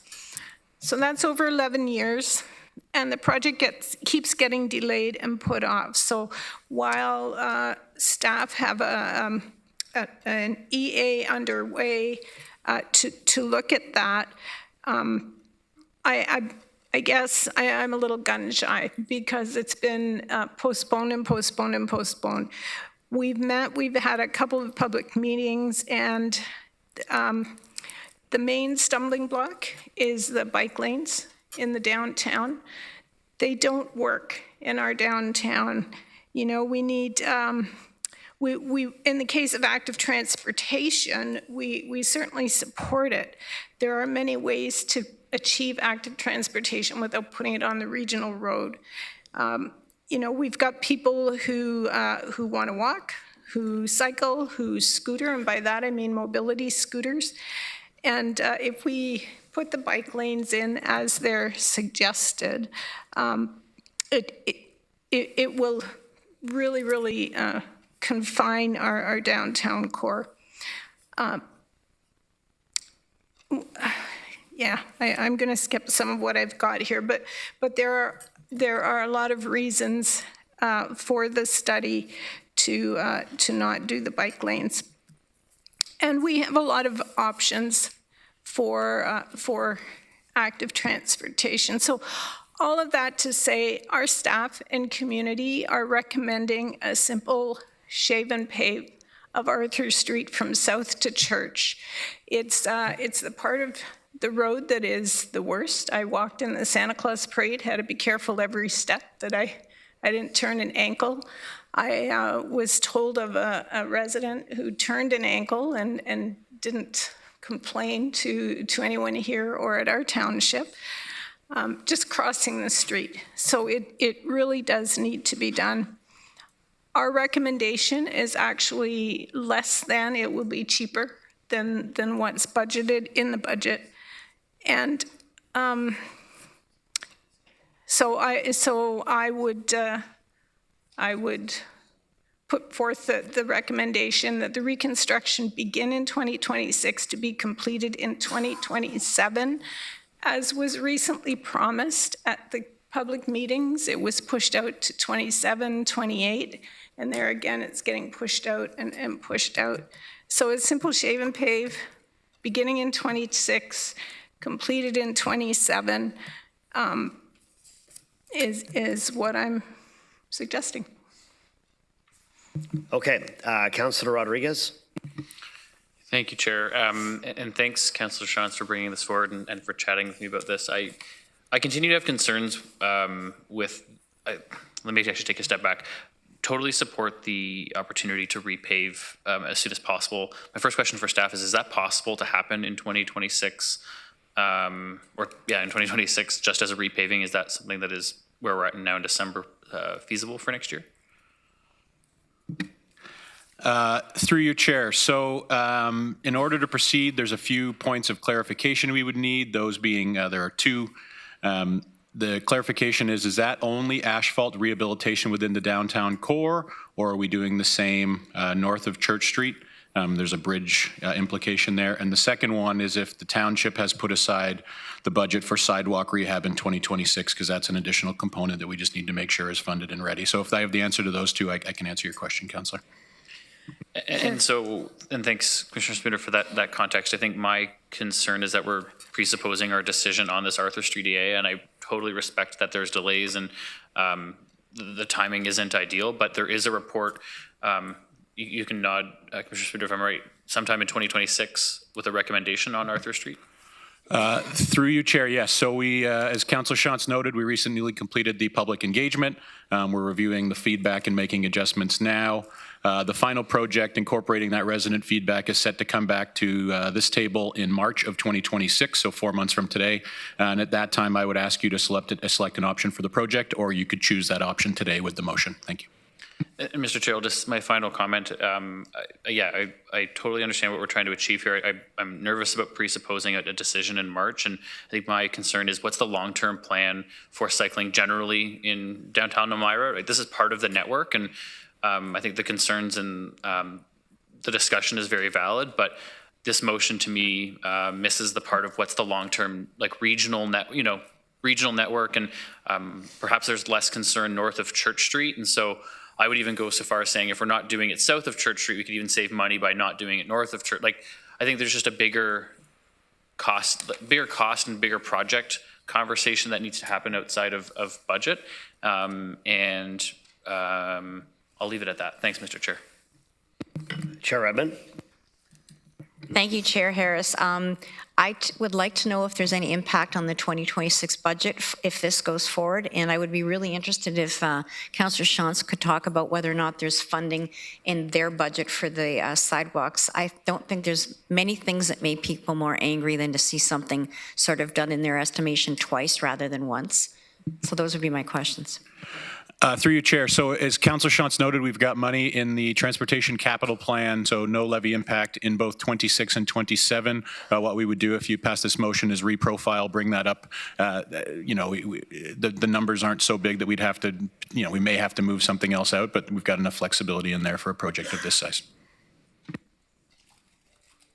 Councillor Shantz, you would like to comment? Yeah. Thank you. A couple of things, and sorry, that's what happens when I go off script. I forget a few of the main points. The section I'm talking about is from Church to South, or South to Church, whichever direction you want to go, or to Riverside. I'm not sure where. I know there's some underground that needs to be done north of Church, so however that works, but at least to Church. And then I did check with Director Poupé, and he felt that they would find a way to make it happen in 26, if you can find a way to make it happen in 26. And then I anticipate that the rest of the report would sort of analyze the north of Church to Canning Place piece, and whether that happens at the same time starting in 26 or is in 27. I'm flexible on that.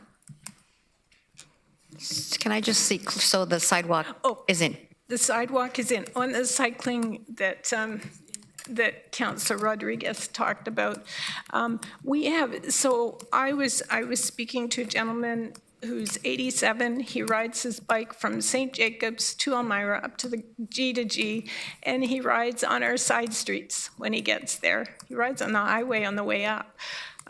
So he's not a beginner.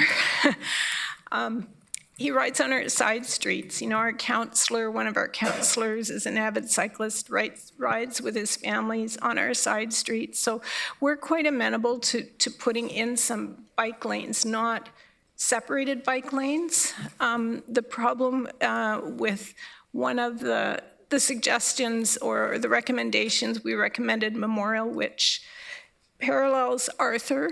And that's fine, we can do that, but we can't put in speed tables. So the recommendation was for speed tables. We have horse and buggies. They can't do speed tables, and they can't do wild markings on the road and some of those things. So we have places, we have a lot of trails in town as well. So we do active transportation. We will work better at signing the preferred routes, but the separated bike lanes, there's a lot of reasons why they don't work for us. Okay, so we have no further discussion on this particular motion. I know that it was mentioned there is actual no levy impact this year, to what I heard. However, there's still some more work to be done, so if there's no further questions, I'll ask councillors to head over to East Scribe and vote on this.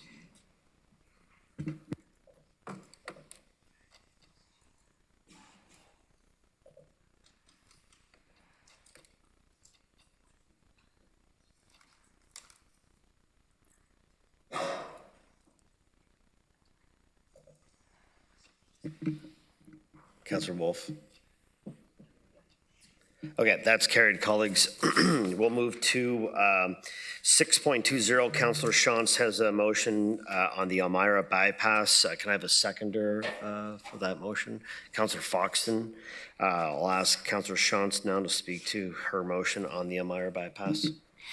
Thank you, and I appreciate council's indulgence on my motions today. They're for capital as opposed to operating, and I know we want to get on with operating. You know, the bypass for Elmira has been discussed for decades, and as our transportation master plans get revised, I keep being assured that it will be included next time. The next update is, I believe, scheduled for 2027 or 2028. And currently the bypass is listed in the after 2041 time frame. This is just not acceptable. What I'd like to have done is to have this included in the 10-year master plan. So again, it's not going to affect this budget, and that's why I especially appreciate your indulgence. But I would like to have it included in the pick a year, 2030 time frame to do the work on a bypass. We're doing the EA now, so that will be completed, and we should have some options decided, hopefully, within the next 3 to 6 months, and costs to go along with that. Also, I want to let you know that our staff have been working really hard on some options that would bring the costs down considerably for an EA. So. In the big picture, that will be a bonus. I guess the only other thing I would say that Elmira is the 4th largest urban community in the region. It's the only one that doesn't have options for movement of goods outside of the downtown core. Breslau has a bypass. Baden and New Hamburg have Highway 7. Ayr is working towards using Trustler as a bypass. Elmira needs one. And this motion, as I said, doesn't affect the 2026 budget, but to have it as a placeholder in the capital plan, in the 10-year capital plan, is really important to our community. Okay, thank you. Councillor Craig.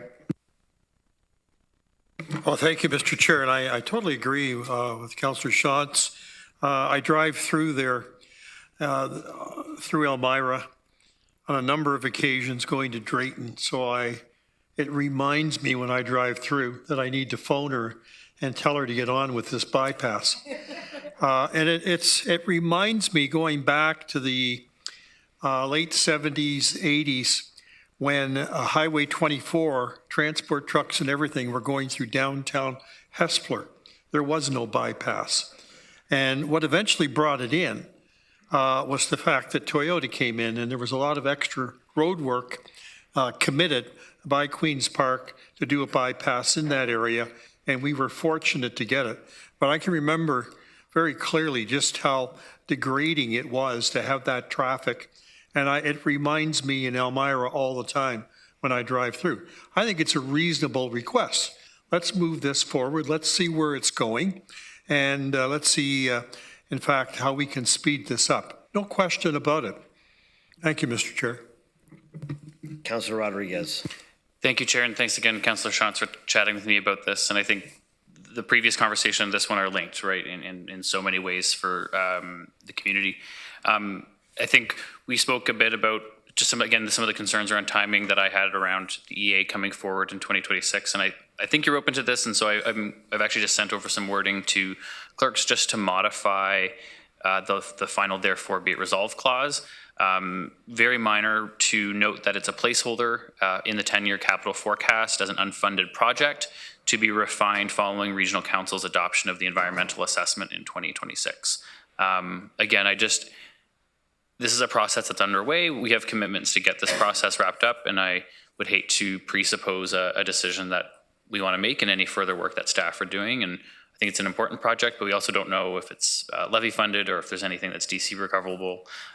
So we can get that information as part of it. So I'd welcome a seconder to that if anyone's open to that. So Councillor Rodriguez, is that an amendment you'd like to move? Yes, please. And so do we have a seconder for that amendment? Councillor Gowing. So discussion on the actual amendment, folks. Yeah. Do we have unanimous consent to adopt the amendment into the main motion, colleagues? No objection? Okay, so therefore I got that. Go back to the speakers list, Councillor Erb. Or he's not here with us. Chair Edmund. Thank you. Thank you very much, Councillor Rodriguez, for making that motion. I think it's really important. This clearly doesn't, again, have a direct impact to the 2026 budget. My question is sort of one that I think would be addressed by the motion that's before us, and I'd ask Commissioner Spooner, when we look at the 10-year forecast and when we move things, that means that other things get reshuffled. Is that correct? And I'm just wondering if that assumption is correct. Yeah, through you, Chair. So with the amendment, we've solved for that problem. What I was going to tell you is that the hybrid option is currently estimated at $64 million. We still have a value engineering exercise to bring that number down, which we'll do in partnership with Woolwich. The challenge in the way the motion was previous that we've solved for now is it does not defer anything out of. So we would have had to either increase the capital plan, which is not recommended. We've just done a bunch of work to bring that down for our debt load. Or the other one would be to defer projects in the capital plan, and this represents approximately 2/3 of our budget in any given year for the capital plan, so it would have been a significant push. However, if we put it in as a placeholder, we've got some time to bring back the EA in May. You'll consider options. We'll move forward with an option, and at that time, we could move it into the capital plan and determine what we shift out. Thank you very much. Councillor Erb, did you want to chime in on that? Thank you. And this question, I'm sorry, I had to take a phone call, may have been asked. When do we start taking money from the levy and putting it into the capital fund in terms of years for, if this is going in for 2030? When will we start funding this from levy?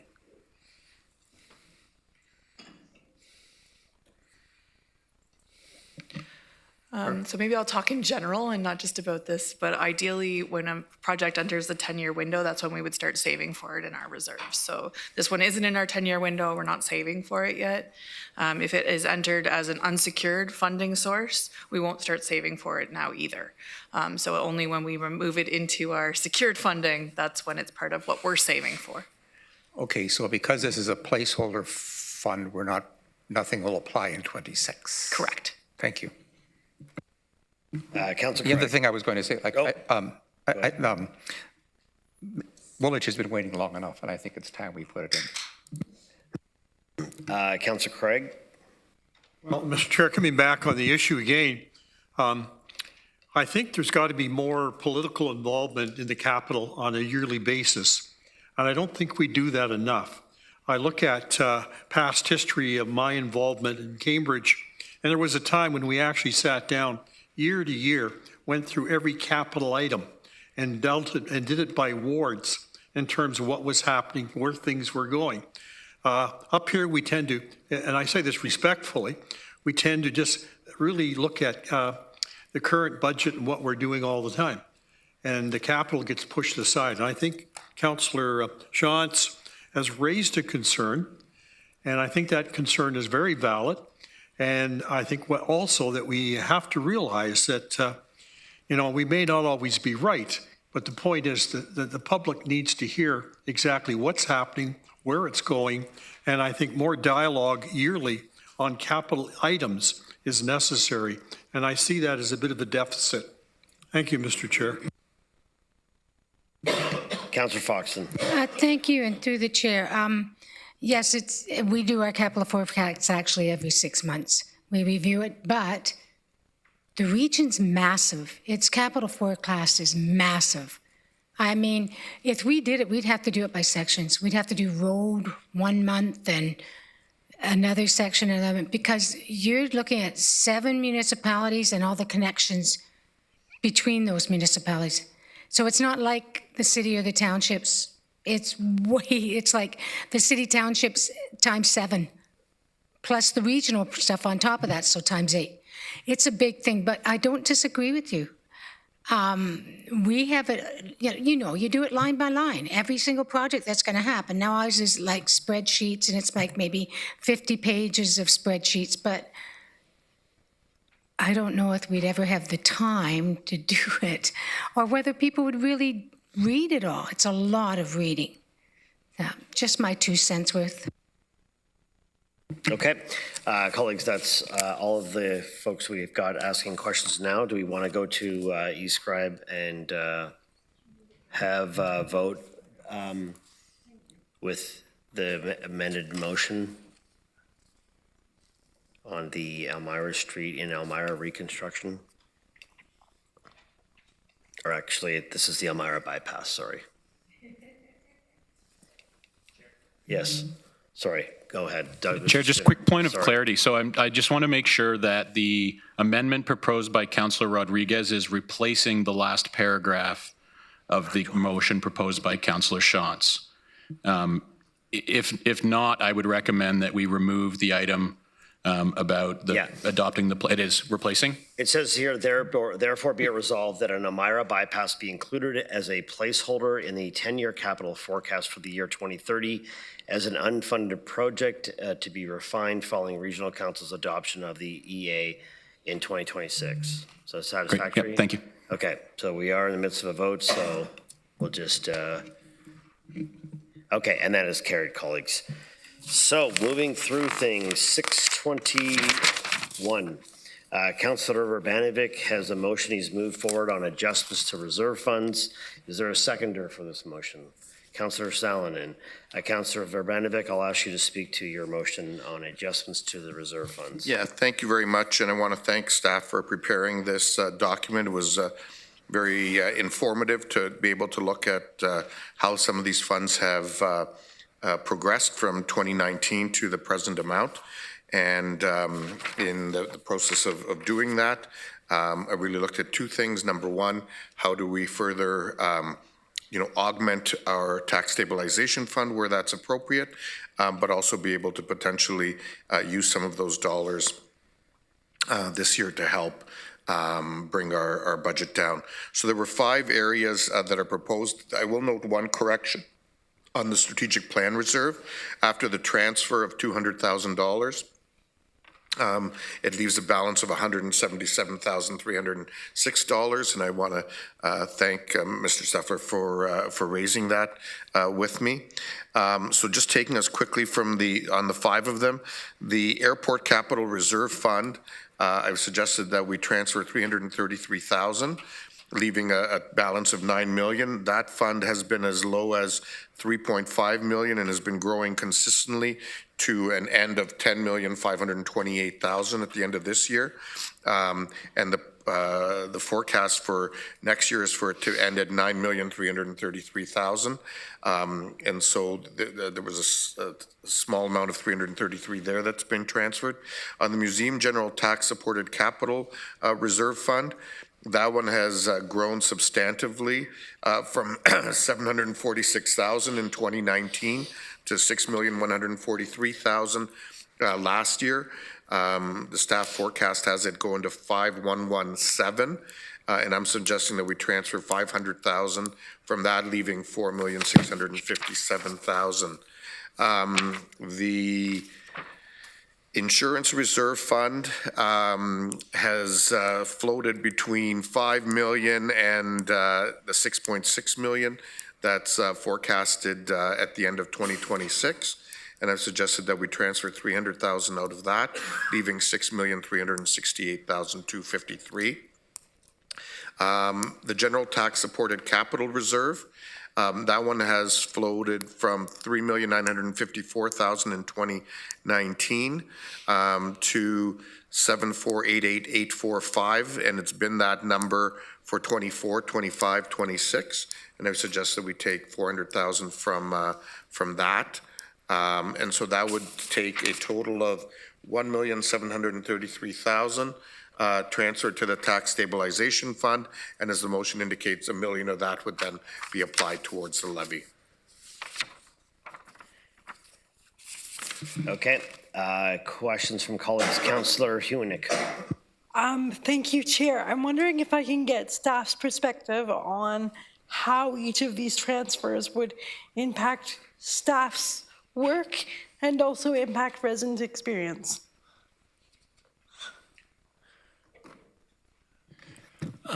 Through the chair, I can make some just general comments, and then if there's questions about specific reserves, we can respond to that too. Just a reminder that within the preliminary budget, we did identify within the 5% that we were allocating 1% to transfer to reserves, so about 5.8 million allocating that into the reserves. And that's because current contributions are falling short of the targeted long-term pay-as-you-go model approach.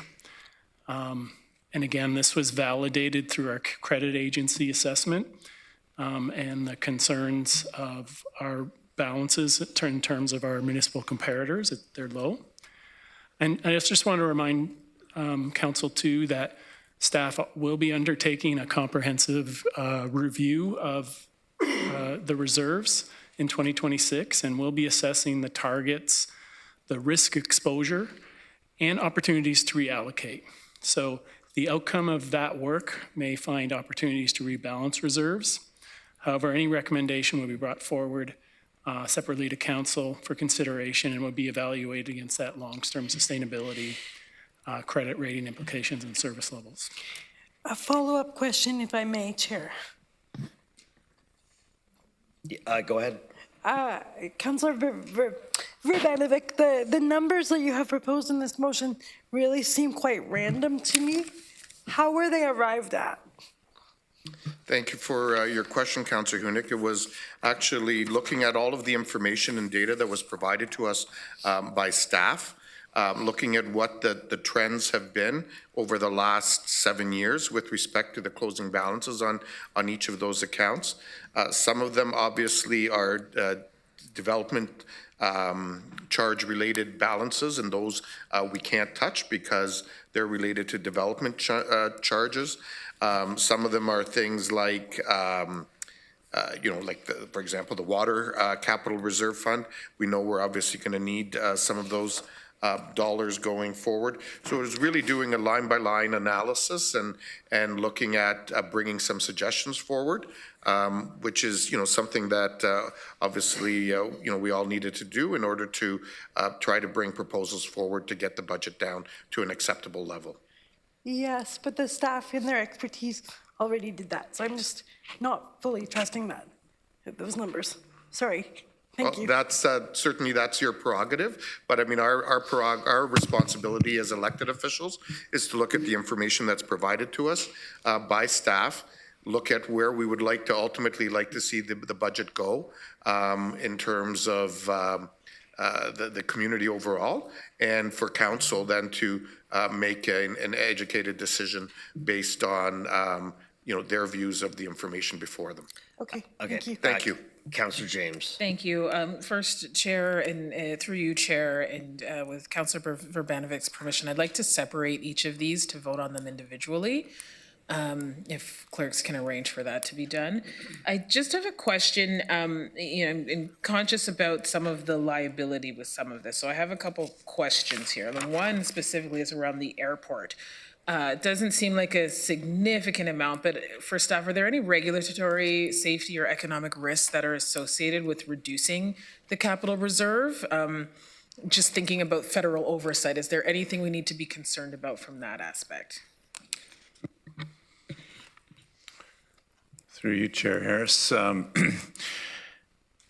think the airport capital budget accounts for the regulatory requirements that we see coming forward from Transport Canada. We do have a number of new expenditures, particularly with regard to security at the airport, which are anticipated. And I believe in my last conversation with the director of the airport that the capital budget for the airport can accommodate those expenditures. The point that I'd like to make about the airport capital program is it does not account in any way for growth. In other words, it is really strictly a maintenance budget And we do have a number of significant maintenance items that we have pushed out of the 10-year capital program this year as part of our conversations, which at some point we'll need to deal with, for example, the full rehabilitation of the primary runway. But that has been moved out now, so I think the $330,000 one-time reduction is something I think that we can accommodate. Okay, thank you. And I guess the only other question I have is around the insurance and emergency preparedness. And, if the region's current exposure to any of those deductibles, how would a reduced insurance reserve fund impact the ability to respond? I know it's a small number, but we see increased fees for insurance claims. So just wondering around the impact around that. Yeah, through the chair. So for that insurance reserve, the targeted balance is $5 million. So this adjustment, we could probably handle this adjustment. I think it's just, as I was saying, we are going to do a review of all these over the next year. And really, for me, this, in essence, is really just, if you look at it overall in our reserves, we're just adjusting down that allocation that we put in, that 1%. We're just trimming it back a little bit is how I'm viewing this. Okay, thank you. Yep, Councilor Brubaker, Clerk Brubaker wants to. Thank you, Chair. Councillor James asked if this could be voted on separately. In rereading the motion, I think given the numbers that are in the initial piece of it, I'm not sure it can be severed. So I would suggest that if any councillor wishes to change any of the individual items, that should be treated as an amendment as opposed to voted on separately, just because the top part can't pass without the 1, 2, 3, 4, 5 being included. Chair Redmond. Thank you, Chair Harris. Councillor James asked two of the questions I wanted to ask, which is there a legislative impact to these reserve, and really what is the risk? So I want to go back, and I'm going to ask Mr. Steffler to just remind us, when we were looking at our AAA rating with Moody's and our comparators, one of the things that was flagged is that our reserves are really quite low. Can you talk a little bit about the strategic plan reserve and what projects would access that? Because that's the one that has a fairly significant change in it.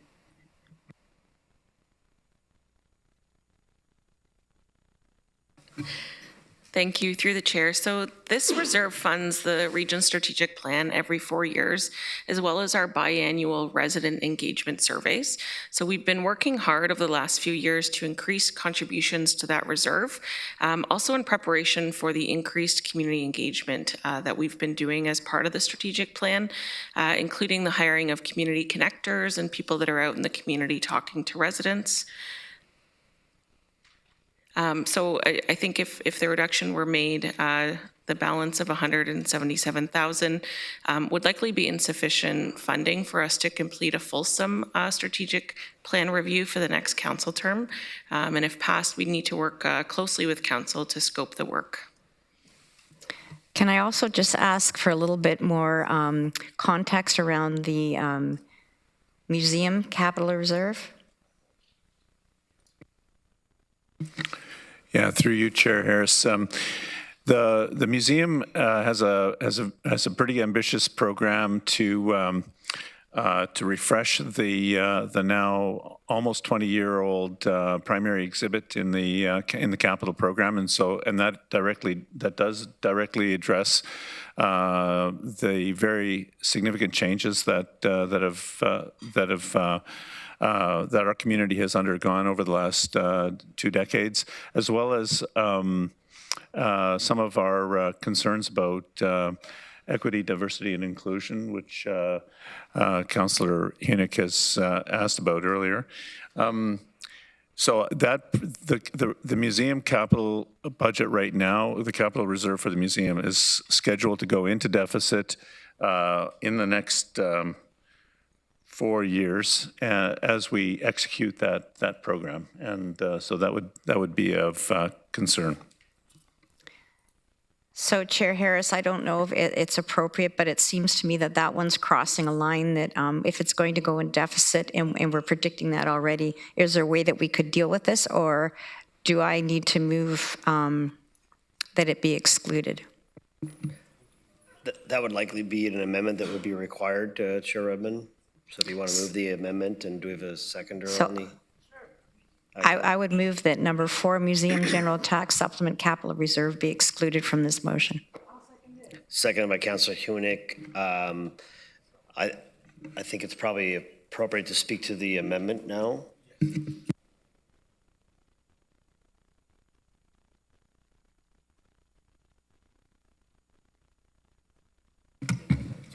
Yeah, so Chair, I think before, so as a part of the amendment, we would just need to hear from Chair Redmond as to how the 1.733 transfer to the reserve funds, to the tax stabilization reserve would be changed, in addition to the 1 million to reduce the tax rate, how she would like that reflected in her amendment.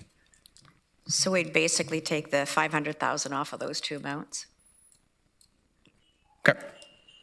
So we would do 1.233 and then reduce the tax rate by $500,000. Correct. Thank you. Okay, any discussion on the amendment? I got a, Councillor Hunick seconded it. Councillor Gowling, you've got a question, or do you want, Councillor Shantz, do you have a question on the amendment? Okay, Councillor Gowling. Thanks, Chair. Specifically to the museum, now this reserve is based on them doing their capital projects that they have. Are they also going to be open and having revenue generated at the same time? And has that been taken into account? Through you, Chair Harris. Yeah, the revenue from admissions is definitely taken into account in the business model and in the budget for the museum. So this is a contribution to the capital program, which is in excess of the revenue that we generate from admissions. And I guess I would say in this particular case, these long-term programs are precisely the reason why we put aside a smaller amount of revenue over time in order to budget for significant investments that might be occurring on a year in a particular year or a series of years. So when you say that we're going into a deficit on that reserve in the next 4 years, we are or are not taking into account revenue going back into that reserve? We are. Okay. Correct, yes. So our expenditures planned for the next 4 years see us taking the reserve to zero in 2029 and then into a modest deficit in 2030, and then gradually working our way back to positive balance over the next couple of years. So by 2032, we're expected to be back at zero, working our way out of the deficit.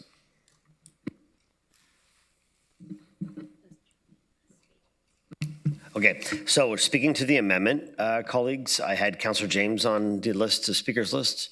Oh, sorry, are we getting an answer from staff? Sorry. Yeah, it's always these quiet moments. I'm thinking, okay, well.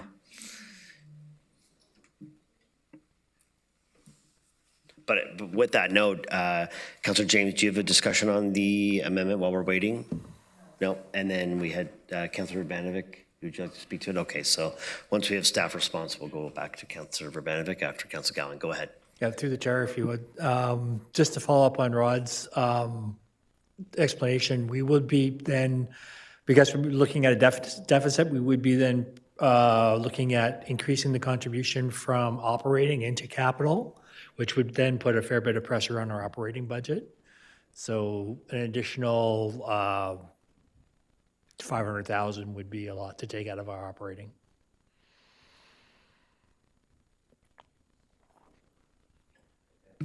Is that satisfactory, Councillor Gowling?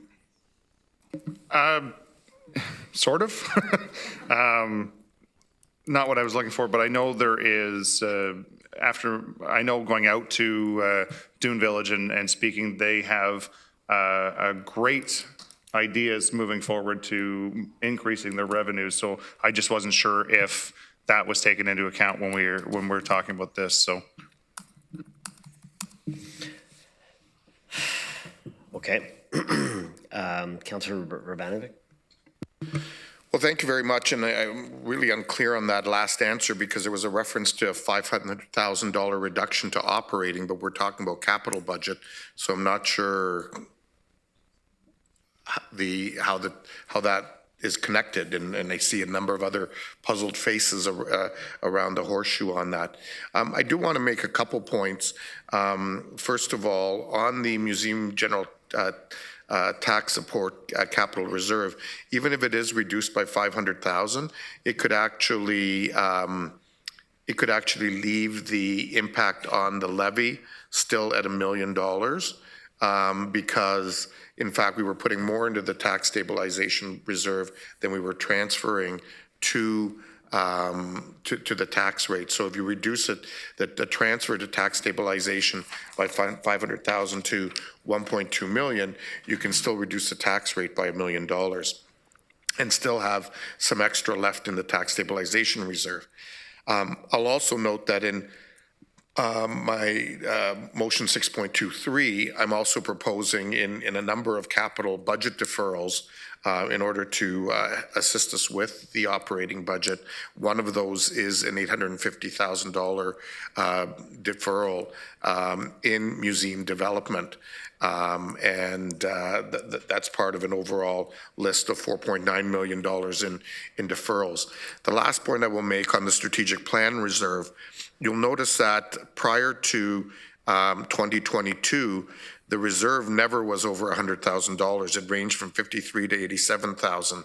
Then in 2022, it went up to 277,000, which was an election year. And in 2023, went down to 187. So there was 90,000 spent between 2022 to 2023. And then it's only grown since then. And it's proposed to be $50,000 higher at the end of 2026. The point of taking 200,000 from there and leaving 177,000, that's still significantly more than was expended between 2021 and 2022, which was a difference of $90,000. So, you know, I mean, it is something that was carefully looked at in the preparation of this motion. Okay, so we still have this amendment that we're discussing. Is there anybody else that would like to speak to the amendment? Councillor, not to the amendment. So we will need to vote on go ahead and vote on the amendment as proposed by Chair Redmond, and then we'll get back to the main motion if amended. So that the following one-time adjustments be made to transfer the following 1.233 million reserve funds to the tax stabilization reserve fund, to be then used to reduce the tax rate by a further 500,000, a minimum of 2026. Well, the amendment is to remove the museum general tax cap reserve from the original motion, right?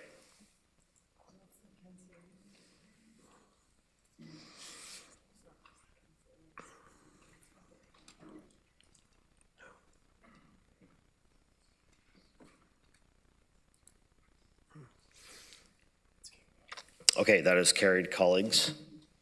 So now we go back to the original motion as amended.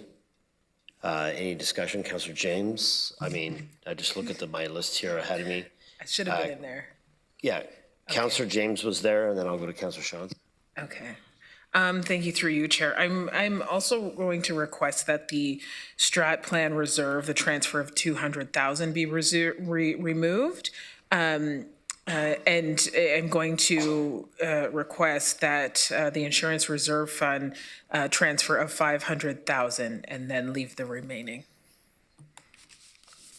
So you're amending to remove the item number 1, and what would the levy impact be? Just a straight 200,000 off of it? Yep. Yeah. Yeah. Do we have a seconder for that amendment? Councillor Wolf. So we now have discussion on the amendment to remove item number 1 from the original motion.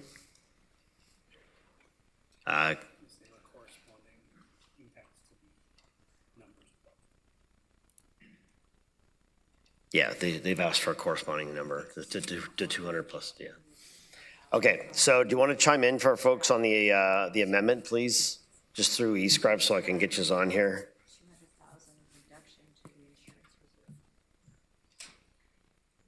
Councillor James, do you want to speak to that one more time just so everyone's got it clear? Yeah, so again, just listening to feedback from staff on this and recognizing where there has been identified room and it would be okay, but also recognizing where the strat plan reserve fund, it would be significantly low and impact the ability to do some of our strategic priorities potentially. So again, and maneuvering the numbers here, but also because it has been indicated that there would be room and we'd be okay to do this. So not trying to nickel and dime here, but I think just in terms of the practicality of this, to just make this adjustment for this motion.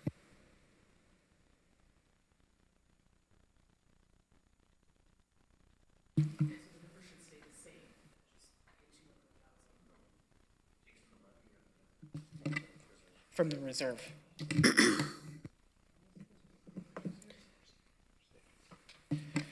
Well, let's get clarity on it. Okay. Go ahead, Councillor James. So, the transfer of 200,000 for the strat plan reserve, remove that, and instead go to the insurance reserve fund and transfer 500,000. So she's moving it from there. That is what I'm doing.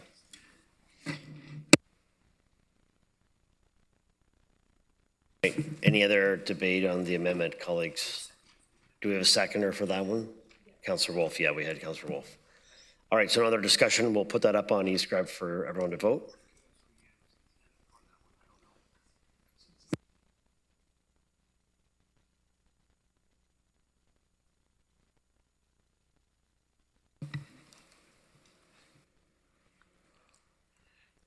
Chair, quick point with the leave balance just got up. Pardon me? No, never mind. Clerk's on it. Thanks.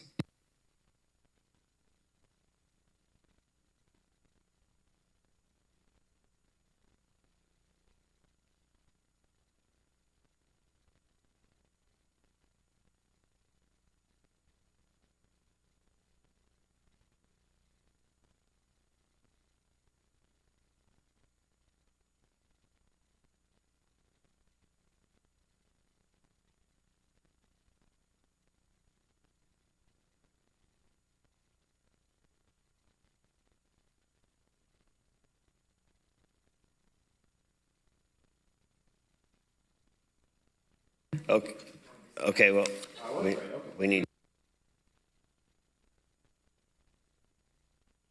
Okay, so we're going to vote on the amendment.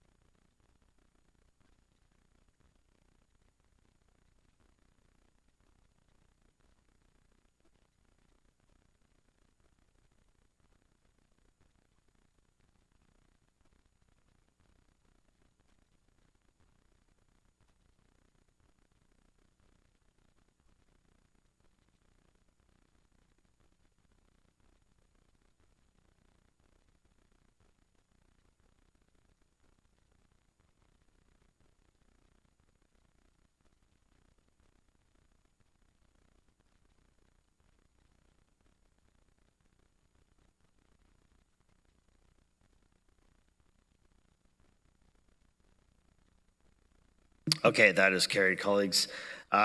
We have a significantly amended main motion now that we should probably put up, or we can read. If you give me a minute, we'll put it up and then we'll read it. If there's any other questions, Councillor Shantz, did you have something? Go ahead. Thank you. Just so we understand what we're doing, it's not usually my preferred method to take money from reserves to fund operating because it just puts it off to the next year. So I wonder, and I'm a little confused as to where we're at. I think I'll see it when the main motion is back up. The amount that we are going to transfer over to reduce the tax rate, I think it's 500,000. What percentage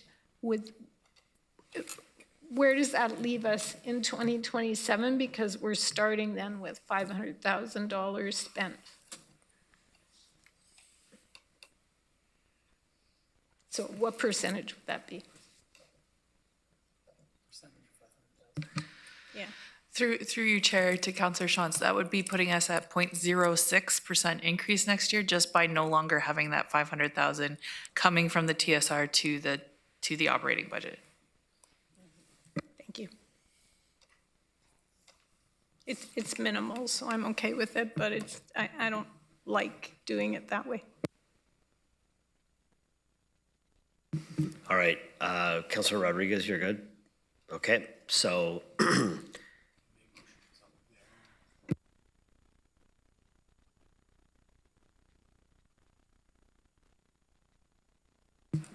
okay. That the following one-time adjustments be made to transfer the following 1,233,000 reserve funds to the tax stabilization reserve fund to be then used to reduce the tax rate by a further $500,000 minimum in 2026. One, the general tax supported capital reserve transfer of 400,000, leaving the balance. Insurance reserve fund transfer 500,000, and the airport capital reserve transferring 333,000. Colleagues, I'll ask you to head over to these scribes to place your vote.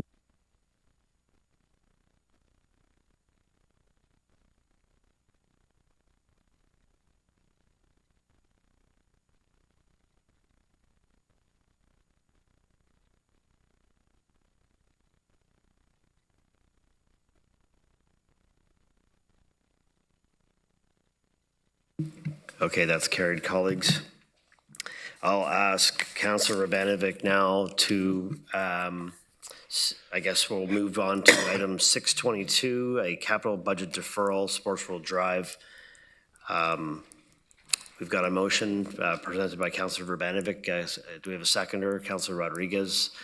Carry forward, Councillor Rabanovic, to speak to your motion. Yeah, thank you very much, Mr. Chair. And the next motions, both 6.22, which is one project, and 6.23, which is a number of capital projects, have really been looking at how do we defer capital from current in order to be able to make a difference on this year's capital budget.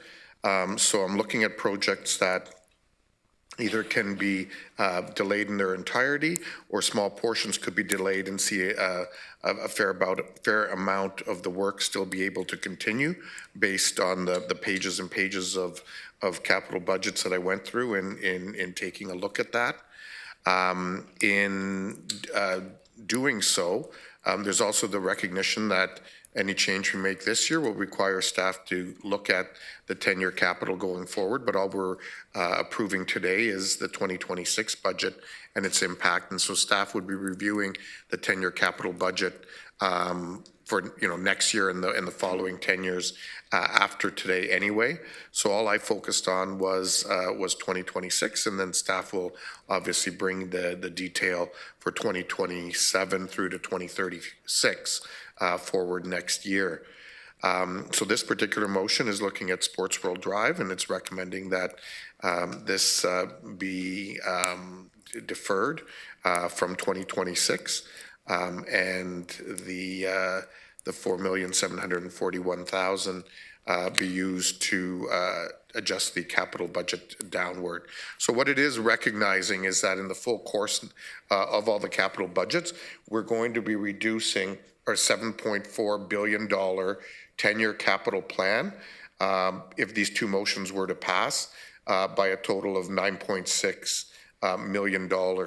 So that is, I think, like less than 1%, maybe even 0.1%. I'm not sure where the decimal, I'd have to calculate that real quick. And it's just recognizing, folks, that we need to be realistic in terms of what we can afford and what the people in our community can afford.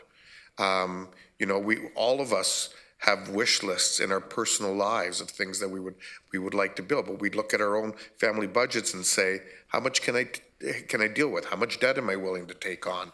And so on. And so this is really looking at trying to make some small adjustments in an overall, again, I'll emphasize $7.4 billion capital budget.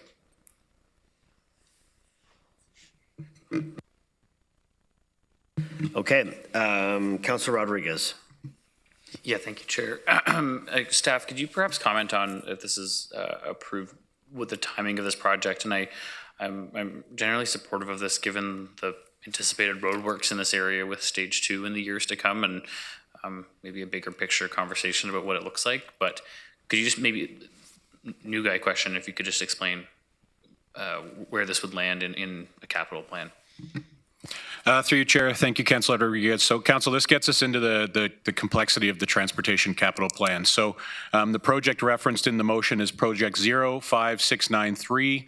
That is the rebuild of Sports World Drive between King Street and Sports World Crossing.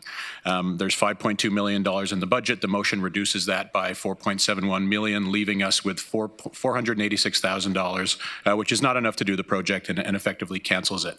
Of note and importance is this project includes the intersection of King and Sports World, and is linked to another project, Project 05932, which is King Street from Sports World Drive to Freeport Bridge. So these are actually projects number 2 and 3 in prepping the segment of roadway for Stage 2 ion delivery. And you will note that we completed Project 1, which was King from Sports World to the 401, which is where we always get the questions about the unreasonably large center median. So, Council, I'm in your hands on this one, but we would need to assess the impact then of the corresponding projects as well as the impact on ION Stage 2 if this were the project we were to select. And I will just add, Councilor Vavanovich, in the spirit of what we're trying to achieve, from last year to this in the 10-year transportation capital plan, we did move $93 million out of that plan. So we've made an effort this year to significantly reduce the transportation capital plan. We can keep going, but there is some risk at this point. Thank you. Councilor Rodriguez, have you gone already? You're good. Councilor Gowing? My question was answered. Thanks. Good. Councilor Wolf? My question was also answered. Wow. Councilor Shantz? Councilor Foxton? Thank you. I have a hard time with this one, and I understand cutting, but we're living in interesting times. But we won't always be living in interesting times. And if we cut so much, we will not have the availability to deliver when we're ready to deliver. I understand where my colleague's going. I don't disagree with him in a lot of situations, but we have to be very, very cautious when we screw around with the capital forecast, because that is every year we live the capital forecast. So 2026 capital forecast will no longer be capital, it'll be a living document as of 2026. And we have to be really careful because some things that we mess around with will prevent major projects from not happening because they're done in phases and shifts. And this is one of those, I think, that we can't touch. Councilor Hunick. Thank you, Chair Harris. I just want to make sure that I understand Commissioner Spooner's insights correctly. Commissioner Spooner, are you saying that if this motion goes forward, that LRT Stage 2 to Cambridge would be in jeopardy? Through you, Chair. No, Councillor Hunick, not quite to that level of risk. What I'm telling you is this is the enabling works that gets us ready for easy construction of Stage 2 LRT. We could revisit this one with the eventual constructor of that project and fit it into their scope. I would imagine they would be more expensive than we would. Or we could reprofile it and stick it in an outer year. We would have to bring it back in prior to proceeding with Stage 2 ION. So it does need to be in there prior to start of construction or included in that scope. But moving it at this point does not mean we don't proceed with Stage 2. I'll be very clear on that. Thank you. No pun intended, but it seems like this would be another roadblock to Stage 2. So I'm going to insert myself in here. I was at some point. I guess Councillor Verbanovic, I mean, this obviously will have no tax levy impact in 2026 based on this particular motion. I'm just wondering the motivation for this. I mean, Sportsville Drive, King to Sportsville is a major artery in the region, especially for folks that are heading west, even to Homer Watson off King, coming from Breslau. There, as Commissioner Spooner said, this is there's a second and a third project because we've got the first one done, which was, it looks amazing down there. We finally got it finished, but what is the motivation for nixing, a major capital, a road project, in South Kitchener? To be clear, Chair Harris, it's not nixing it.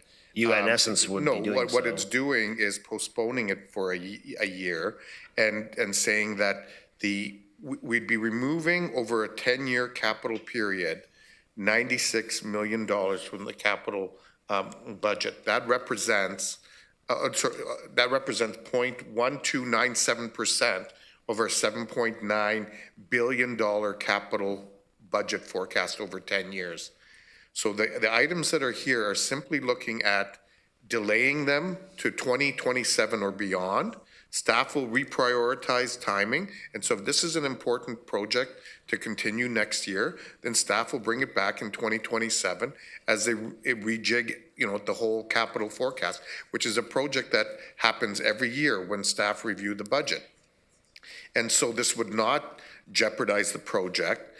This will mean that some things that potentially are in the 10-year capital forecast may not, may have to go into year 11. But if I recall correctly, the 10-year capital budget isn't balanced right now through all 10 years, in fact. It's basically balanced this year, but there's capacity in the following 10 years. So staff would really have to look at that and see where does it fit in the whole mix of things. Okay. You had your hand up on the queue, so I'll go back to you if there's something additional that you would like to add. Yeah, no, it's just, again, it's just really emphasizing that, part one of the tools that we have available to us is to delay some capital projects from current in order to try to make a positive difference on our budget. Okay, Chair Redmond. Thank you, Chair Harris. You made some of the points that I was hoping to make. I want to go back to Mr. Spooner, though, and just say, my understanding that this was one or two on our priority list for the next 10 years. Is that correct? Through you, Chair, it is slated to start in 2026, and it is a critical project to enable Stage 2, yes. And I understand that affordability is your motivation, Councilor Bravanovich, but I really do question the wisdom when we realize that these long-term, large projects can't all be done at once. And I know that if the longer we delay, inflation is never our friend, and it'll always get more expensive. So I can't support taking this out of the capital budget. Councilor Verbanovic.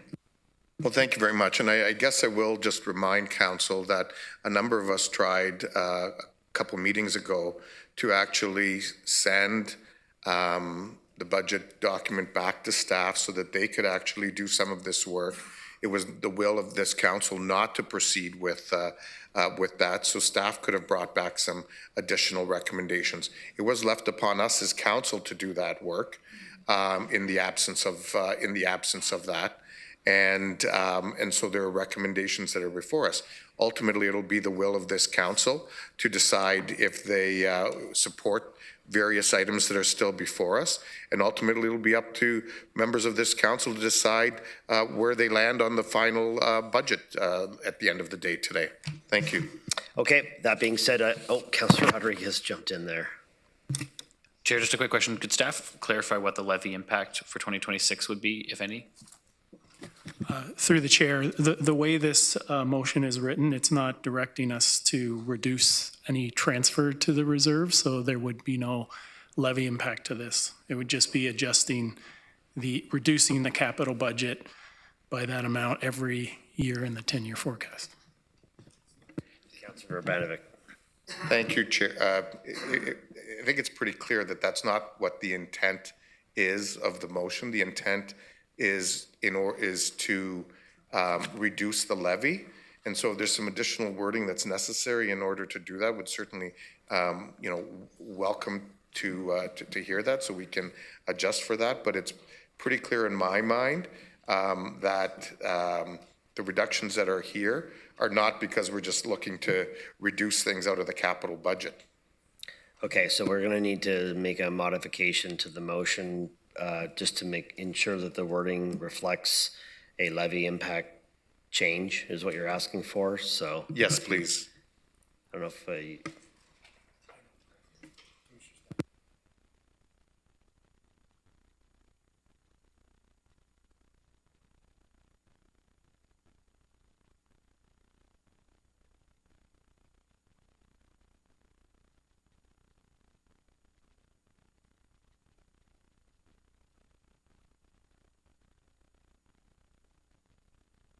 yeah, let's take a couple minutes, folks, and we'll reconvene and get something on the screen here so everybody can see it.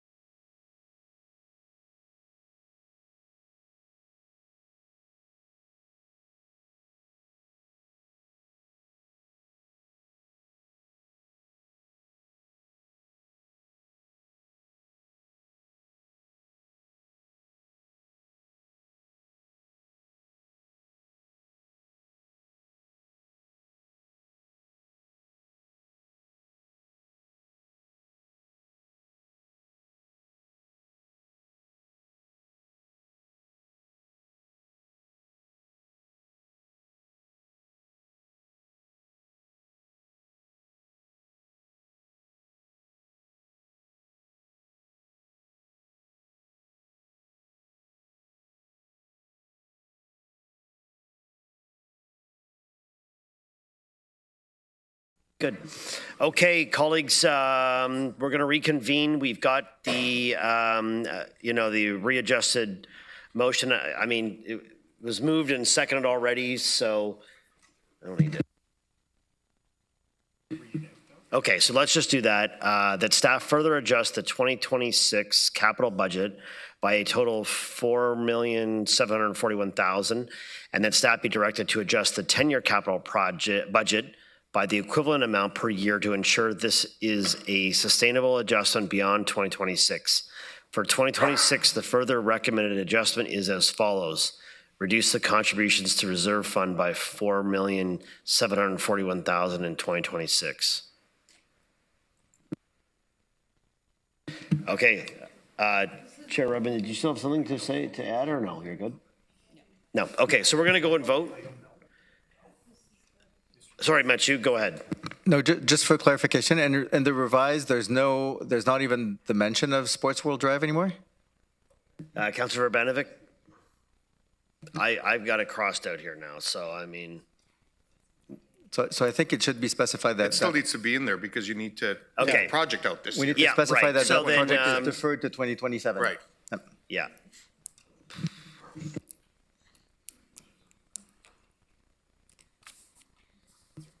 Councilor. Well, earlier, Councilor Banovic said there was a levy adjustment. So what is the levy adjustment in this then? What would it be? So it's $4,741,000. Yeah. That's the levy adjustment, but because, see, the way that we fund capital projects from current is we take it from the levy amount and transfer it into a capital reserve, and then from the capital reserve to the project. And so in order to save it, we just don't transfer it to the capital reserve. And so that's the wording that staff worked on that's in front of us now. So do you want to further clarify then that this be punted a year, like so that it's not removed entirely, but it's right. Do you want to say push back a year because to 20 the way I'm reading this is that you're just removing it completely. It's gone. So no, it's deferral. Like it says, capital budget deferral in the title of the motion. But that's fine. If you want to put the word in there, that's fine.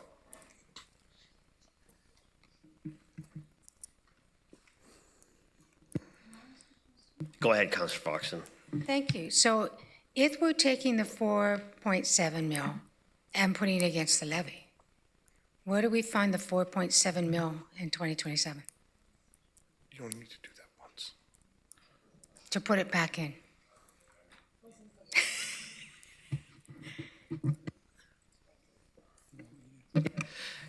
Sorry, that's a correct question. Through the chair, so we would have to make reductions to the capital budget to be able to make that adjustment. So what you're saying is we're going to have to deduct from other projects that are in the capital budget to replace the funding for this. So therefore, we should know what we're reducing because it may be something that's really important. It's messy, I'm sorry. Thank you. Okay. So we've got the motion up. We're going to ask colleagues to head over to eScribe to have a look at it and to give us, Nicole, sorry. Sorry, I just wanted to make one point very clear for council. Just by doing this, by reducing the amount of reserves contribution that we're doing in current year, we're no longer following our pay-as-you-go reserve capital policy that the region has put in place, which is that we increase our capital contributions by 1% of the previous year's levy every year. We have done that in the prelim plan. It was a 5.8 million increase year over year in our amount contributed to reserves. So this motion and the one following it would actually have us contributing less to reserves than we did in the previous year, which is counter to our policy. I just wanted to point that out for council's awareness. Of course, we remain in your hands, however you feel best to move forward. But it's recognizing what we can, if we pass what we can and can't afford, can or cannot afford. Yep. Yeah. No, I appreciate that. Thank you. All right, let's go. Let her rip.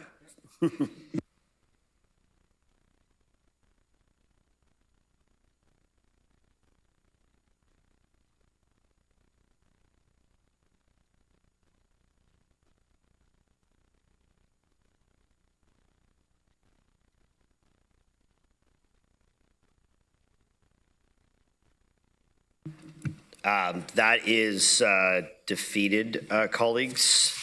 Okay, so we have 6.24. Oh, sorry, 2.3, Councillor Verbanovic, capital budget deferrals. Do we have a seconder? Councillor Salonen.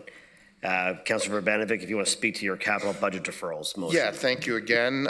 So this is really looking at a number of items and finding smaller amounts that could be transferred out of a variety of projects. Again, in order to try to get the, to get the budget in line with inflation. The recommendations are a result of looking through 100+ pages of capital projects and the various items, looking at how expenditures have happened and how what the trajectory is going forward. And so the recommended list that's there is before you. In most cases, it's simply deferring amounts that would put it into later years of the budget, but still allow portions of the work to continue in 2026.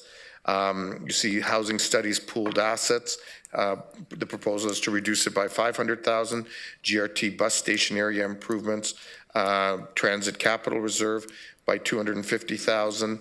Property acquisitions by 500,000. Passenger info displays by 200,000.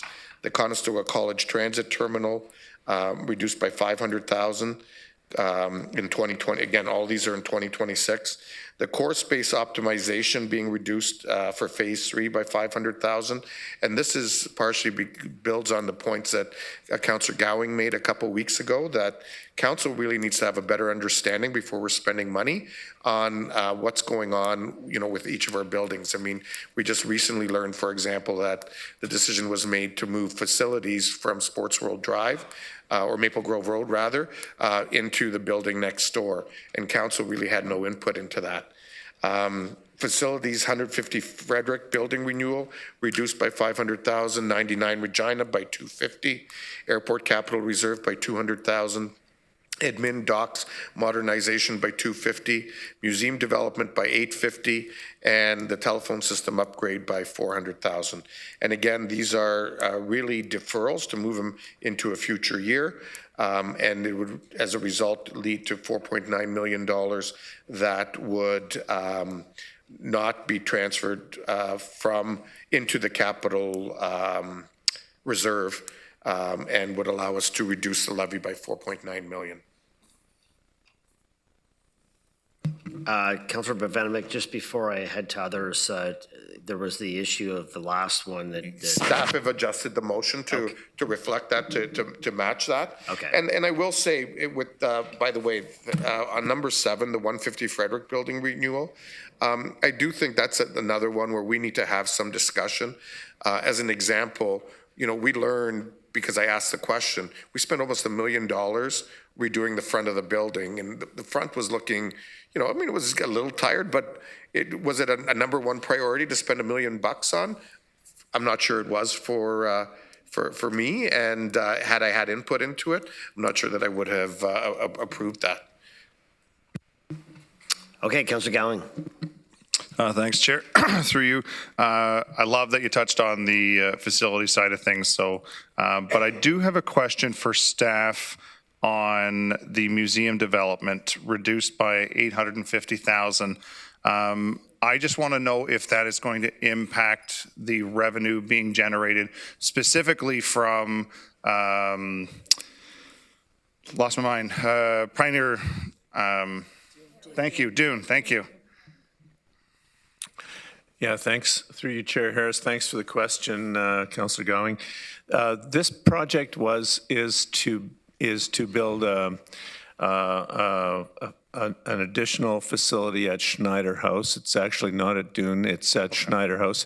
The purpose of the facility would be to have a fully compliant AODA, accessible washrooms, kitchenette, and some laundry facilities and some additional capacity to support catering and increased rentals at Schneider House. As you'll appreciate, Schneider House is the oldest building in the region of Waterloo, and it's been in need of some modernization of its facilities for some time.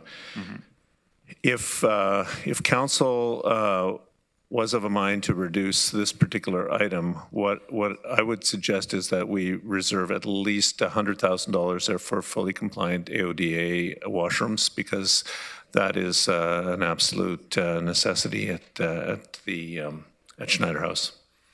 Okay, so if we did that, let's say we amended that to 750, that gives you that 100,000 to upgrade the washroom.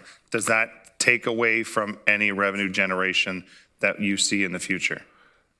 It would reduce our ability for additional rentals and catering on site, probably reduce the revenue opportunity as a result.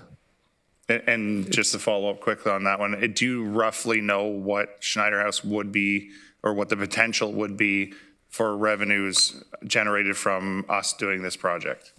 And again, to Councillor Vanovich's point, this is just pushing it out a year. I'm just wondering what that would look like. Yeah, I don't have a clear sense of what the business case is here for additional revenue, but I don't know, Julian, if you have any additional information on revenue at Schneider House.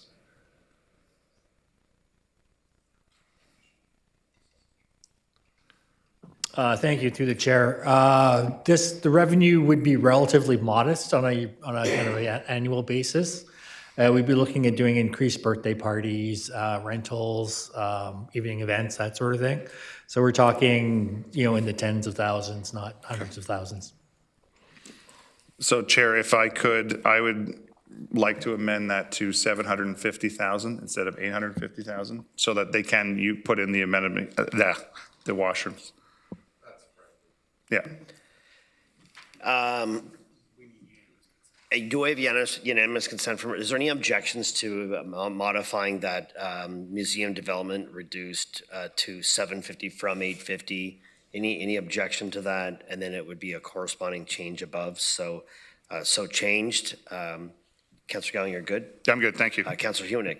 Thank you, Chair. Speaking of the need for the AODA washroom, my PSW is currently waiting for me to use that. So I hope that we can have a bio break in between this vote and the next one. But my comments to this effect are, I'm not convinced that the cuts suggested by Councillor Vanovic are based on wants rather than needs to have. And in order to vote for them, I would need to know the impact on staff and client experience. I really think that this would require a thorough staff report.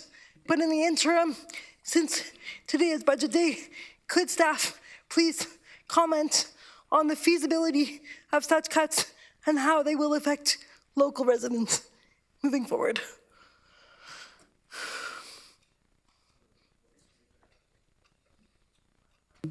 Mathieu, I don't know if you want to look to somebody or.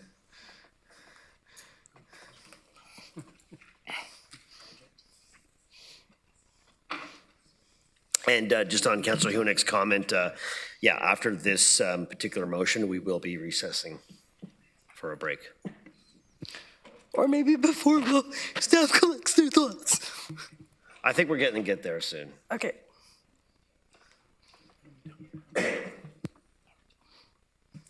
Maybe I can start, and then commissioners can add on if that works, to at least get the conversation started. So Councillor Hunick, you asked what would the impact be to staff of all of these cuts and reductions. So to answer that question, I think we'd have to go line by line through each of the items and adjustments, just to let you know what we were trying to do with that money. Again, the 2026 capital budget was fully prioritized by staff as part of what is put forward in the prelim plan. So the first adjustment there is the housing studies reduced by 500,000. Peter, if you want to provide a comment on that one. Do you want me to? Yeah, if you have it handy, I wouldn't know here. handy. Then go ahead. So this item was for Waterloo Region Housing Capital Renewal, and there was 4 main things included in it, which was building condition assessments, which are only done every 5 years. This was the year that they were to be done. Unit accessibility upgrades, so when there is accessibility improvements for tenants with disabilities, we would be looking to use this money for that. There is a project manager on this project, so there's a staff person, and then there's contingency. So in that 500,000, those are the 4 things in there. So based on that minimal information alone, I'm not willing to support this motion by any means. But you can keep going if you have more information.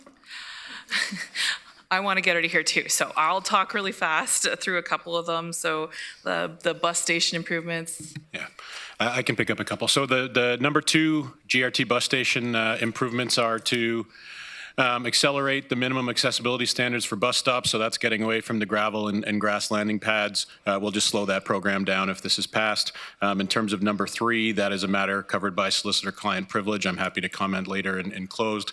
On number 4, passenger info displays. Those are the screens that we see that tell you next bus up in all of the iExpress stops. There would just be a number that wouldn't be working during the year. We'd take longer to fix. And number 5, the Conestoga College Transit Terminal. Funding for that one is tied to federal and provincial funding. We are beginning construction in 2026, opening that station in 2027, which is what unlocks Southwest Kitchener Transit Service. Back to you, Nicole. Definitely not willing to sacrifice accessible bus stops either. Thank you. Keep going. Wayne, the facilities items are next, if you'd like to provide a comment. Sure. So the facility space optimization phase 3, that's related to the 3 days a week per week directive. So it's optimizing the space, adding workstations, ensuring that we have the right amount of space balance between in all of those facilities. The 150 Frederick renewal, several of those include some major upgrades, replacing the HVAC, which is 30 plus years old. The metal roof and the moisture barrier are experiencing water infiltration, so it's correcting that.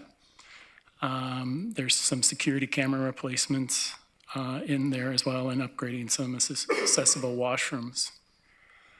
The 99 Regina, there again is some major capital improvements there, replacing the original supply plant fans, their 30 plus year lifespan.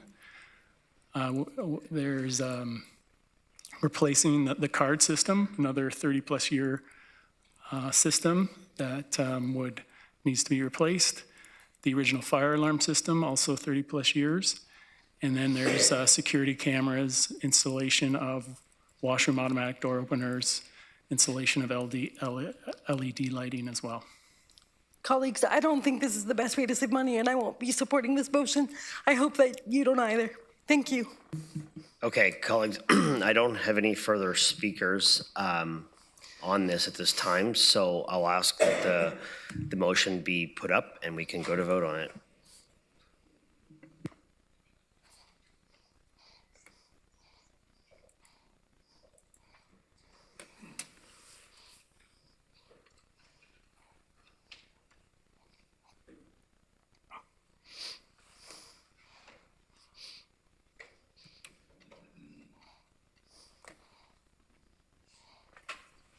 Okay, colleagues, that motion is defeated. So colleagues, at this point, we will take a short recess. Likely around the 5:30-ish mark, we'll be back. Just a quick question, if I may, Mr. Chair. Sure. I'm interested in 6.22 and 6.23.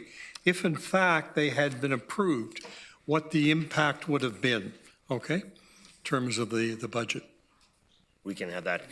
Just a quick question. We can provide that back once we return from the small break. So that being said, colleagues, about 30 minutes or so, we'll try to resume somewhat after 5:30.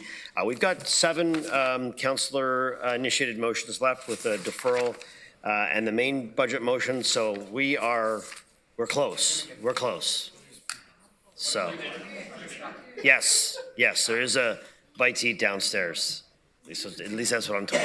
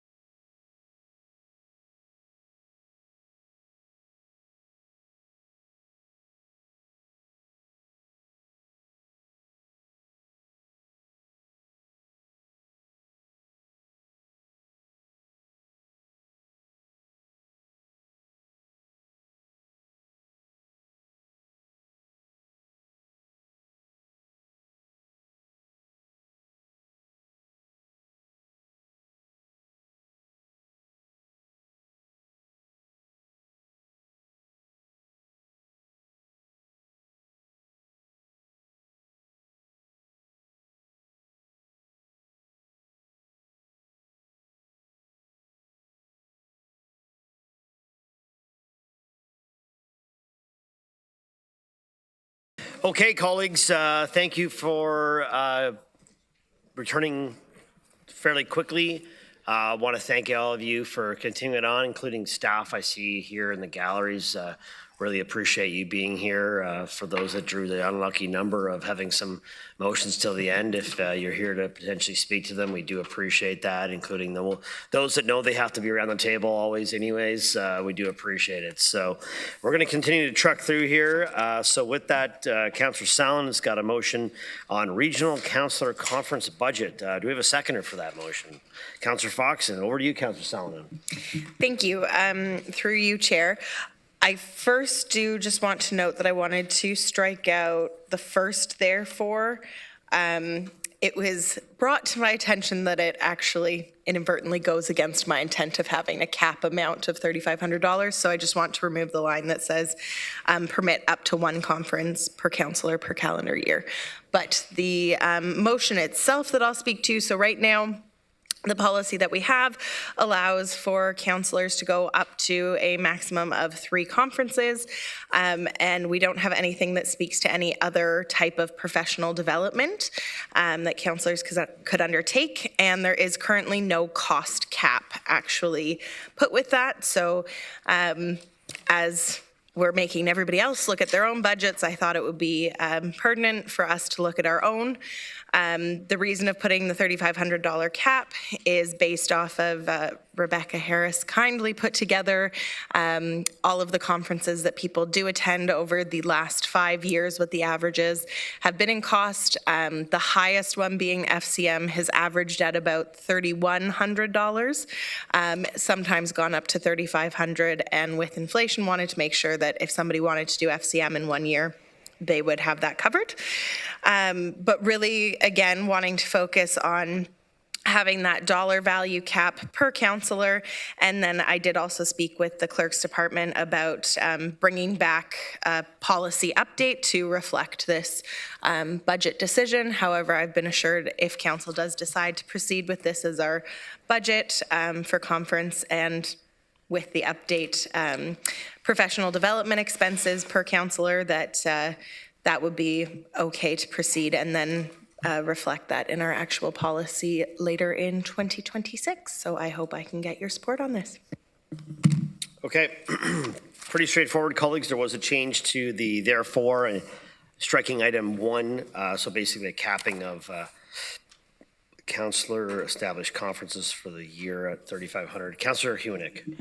I have 2 issues with this motion. The first is that it refers to double direct, and the region of Waterloo does not currently have double direct, and so I think that's a problem.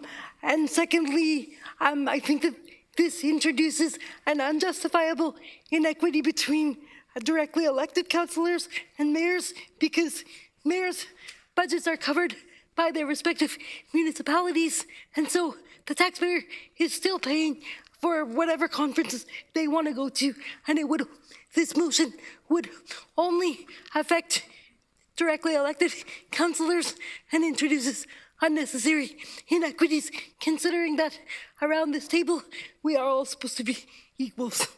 Thank you. Councillor James. Can I just answer that? Yeah, let's queue in maybe at the end, and we'll go through the questions or comments, I guess. Okay.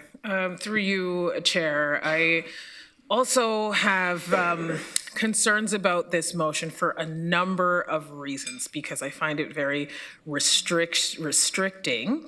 The motion refers to double direct councillors only as a future policy clarification, explicitly stating that this will have no impact on the budget or, decision itself, but it effectively leaves out directly elected officials. And until there is legislation that is tabled, directly elected officials should still be part of this. There is an uneven impact between city mayors and township mayors on this. The motion fails to acknowledge a key structural reality. Large city mayors generally do not rely on regional conference budget in the same way they often have access to separate city budgets. As we know, I know that the bigger city mayors use their own budget. Township mayors, however, retain access to both municipal budgets and the regional conference allocation. So, as a result, this motion disproportionately benefits township mayors who may continue to leverage two budgets, while the directly elected, it undervalues us, the role, the workload, the representational responsibilities that we have. I will also say that the policy, as it previously stood, did have the ability for mayors to register as a mayor at the region of Waterloo. They did, and I know they did because of a former mayor who did use that and did end up with fraud. I had to go to court for him as a result of this. Yeah. So the policy was established to protect that so that that couldn't happen again. It's out there. I don't ever want to see our research administrative assistant ever go to court for a counselor that is, acting unethical. So that is why the policy was designed that way. The other concern I have is the undermining of effective governance and informed decision-making. Counselors are expected to remain informed on evolving legislation, funding models, best practices, and emerging risks. So when you and this kind of ties into your first one, Councillor Saladin, but I just want to make a point of this because limiting access to that is a disservice to effective governance and evidence-based leadership. So what I will say is that I do think the way this is written, it addresses and enhances inequities, recognizing that directly elected are completely left off. We do not have access to sources of funding, and I can't support it as written. I recognize you want to have caps on it. I think that is a policy. Maybe it needs to be updated. I was there when this had to be updated, and I will tell you, we may all be upstanding, have our ethics and our morals, but that may not be the case going forward if we adjust this to make double direct sign on as mayors here. And it's not to say I'd expect that now, but nobody ever wants to have to go to court to speak to where somebody does unethical practices. And just to make it clear, it was using a township credit card and then the region paying for the hotels and then claiming it at the region. Similarly, mileage, double dipping in mileage. It's all public knowledge, so I'm speaking to it, that there is a reason why it was designed this way. So I can't support this as is. In terms of how much we go to in pools and that, I think we need to recognize that there's different access available to mayors, and directly elected officials are completely left off of this. Like I said, until legislation changes, we are part of this conversation. We are part of this council in an equal way with everyone around here. Okay. I happen to be there as well, I think, but Councillor Foxton. I'm sorry, I must have read this totally differently because when I first came on regional council, I was told that if I go as a mayor, I'm not covered for anything. And I've always gone as mayor and I've never ever, but I remember the case you're talking about. And my question really was, would this cover an FCM flight as well as the conference?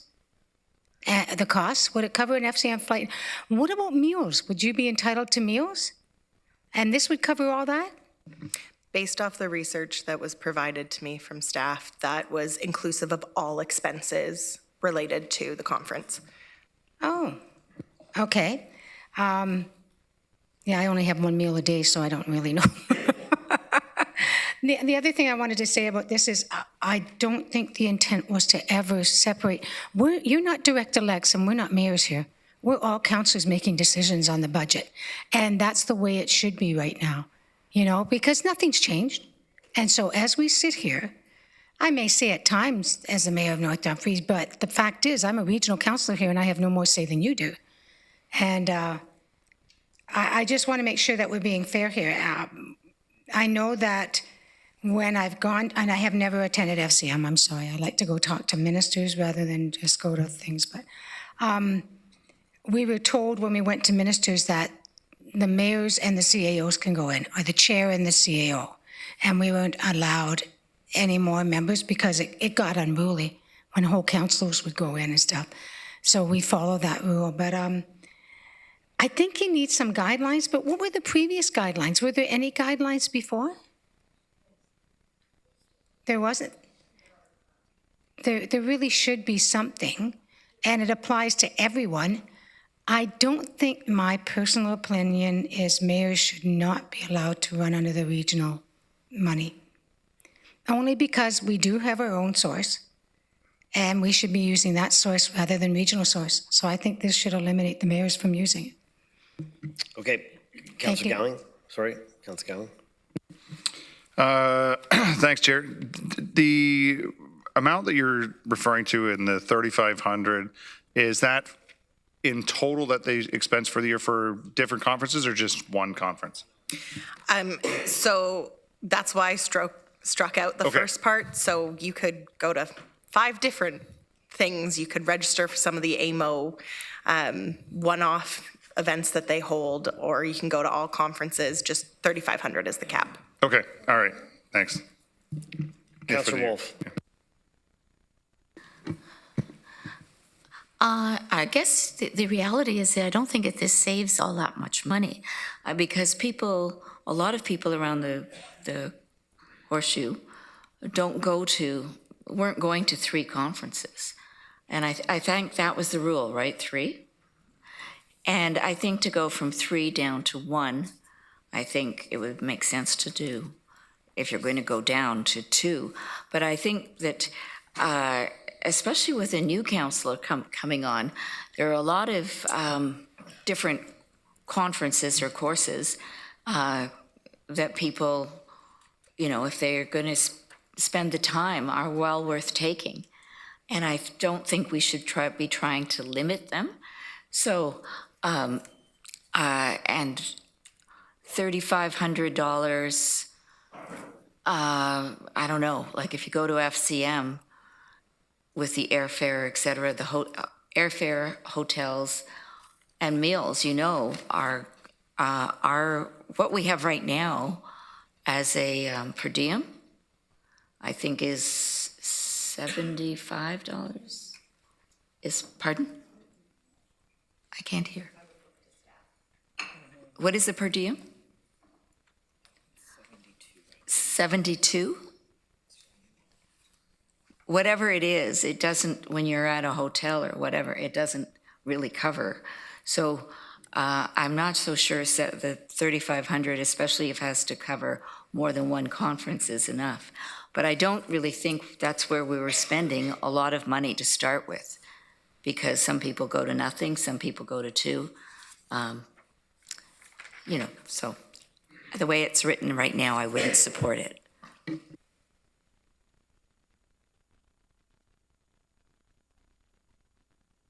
Councillor Ivanovic. Thank you very much. And Councillor Salonen, so your 3,500 proposal is annual, correct? And I know one of the things that we do with the councillors at the area municipality is they get an allocation over the 4-year term. So it probably actually works out to around, I can't remember exactly, I think it's around 13 or 14,000 over the 4 years. So if you want to, do $10,000 events over 4 years, you can.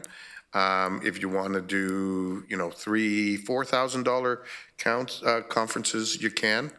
It does, if you do go to FCM and FCM happens to be in Edmonton or Vancouver, you're probably going to spend more than $3,500. And so I think the way we should, I'm supportive of what you're suggesting, because what you're trying to do is put a limit, and council can then be responsible and budget their amounts accordingly. But I think what we need to do is look at it as a umbrella over 4 years, and then go from there. So, yeah. So I'd be supportive. I'd be happy maybe to amend Councillor Salinan's motion to suggest that it be 14,000 over 4 years, and which is 3,500 times a year, and then people will budget, and like we all budget in our personal lives, and make choices.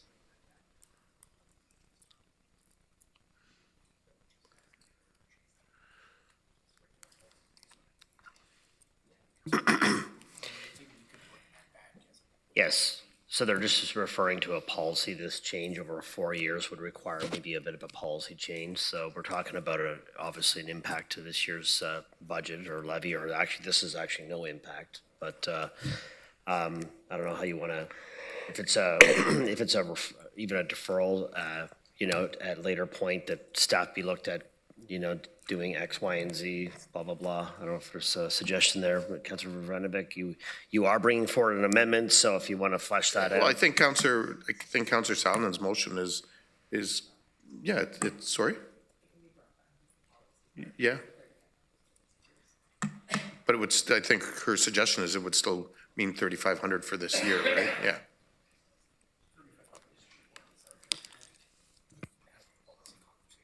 Yeah. Okay, we can, yeah, if you want to amend it, then propose the amendment. We'll ask if there's unanimous consent on it, or we'll just vote on it and go from there. We want to kind of keep moving here.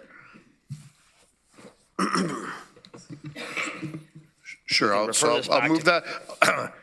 We can just do a referral right back to council, because this is no impact at the levy time, and we can deal with everything all together, but go ahead.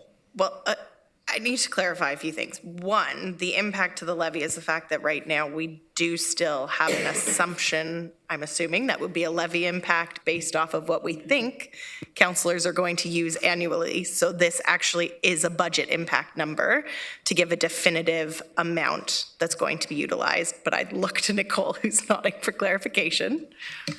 Through you, Chair, thanks for the question. It is absolutely an impact. We do have an estimate in our preliminary plan for elected officials training. Whether this changes or not, I don't expect that number to materially change enough that we would need to change the tax levy. So I can answer it both ways. I do think you could have flexibility here if you want to take it.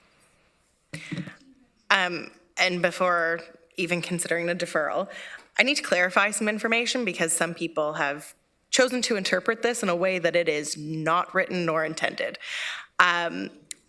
In terms of the putting a maximum amount on spending, that's actually a really common practice across councils. Some councils, in fact, if you want to go to a conference, you have to get approval from the entire council before you can even consider registering. I'm not looking to get that prescriptive. I think each councillor independently knows what will and won't benefit their personal development and areas that they need to work on to improve at doing their responsibilities. In terms of the 3,500, as I said, that math came out of what the averages of the last 5 years going off of the most expensive expense that anybody has brought back from one conference, which was $3,100 was the highest for FCM over the last 5 years that somebody claimed back. And so I went with 3,500, adding a bit of extra room in there, acknowledging that prices go up on all of these things and expenses. In terms of the regional chair, the chair does have a separate role than council legislatively. So then the chair being able to attend multiple conferences and have that covered, in my opinion, is something that should be considered. Now, getting into the staff policy perspective, first off, double direct is in there. Yes, we do actually have double direct councillors. I was never elected to be a Region of Waterloo councillor. I was elected as Mayor of Wilmot, and as virtue of being the Mayor of Wilmot, I sit on the Regional Council. That is a double direct structure. The reason I put it in there is right now, if my municipality or any other area municipality had a mirror image of what our current policy is that said you can only reimburse if you only go on, in my case, it would be township business or on city business, I would not be able to reimburse any conference that I currently go to because I do business for both. I go into Region of Waterloo delegations and I go into Wilmot Township delegations. So actually there's an inequity right now that I wouldn't have the ability, should there be a mirror image of this, nor any other mayor have the ability to claim if there was a mirror image of this policy that currently exists. I do agree that every councillor around this table is a councillor and should be treated equally. Right now, there is an inequity that those who are also mayors do not have access as a regional councillor to this budget, with the fact of how right now the conferences that we generally attend, which I'm referring to AMO and Roma, because we attend and wear both hats at different times throughout those days, there would not be an opportunity for me to go and charge back to the region right now. So I can only charge to the Wilmot tax base for going to that. In terms of double direct elects, so the mayors having opportunities at their area municipal level, we hold a completely different legislative responsibility at that table.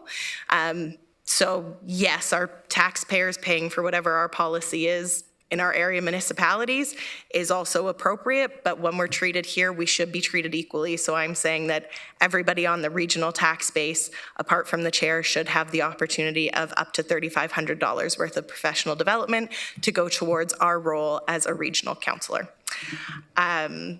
And I think that those are the main things. But again, I can appreciate, Colleen, the personal experience that you went through when you were a staff person here. By no means am I proposing legislation that allows for people to be double dipping, because I completely agree that's not appropriate. Pretty certain that there are laws against that. So by no means is it a policy for that, but there are lots of other regions in Ontario that seem to be able to figure this out and have policies in place and have backstops in place. And I mean, for example, mileage right now, there isn't something necessarily in the same nature in place that people, I'm not saying that anyone is double dipping, but there isn't an actual backstop per se preventing that. So again, I'm looking for a policy that ensures that it's not being abused, but that again allows the opportunity for everybody who sits around this horseshoe as a councillor to access development, like professional development and conferences as such. So that's why I asked staff to bring back that report. Good enough. Councillor Rodriguez. Thank you, Chair. I really like this conversation. I think there's a really good policy conversation here. I'd be open perhaps to exploring just moving forward with the fourth clause about staff coming back with a policy change that could explore the umbrella upset limit over a 4-year term and many of the other comments that are here. I think there's a lot of really good things here that require more conversation than perhaps both staff are prepared to for tonight and that we're able to comment on in the absence of a report. So I don't know if.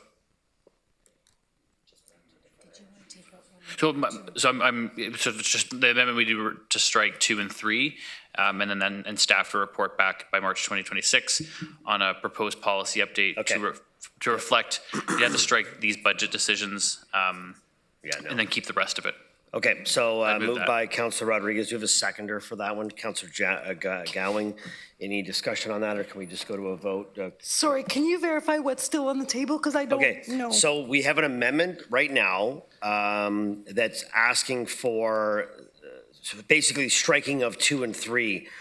So Councillor Salonen struck 1 initially, so the 2 and 3 on her list would be struck, and the staff would be, the remaining motion would be number 4, to direct staff to bring back no later than March 2026 committee cycle a proposed policy update to reflect these budget decisions, including recommended wording to incorporate professional development into the policy and clarify how double direct elected officials may access conferences and professional development funding while attending in the capacity of the office to which they were elected. So no further discussion.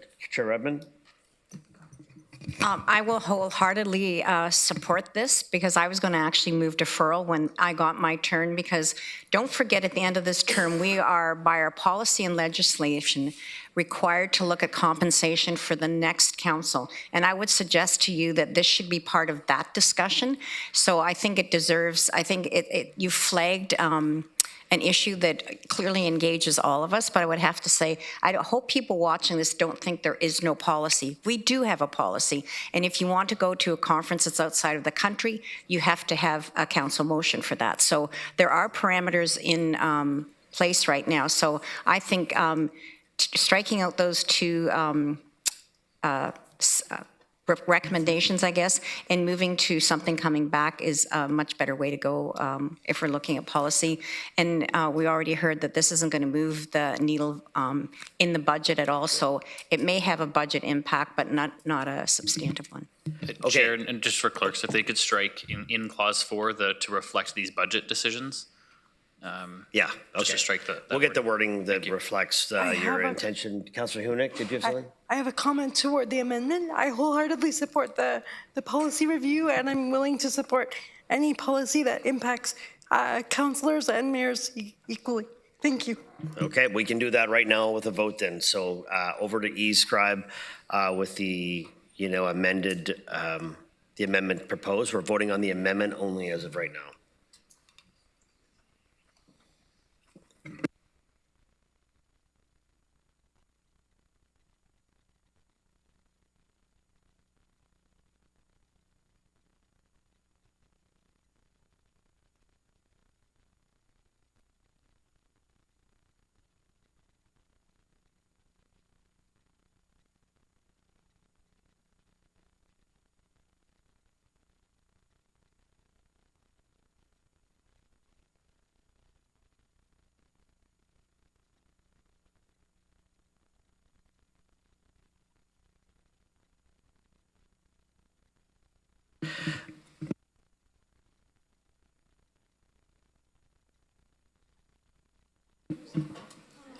Joe Gowing, Councillor Nowak, and who else?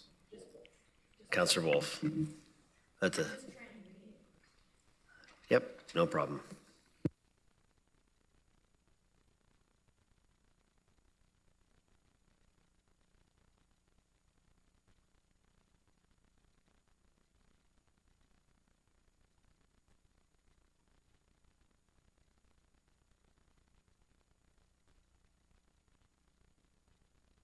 Okay, that's carried. Now, in essence, the amendment that passed, there's really nothing left other than the amendment that we just passed. So do we have unanimous consent to just proceed with the original motion as amended, which is actually the most recent amendment? Any dissension on that? Hearing none. Okay, it's passed. 625, Councillor Verbanovic has a motion on training expenses. Do we have a seconder on that? Councillor Craig, I'll ask Councillor Verbanovic to proceed with opening his. Thank you, Mr. Chair. You'll notice the training budget in this 2019 to 2025 operating budget summary that was provided to us has grown by 34% since 2023 to the amount that's before us in 2026. In 2026, that amount is growing by 11% over last year. And so the suggestion is to, instead of grow that much, the suggestion is to have it grow by 100,000 less. And so it would go from 2952 to 3169, putting $100,000 towards the levy. Councillor Foxon. Thank you, Chair. Can anybody tell me why we grew that much? And is it needed? Is it necessary? Or is it just a number? Anybody know? Go ahead, Nicole. So we provided this response in the December 3rd answers to councillor questions, which is included as Appendix D of the main budget report today. But the main contributors to training increasing year over year were, there were two items that were moved between accounts. So it's not new money. It just happens to look like new money in the training account. And then the biggest change was in our PSV area, where we are increasing the training credits, which is related to the latest mandate that council just approved for their negotiations. So those are the biggest increases year over year. Can you refresh me what the mandates were that I'm not sure I understand what the increase was. Through the chair, that's coming to you tomorrow. That's why I don't understand. That's my line and I'm sticking to it. Okay. Colleagues, I have no other speakers, so we'll put up the motion to vote on with regards to training expenses.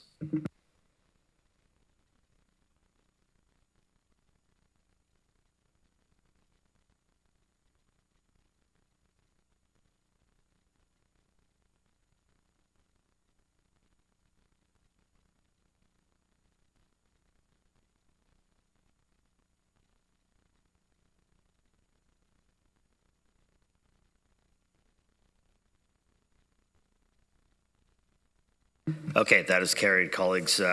Councilor Rabinovic, 626, reduce facility occupancy expense. Do I have a seconder for that motion?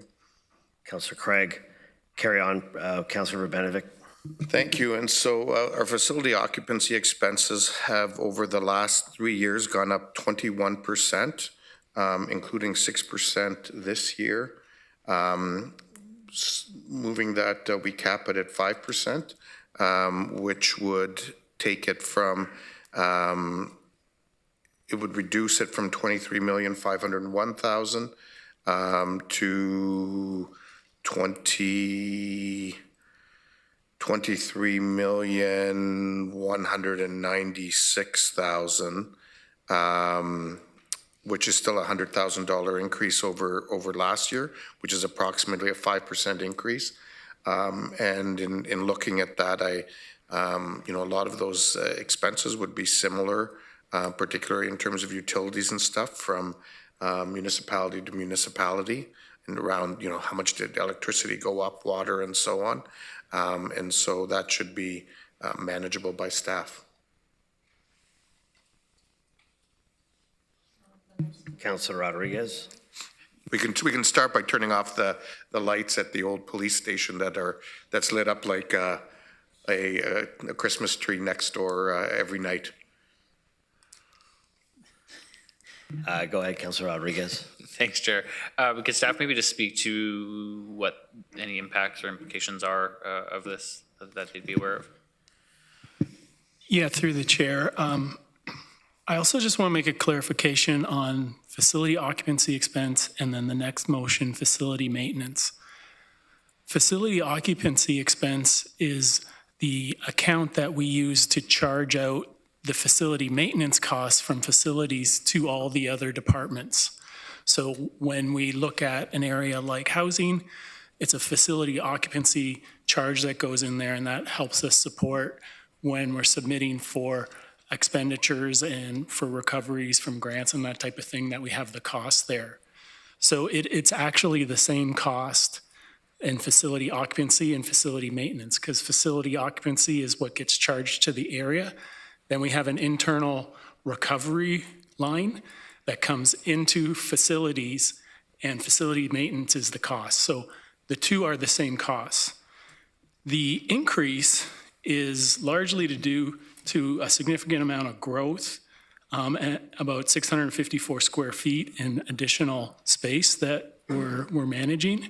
And a lot of that was outlined in the December 3rd report as well.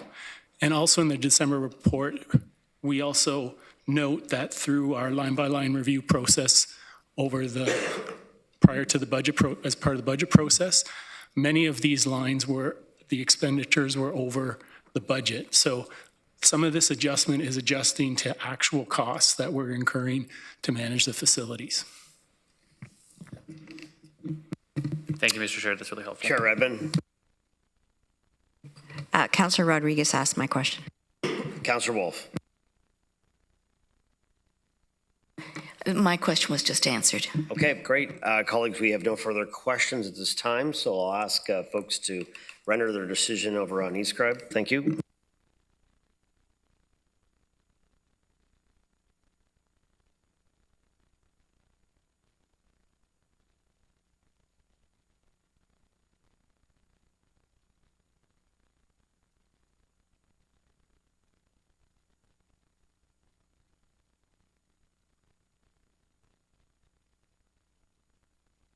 Okay, carry the colleagues. That is defeated. Councillor Verbanovic, 2-7, reduce facilities maintenance expense. Seconded by Councillor Craig. Go ahead, Councillor Verbanovic. Thank you. So over the last 4 years, that expense has gone up 66%, with 20% this year over last, and 27%, 25 over 24. Excuse me. You know, I think, folks, that the reality is that none of us could survive like this if we were budgeting our own households like this. And so we need to get this under control. This is what it really boils down to.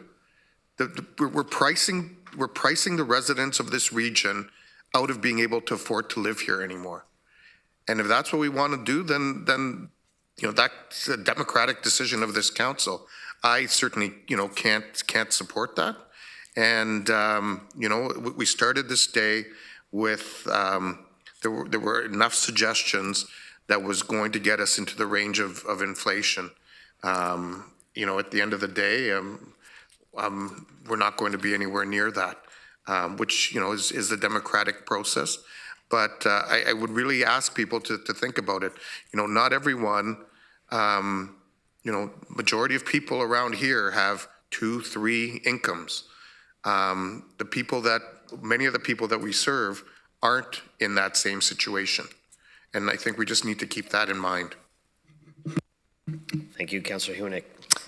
Thank you, Chair. Can staff speak to the staff impacts and the resident impacts if these cuts go through?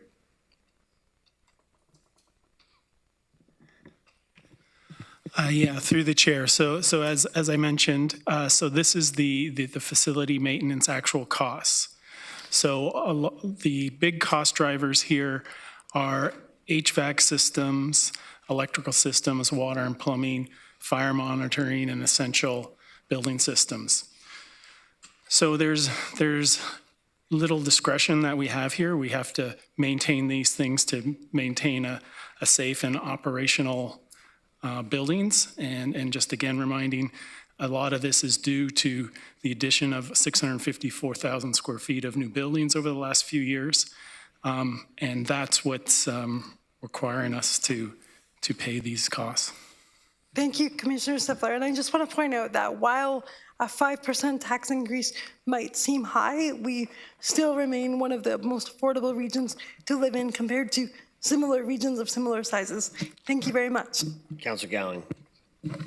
Thanks, Chair, through you. So my question was asked, but it does sound like that if we looked at a strategic plan going forward on our facilities, maybe that's something I'll have to bring back in the new year, just so that we can get a handle on what we have. If we're adding 65,000, I think was the number-ish, new space, I'd like to know if we can get a handle on what we have and where we can make some adjustments for that. So my question was asked, so I'll move on. And just, it was 654,000. 654,000.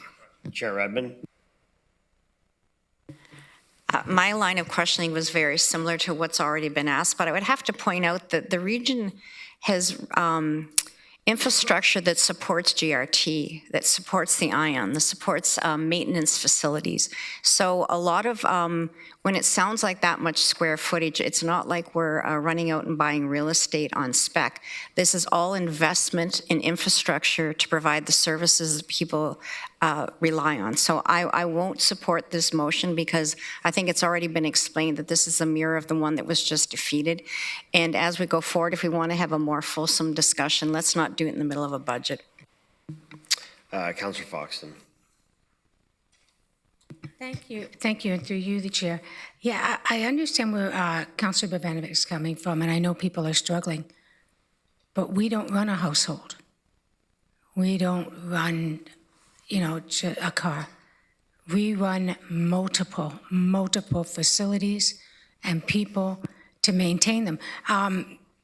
I assume that you put out bids for the staff that you hired to do this, and you took the best bids you could, and there's nothing a municipality or region can do about that.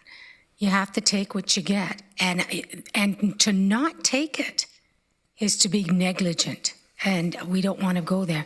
So our responsibility is a lot bigger than wider than, and the public demands that we provide these facilities and these things for them, and that they be safe and secure, and that's our responsibility. I do have a question of staff myself here, which when they say facilities maintenance expense, is that internal staffing as well as outsourced service contracts, et cetera, or is it isolated to one or the other? It Through is you, both. Chair. Yeah, you're correct. It's both.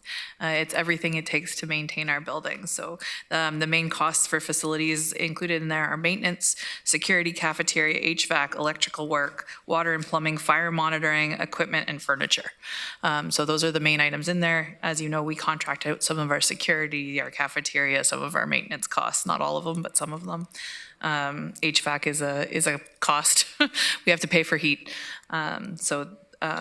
This would also include, last year, Mr. Sweeney, we added a lot of facilities staff in the social housing portfolio. This would all fall under that umbrella as well. Yes, I would include that. I would also just point out that another big driver of this is bringing online both Kings Court and Wilson is driving the vast majority of this. So this is related to those two new buildings as well. Okay, thank you. Councillor Verbanovic. Thank you very much. And I would just, respectfully like to remind Chair Redmond that if budget time isn't the time to deal with budget, I'm not sure what time is. That is something that, quite frankly, is incumbent on this council to do. And, I'm doing what I believe is my role, and others can do what they believe is their role. Thank you. Okay, we're not going to, we will go to the vote now. I don't see any other further conversation on this one, so please over to you, Scribe, on this amendment.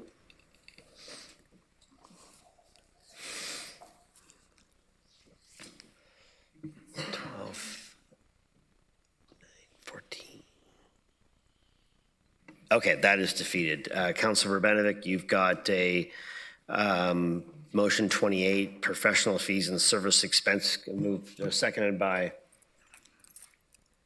Councilor Salonen. Proceed, Councilor Verbanovic, with your opening remarks. Thank you. Professional fees have, sorry, my line's not lining up here. Have gone up 16% over the last 3 years, including 14% this year, from 113 to $128.5 million. Looking to reduce that by 1% to get it to, which would be a reduction of, looking to reduce it to 13%, which would be a reduction of $825,000. Councillor Foxton. I just wanted to respond to a comment that Councillor Banovic made. What you're doing is great. We wouldn't have known about these details and how they involved or anything else. So I think you did the right thing in doing these, and we need a discussion because we need the knowledge. So I appreciate what you've done so far. Professional fees, anybody got any info on this one? Yes, staff. I guess that's a question to staff on what this all entails. Go ahead. Yeah, so for professional fees, this reflects externally contracted services. So that's all linked to through service levels, capital decisions, and contracts. The 15.5 million year-over-year increase, it's not broad-based growth. 14.4 million is attributable to the new automated waste collection contract. And the remaining is you then would be more like that CPI index type of increases related to contracts. And there was a detailed table that we gave council in the package today too through those answers. And the other thing, just as a note, when you look at that table, we did make reductions in this contracted services of about 2 million through efficiencies reviews. So that's the overview. Councillor James. Thank you through you, Chair. I'm just conscious about what the implications of this percentage, like the 13%, what, from a staff perspective, what is this going to impact in terms of our service delivery or contracts? Well, through the chair, so in some cases, like there's contractual obligations we'd still have here. So like the waste contract, we have to manage that. So I think there would be risks of cost overruns, potential service disruptions and that type of thing if we'd have to try to find the reductions. Thank you. Colleagues, I do have no further questions at this time, so I'll ask folks to go over to eScribe and record their intentions here.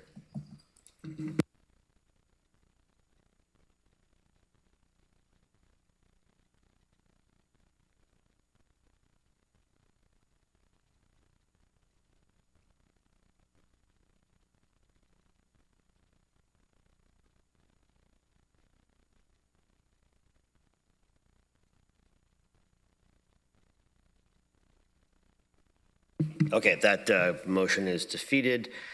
29, Councillor Urbanovic, implement a gapping policy permanently in the budget 2026. Do I have a seconder? You know, So Councillor Salonen. actually, hold on. I'm actually going to withdraw that one at this point in time. When we had questions being asked at the time at committee, I asked specifically around there was a presentation and they talked about how we do progressions, and then I asked about gapping, and the response at the time was the way we handle progressions was 3% is we take that off the overall of all of the wages and benefits, but we don't build in a cost for gapping. And at the time I expressed that, you know, at the municipality, we typically build in 8 weeks for gapping. Today I was informed that in fact staff didn't say that they presented it and said that all of that put together is 3%. So I am going to remove this motion and look at this issue more closely and potentially bring back a mid-year motion that would then provide direction for additional dollars to go into the tax stabilization fund throughout the year. Okay, Councillor Urbanovic has removed motion 29. Councillor motion 30, Councillor Salonen, the Waterloo Region Health Network Special Levy. Do we have a seconder for this motion? Councillor Foxton, proceed to Councillor Salonen with your opening remarks. Yes, thank you, through you, Chair. Just to note, the naming doesn't quite line up with what the actual motion finally had, but it's a special hospital local share levy versus just a REN, because this council has already decided that we wanted to include the Cambridge Hospital. So just wanted to make that note on the title. In terms of this motion before you, I know some of you said you were caught off guard by seeing this. The reason I brought it forward is we know that a hospital is proceeding. I appreciate we are not in the phase that it's got its final approval, but all systems seem to be pointing to the direction that we are getting a new hospital. And with that, we know that there's going to be a community share component, and that's going to be in the price range of hundreds of millions of dollars, if not potentially looking at a dollar value that starts with a B. So I don't want to make assumptions. I know that Ren and their team are working in the background on this and working with the province.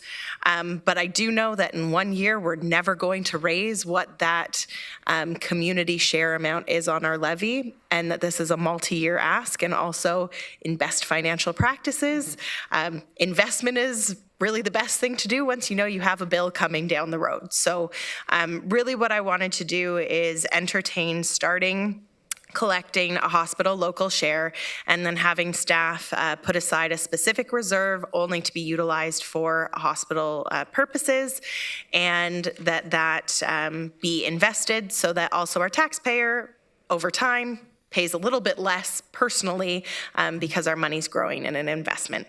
The reason I chose 0.5%, I will be honest, it's a bit arbitrary. It really was kind of just the closest I could get to being able to swallow as I'm trying to reduce the budget in other ways, but also wanting to acknowledge that we, both at this horseshoe and at multiple other tables across the region right now, are approving huge capital projects and works that are bringing us into where we're headed in the future, but also bear huge dollar values on our property tax base. And so I really think that this needs to be considered in the greater context of all of the projects that we're looking at and approving over time, because at the end of the day, our taxpayers only have so much money, and I think that we really need to respect that and be considering that with everything. So this is a proposal for this year, and then the motion does ask for staff to bring back for the 2027. Hopefully by then we will have the actual local share amount confirmed, which my understanding is that there should be an actual dollar value confirmed at that point, where the future council can then decide the appropriate amount to continue to levy for this special tax. It does have obviously a direct impact on the levy, but it is deemed a special levy as we are just collecting this on behalf of the hospitals, not for our actual capital projects as a region. But again, it all goes back to the same taxpayer. So I hope we at least have a good conversation and that people are able to seriously consider this, but also appreciate some people thought this was the cart going before the horse. However, we know an ask is coming and we know it's way more than what we can collect in 1 year. So may as well start investing and use best fiscal practices now. Okay, thank you. Chair Redmond. Thank you, Chair Harris. And I have to say, I really do appreciate the spirit which Councillor Sallin has brought this forward. I'm going to ask for or move for a deferral. And I would have to tell you that I think the timing just isn't right. I know that there are groups that are meeting with the hospital, with Wren Foundation, and there are investments that will go into Kitchener Central as well as the Chicopee location. And I just feel that I wouldn't want to see this motion defeated, because I do think that we are planning and we do have to grapple with local share. I don't believe we are there at this point in time. So I would move a deferral until... Okay, move a deferral until we have a better line of sight. I would suggest that maybe we look at when is the budget coming down by the province in the spring. At some point. Okay, we do have so we have a motion to defer, seconded by Councillor Hunick. Discussion on the deferral. Any discussion? Chair was trying to answer timing. Oh, sorry. Chair Redmond was trying to answer timing. I was going to answer timing, which is that the provincial budget is coming down. Is it usually, let's say March. But they don't come back until the 23rd. Oh, That's right. They have a very long recess, which we may have noticed. They do. So can we say May 2026? Yeah. Okay. So we have a time and place, a deferral motion on table. Councillor Craig. Well, thank you, Mr. Chair. Yeah, on the deferral, because I don't know what this project's all about. What am I deferring? I haven't been invited to any special meetings. I have no idea of the costs. I'm not aware of public meetings being held to determine where this new hospital is going to be, when it's going, how it's going to be. Well, we know where it's going to be. Pardon? We know where it's going to be. Well, we know where it's going to be, but I'm saying the point is we were never, as a Cambridge community, involved in the location. If this is a regional hospital, then we should have been involved from day one. This has marched on ahead without any input from certain areas of the community. Okay, so Councillor Craig, this is a motion. This is a deferral motion, deferral on the motion we have before us. I understand that. So what I was going to suggest with the deferral, that the group that is putting this together approach this council with all the benefits, costs, and everything, and at that time, we make a decision. We have no idea what's going on. We're talking, I'm hearing $1 billion, $2 billion, $3 billion. We're talking about what is the impact on the community. We have no idea. So I don't disagree with building a new hospital. I disagree with how it's proceeded without the representatives being involved, and the community being involved to a great extent. Okay. So, folks, we have a Councillor McCabe. Thank you. Through you, Chair. There absolutely has been what you just were talking about, Councillor Craig. That work has been done. That work continues to be done. So I just want you to know that has very much been the process to date. Anyway, my question on the deferral, though, is I'm just not sure how this fits with the motion that Chair Redmond and this council passed. Was it September? I'm trying to remember, like, how these two go together. So I don't, like, we've already got that motion asking Ren to bring back this information, including with Cambridge, once they've got that, like, those improvements and stuff costed out. So I don't understand why we need both of these and, like, what the point of both of them is. So, like, even deferring it, like, you know, it's like we've already requested the information, and when we have that information, then we can decide, like, around the horseshoe what the local share will be. If I could respond, I don't think they're in opposition right now. I believe that what Councillor Salonen is trying to do is put a quantum on what we are putting aside. My understanding is, and REN stands for Waterloo Regional Health Network, so it does expand over the region. And there have been many meetings. There are some infrastructure investments that are going to have to be made at the new hospital site. And Mayor Verbanovich as mayor and Mayor McCabe as mayor and I have been meeting with the REN team. So I think that information will come back. And that will be a point in time when we can talk about it. I mean, the foundation has to be involved, the community has to be involved. So local share is more than just regional input. So I don't see these as inconsistent with each other. I just wouldn't want this defeated at this point in time because I think the timing is premature because we don't know as much as we need to. Councillor Salonen, then I'll head over to Councillor James and Verbanovic. Thank you. Just to clarify, I don't disagree that they're not in opposition. One is asking for the information, which we had passed in August.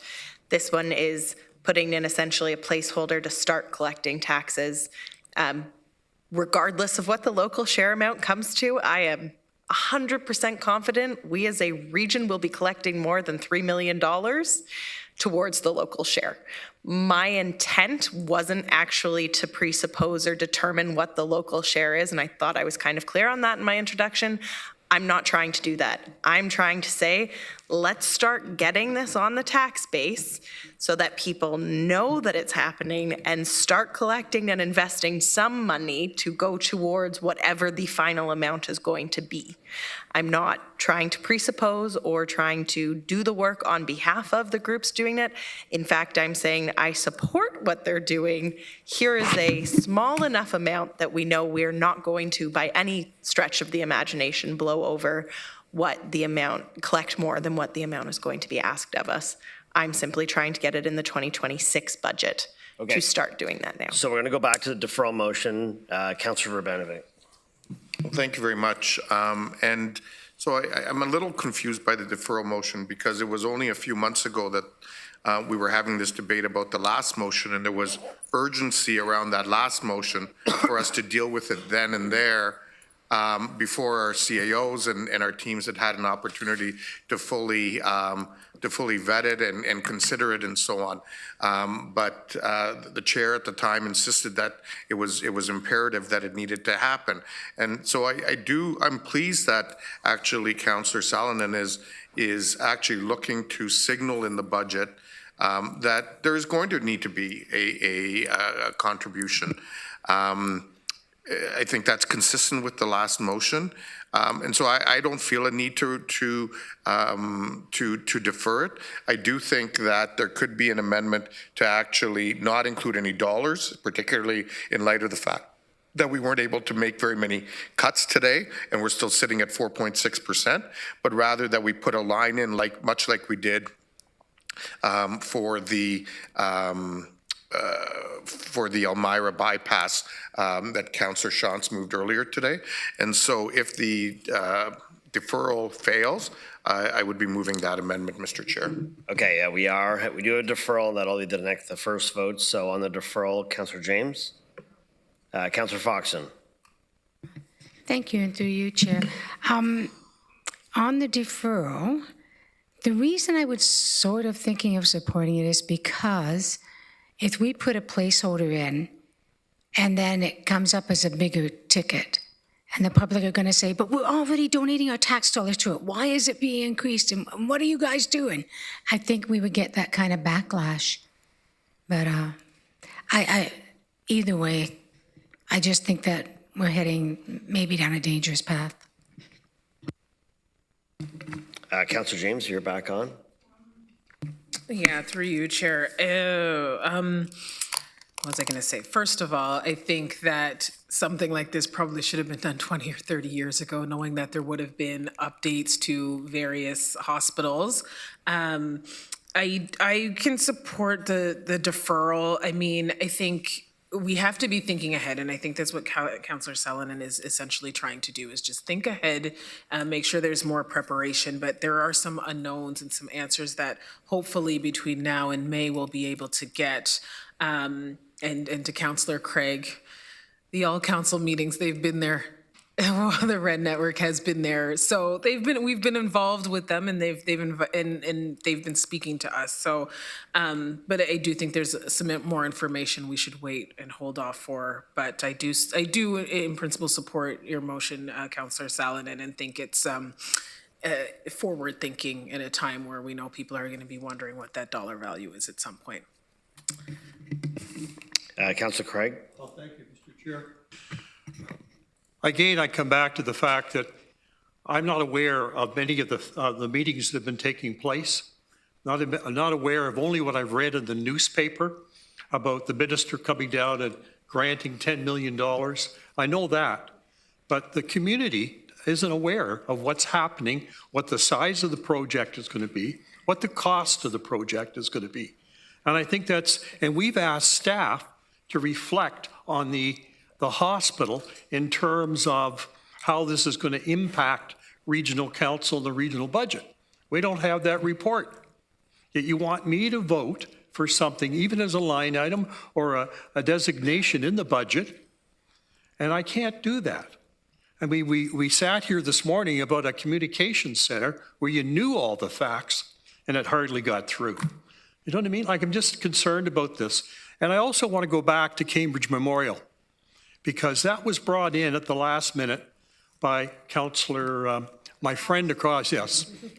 I'll give you some leeway here, but we are on the deferral. We're straying from the deferral. But this is a bit extraordinary, Mr. Chair, being asked to vote on something you have no concrete information, nor have you been involved in. And I'm not prepared to do that. I'm prepared to support a hospital. I'm prepared to support the hospital with the information provided, but we're not getting that. And that's the problem with what's happening. It should be deferred, and the group that is putting this together should be at that podium explaining in a special council meeting the extent, the costs, everything.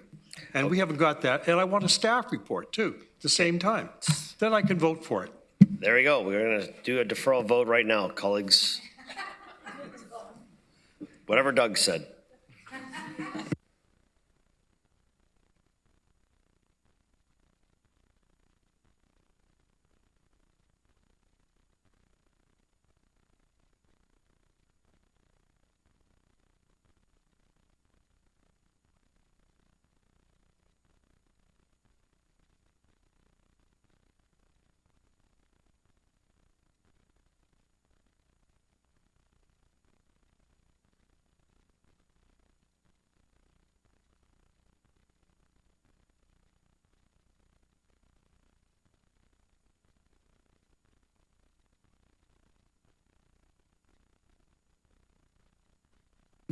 Okay, that is carried. The deferral is carried.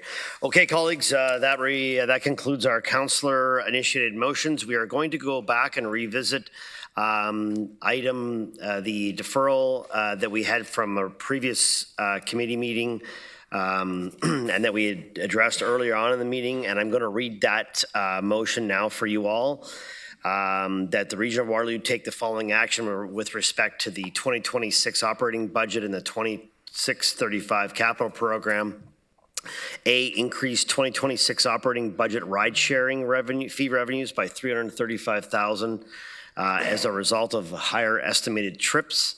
Amend the 2026 operating budget to include a contribution to the tax stabilization reserve in the amount of $2.46 million that reflects the increase in the assessment growth. C, adjust the 26 operating budget for children's services to reflect increased provincial funding and associated expenditures by $15,812,565, no levy impact, and amend the 26 capital budget by increasing paramedic services expenditures and ministry funding by $520,000 for the purchase of vehicles associated with community paramedicine program delivery. Moved by Councillor James, seconded by Councillor Wolf. Discussion, Councillor Urbanovic. Thank you, Mr. Chair. I will be moving, and I do think it is important to try to get more into the tax stabilization fund. In fact, one of the motions earlier tonight or today did slightly increase it. But I do believe that we do need to get the overall increase under control. So I'm moving an amendment that instead of transferring it to the tax stabilization fund, that the dollars indicated actually go to reducing the levy, the $2 million. Seconded by Councillor Salonen. So discussion now, folks, on the amendment that Councillor Urbanovic has moved forward that basically redirects B, that the 2.46 million from the tax stabilization reserve, you would redirect it to reducing the overall levy. Do I hear that correct? Okay. Discussion on the amendment. Councillor Gowing. Thanks, Chair, through you. So I was actually going to ask the same thing. Councillor Urbanovic beat me to it. I think it's a good idea. We've been trying to look at other ways to do it. We have the funds to be able to lower our tax levy. So I think that's a good idea. Okay, colleagues, just wanted to, because I had this question myself. So you're seeing the ticker on the corner, left-hand corner, and thank you, staff, for keeping that. That's great, 4.6. So just so you know, that 4.6 includes the assessment growth. So basically, in essence, what we're asking to amend would in essence be where we're at. If this amendment fails, the number would grow. And I think it's important for staff just to note that. So that if you think it's going to drop further, the 4.6, it's not going to happen. Maybe Wayne, you want to just speak to that because we've not actually passed this motion, the deferral of moving it into tax stabilization. It's sitting on the ledger right now, but I'll let Wayne speak to that. Yeah, through the chair. So the 4.6 that you're seeing right now, that includes the increased 1.5% in assessment growth, because that's where we just reset our assumption from 1.15 to 1.5. That's why we have this motion, because this motion is saying take that and move that into the tax rate stabilization. So that would increase the levy. Do we have a number as to just when we're on this topic? It would be about 4.9. What would that number be? Back to the 4 point?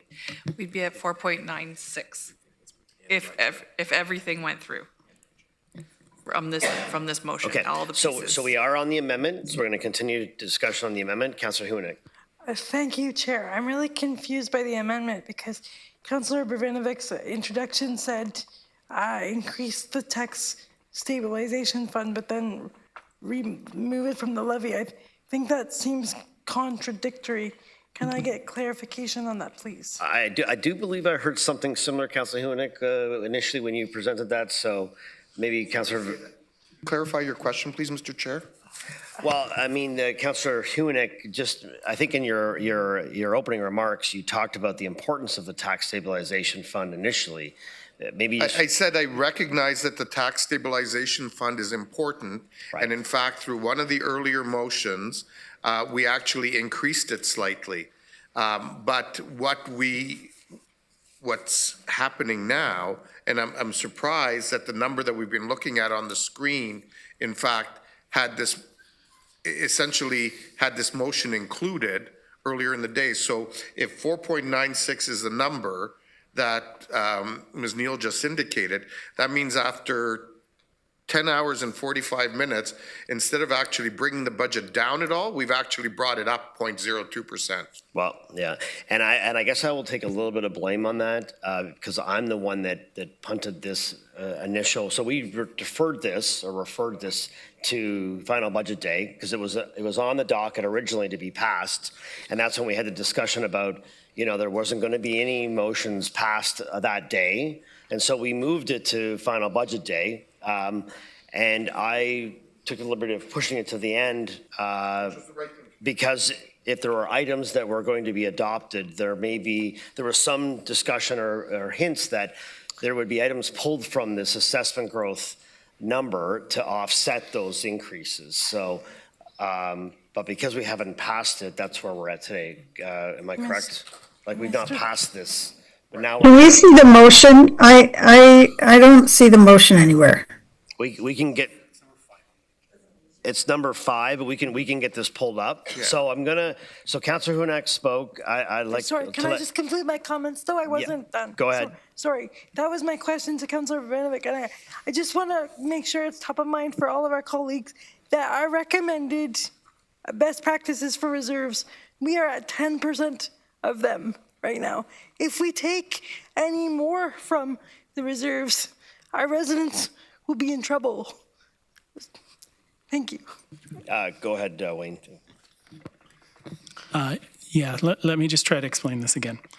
So when we updated the budget at the beginning of this session, we updated based on the new information on assessment growth. It increased from 1.15 to 1.5% because we had the actuals.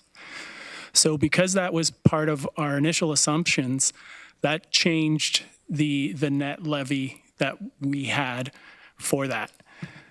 Then we identified 2 other items here. The one was the child care or the fee increase. My screen just went just a minute. Yeah, right here. The ride share fee. So there's that motion to increase the revenue based on calculating the new estimated revenue based on the number of rides. That would increase revenue of $335,000. So just approving that will bring it down from 3.6 to like 3.54 or something like that. The next motion was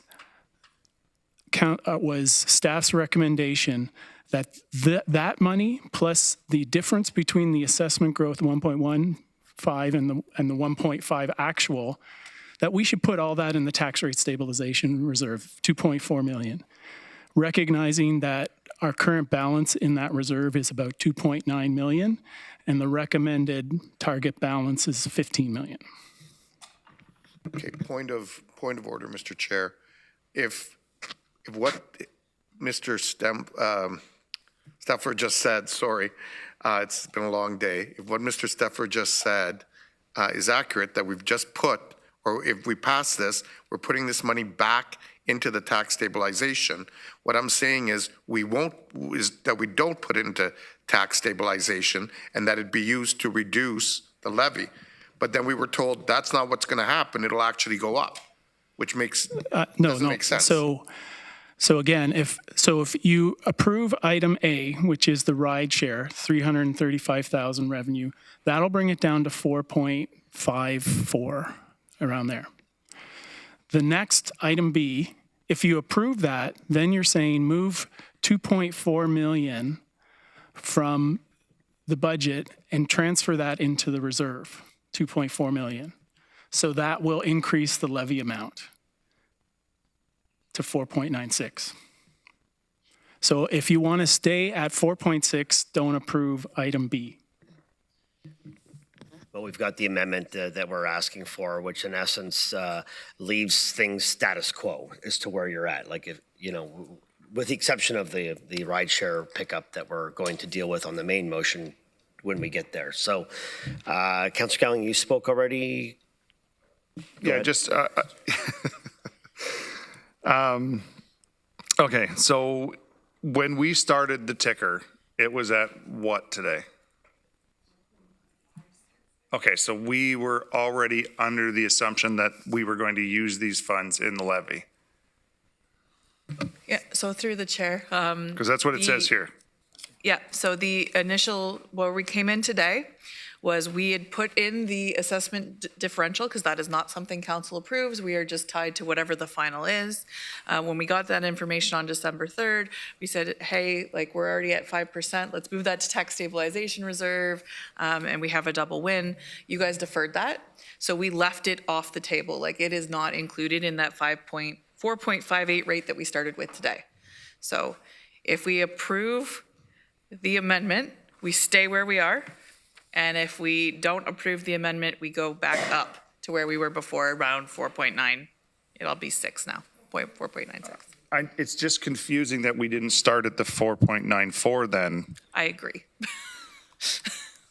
Because the assessment growth calculation was there. We had an actual number, so it was there to start with. The assessment growth lowered everything initially. I understand that, but we didn't have this conversation, so it should have been at the correct number instead of the 4.5. Well, yeah, so there was never an approved motion that we deferred it from the day that we met when, we were going to, had we have approved that motion of staff that given day, then you would have started the day with that amount.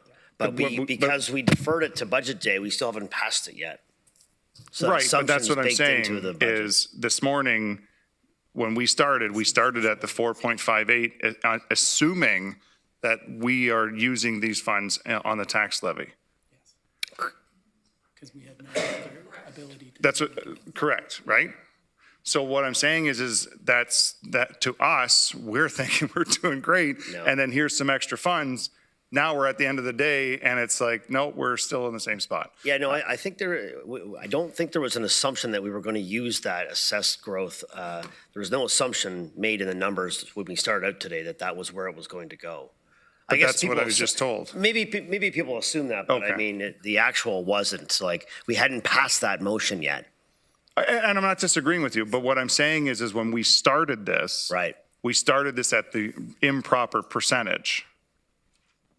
Because I'm sorry, we did assume, because we started at the smaller percentage when we, in fact, should have started at the 4.94. Had we passed that motion early on, yes, but I chose to push it out to the back end, and so that's. And I'm not disagreeing. I'm just it's just disheartening. Let's use that term. Yeah. There was also things that we've passed throughout the day, right, that kept us creeping upwards, right? So if that's the case, then I don't think Councillor Brevanovich's motion is proper. We should just eliminate item 2 because it's already being assumed in the tax levy. Well, no, but we're actually asking for this motion to be passed. So, if he actually wants to redirect the tax stabilization monies that we've allocated to go there back into the levy, then that is something that has to happen. We have to vote on that. So that makes me even further confused that why the percentage would change then. If we have already assumed that this money is in the tax levy, and if we move it to the stabilization, that's where it's going to change our percentage.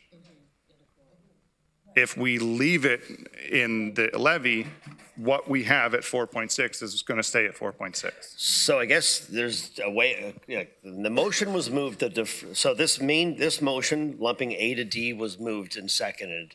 So, that's what we're talking about right now. Okay. Councillor Verbanovic amended it to do to do just that, was to pull it out of the levy, or to pull it out of the tax stabilization, which if passed, that's where it would go, back into the levy. So he has to have this motion put forward, and it has to be voted on if that's his intention. And I'm totally fine with that. Failing that, if this motion passes, it would go into it would go into tax stabilization. Or if it's defeated, I guess it would remain in the levy. So you can do one of two things, I suppose, right? Well, point of clarification, and I know that's not a Robert's Rules of Orders thing. Yeah. Mr. Chair, in all fairness, it was not clear to anybody around this horseshoe that the percentages that we've been looking at on the screen assumed certain changes at the beginning of the day that in fact council had not approved. And so now what we're being told that those were included, and if we don't pass the motion that's in front of us, what in fact will happen is that the rate will, the increase will actually go up. There is no additional dollars from the growth and assessment to be applied against the tax increase because they've already been applied. Is that correct, Mr. Steffler? Okay, so I'm not moving an amendment anymore because that was not the information that any of us were going by. I got to say, I mean, I'm a little confused. I've been part of 42 budgets, and this level of confusion is I'll just say is unique. Well, and I mean, again, I'm going to let Mr. Steffler speak, but to be very fair to them, we had that opportunity to go into today, I think under the assumption you all have made, had that motion been passed the last meeting, right?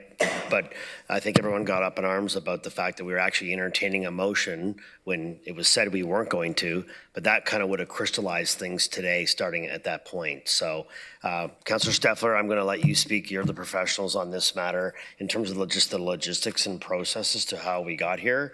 But it does have a lot to do with that motion that the staff recommendation or the motion initially that we deferred now twice. So go ahead. Can we pull up that slide 6 that we just had up?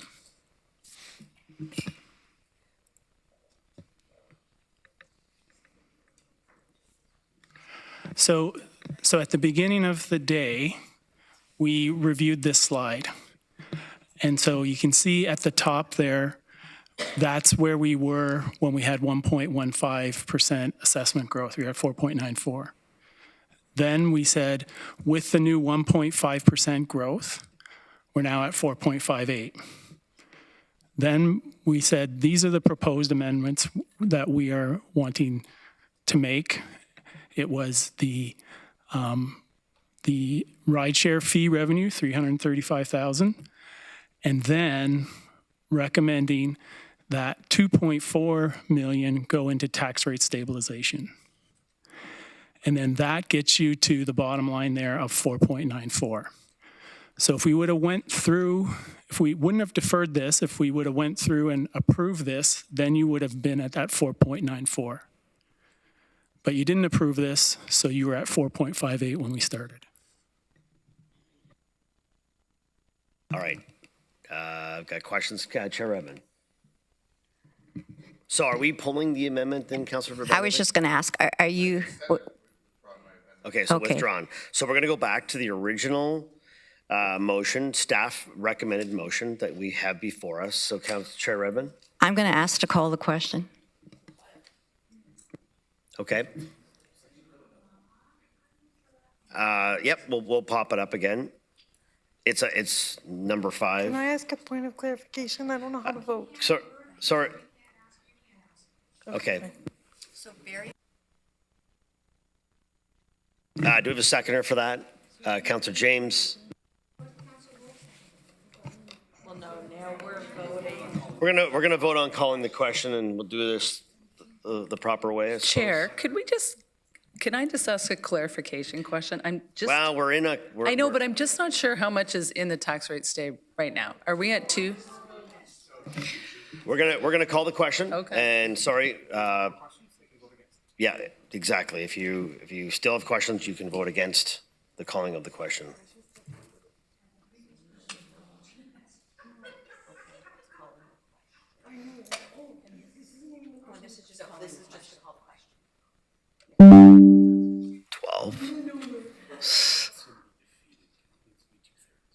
Oh, it does? Okay, so that's defeated, so we're gonna go.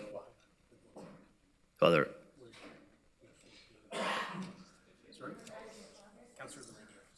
Councillor Liggett? I'm being told it takes, that was defeated. So now we're gonna go back to questions. So somebody's gonna pull up that little thing there in front of me so I can see who's on here next. I don't recall. So yeah, Councillor Foxton, you're next. Yeah. So, folks, I understand that some people are a little upset about the process. From my point of view, we said 5%. We said 5%. We are below 5%. And I want to congratulate staff and everybody around this horseshoe. I know some people are going to be ticked off at me, tough. I also want the money to go in this tax stabilization reserve. That Moody report laid it out in black and white for us. And shame on us if we don't pay attention to it. We met the objective, and we're following back up with the Moody report. And I think we should just say good night. Thank you. Sounds good, Councillor Fox and Councillor McCabe. Now you get your questions. Yeah, thank you. Can you remind us, Wayne, about how much we currently have in tax rate stabilization? Yeah, that's right. Through the chair, we currently have about 2.9 million that's uncommitted right now. Sorry, what? 2.9 million. Okay. That's uncommitted, funds. he's saying. Uncommitted, Yeah. okay. And before he was saying ideally the 15 million Right, mark. yeah, that's what I was going to say. And so ideally, it should be at 15 million. I mean, That's our target balance right now is 15 million. right, okay. I mean, I think, yeah, I mean, the Moody's report did lay it out, and I think we would be not doing the next council, the next budget cycle, any favors at all, because the more that we don't build this reserve back up, the more difficult it's going to be in future years. And 2.9 million that's in there right now, that's one building having like a serious issue, and that account is drained. I mean, that is, with a budget our size, 2.9 million is not much to, if there were some kind of an emergency with respect to facilities or something like that, or roads or something like that. So I think we would be foolhardy, quite frankly, not to build that reserve back up. Okay. With this, thank you. Councillor Solomon? Thank you. Through you, Chair, I just wanted clarification, and I really appreciate, Chief Ritchie's, that you've been sitting here all day. Thank you for sticking with us. I just wanted my memory jogged again on what this funding is in relation to the ministry funding element here. So do you know the part of your motion that's included in here? I do, yes, Okay, thank you. perfect. And through you, Mr. Chair, for a reminder for council, community paramedicine is 100% funded by two different ministries at the province, primarily the Ministry of Long-Term Care, with about 10% from the Ministry of Health. So this is, our part of this motion is essentially a bit of an accounting exercise to allow staff to purchase vehicles. It would have no impact on the levy and also no impact on our current funding envelope. And if the funding were to be reduced by any way, we would make an adjustment, of course, and never go over. Okay, thank you very much. Then, Chair, I would just ask when we do finally vote on this that we can vote separately on each item, please. We can do that. Councillor Hunick? Thank you. A simple question. I just want to know the impact of a yes vote means that the tax rate stays, the tax increase stays at 4.6 or goes up. I've heard both. So if you vote yes to move the additional 2.46% proposed into the tax rate stabilization, that would increase the tax rate to our residents to 4.96%. So it will go up if you vote yes on the region's portion. And if we vote no, it stays at 4.6. Correct. Okay, thank you. Councillor Verbanovich. Actually, sorry, it's on another issue. Yeah, I'll wait till after Okay, so colleagues, I have no further speakers. We'll go up and we're going to vote on these individually, starting with A through D. So we'll vote on the first one to increase 2026 operating budget ride-sharing fee revenues by $335,000.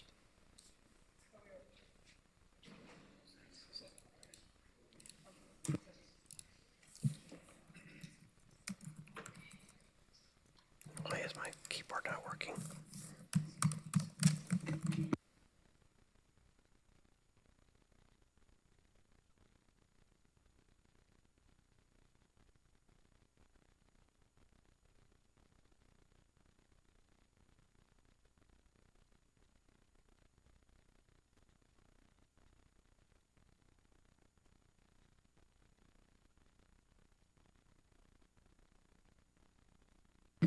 Councillor Wolf and Hewnick. Okay, that is carried. On to the next one, colleagues.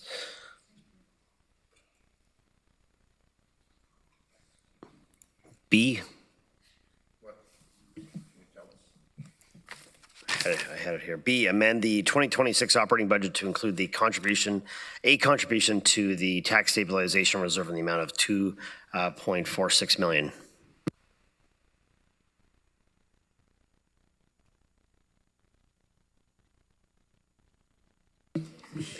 Okay, just to clarify. So right now it's in the, so just to recap, right now the 2.46 million already makes up the levy as it stands today at 4.54.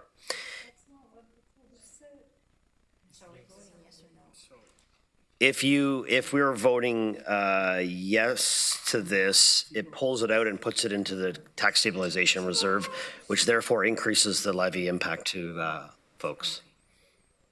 So if you want to continue to keep the tax increase at this amount, you vote no. And if you are in agreement to move it to the tax stabilization, then you vote yes.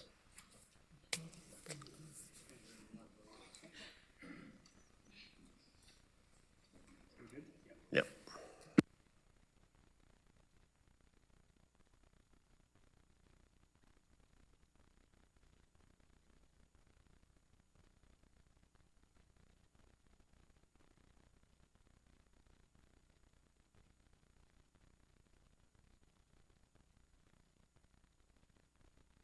That is defeated, colleagues.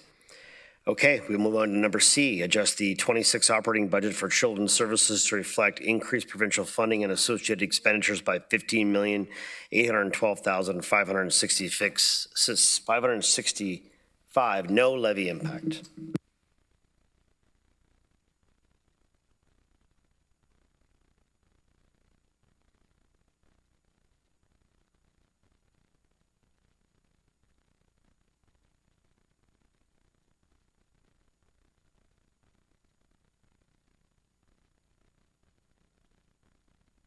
That is carried. Number D, amend the 26 capital budget by increasing paramedic service expenditures and ministry funding by $520,000 for the purchase of vehicles associated with the community paramedicine program delivery.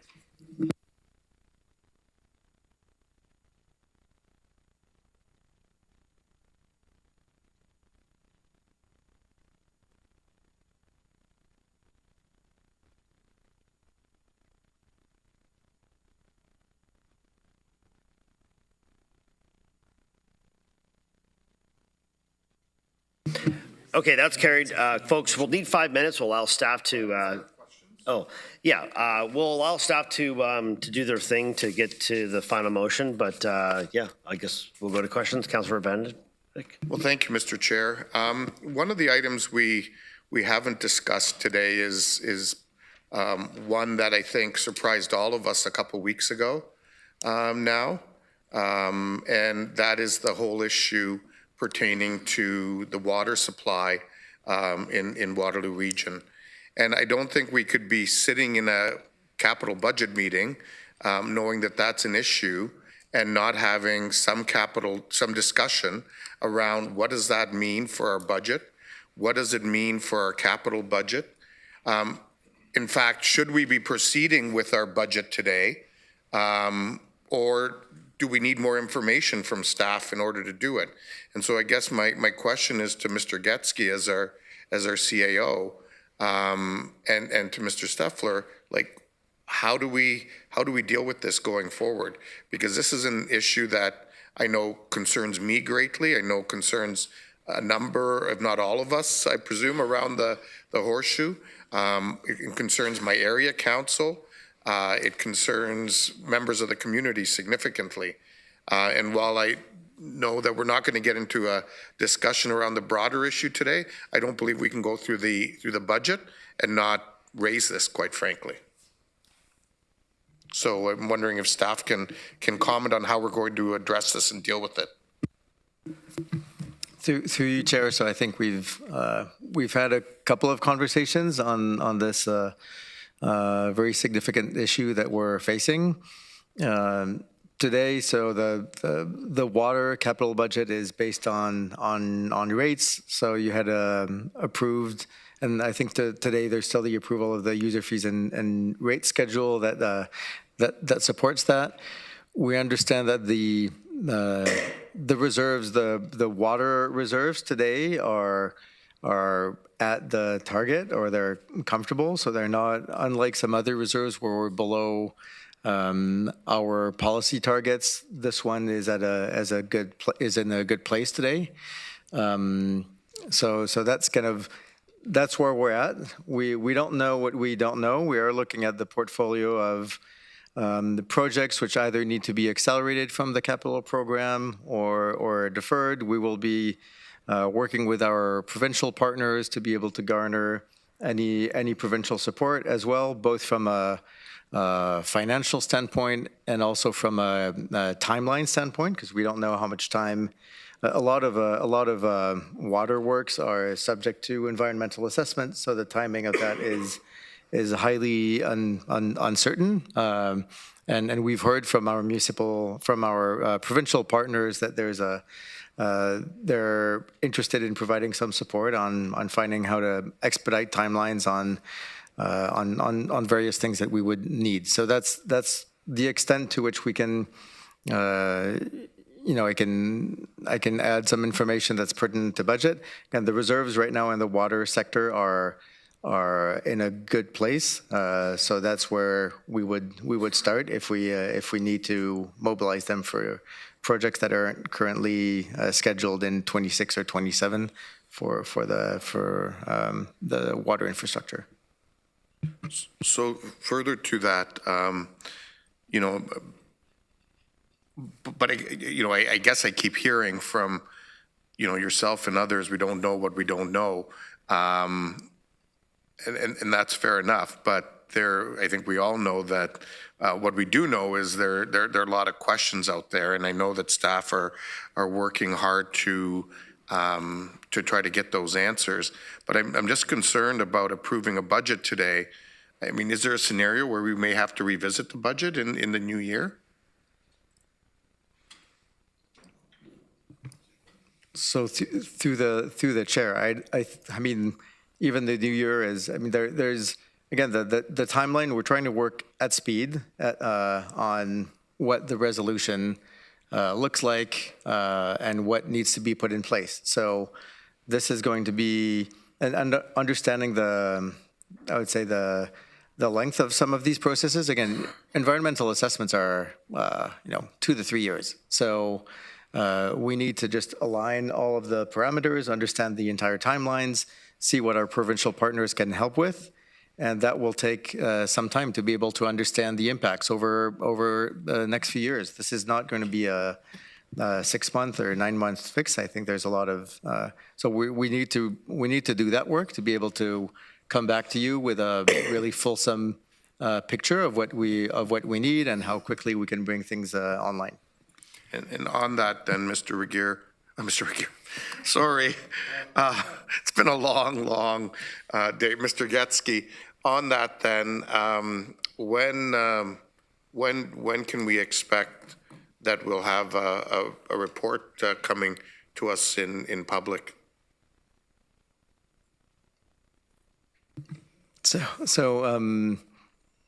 we're working, again, this is going to be, I think this is not going to be a single report. We will have to have multiple reports coming back to this council to be able to advance things at pace. So the first report that right now we're looking at a potential report in January, but that report will not solve the entire water issue. So we will go into a series of reports, and in order to work at speed, we need to bring you pieces of the solution as they come online, because we need to get them to advance and execute them as quickly as possible.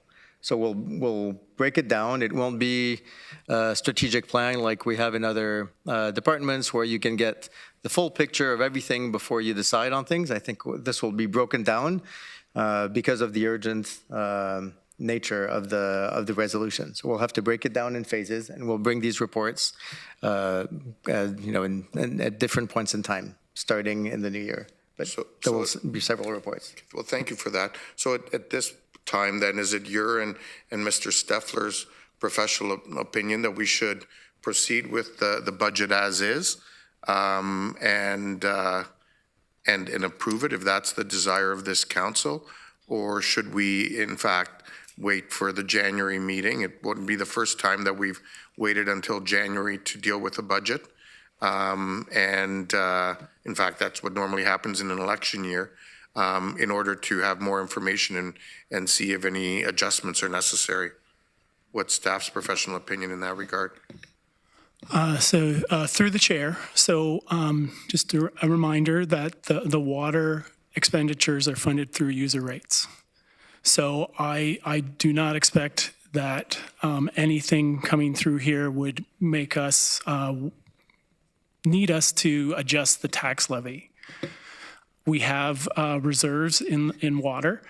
What likely will happen there'll be some reprioritization of projects. What I would expect is at some point in that new year, we may come forward with a budget amendment. It may be that, reprioritizing projects or making adjustments, but we can go ahead and proceed with approving this budget now. And then if from the additional work that's done, there is a need to bring a budget amendment, then we'd bring one forward. Okay, thank you very much. Appreciate those answers. Councillor Salonen. Oh, yeah, Thank you. Through you, Chair. I think it might be what you just had your aha moment about. We're still going to do the library motions, right? Okay, just because the way you started talking after we passed the last motion sounded like you wanted staff to go off, do their magic, and we were going to vote on the final budget. Wanted to make sure library was still going to be addressed.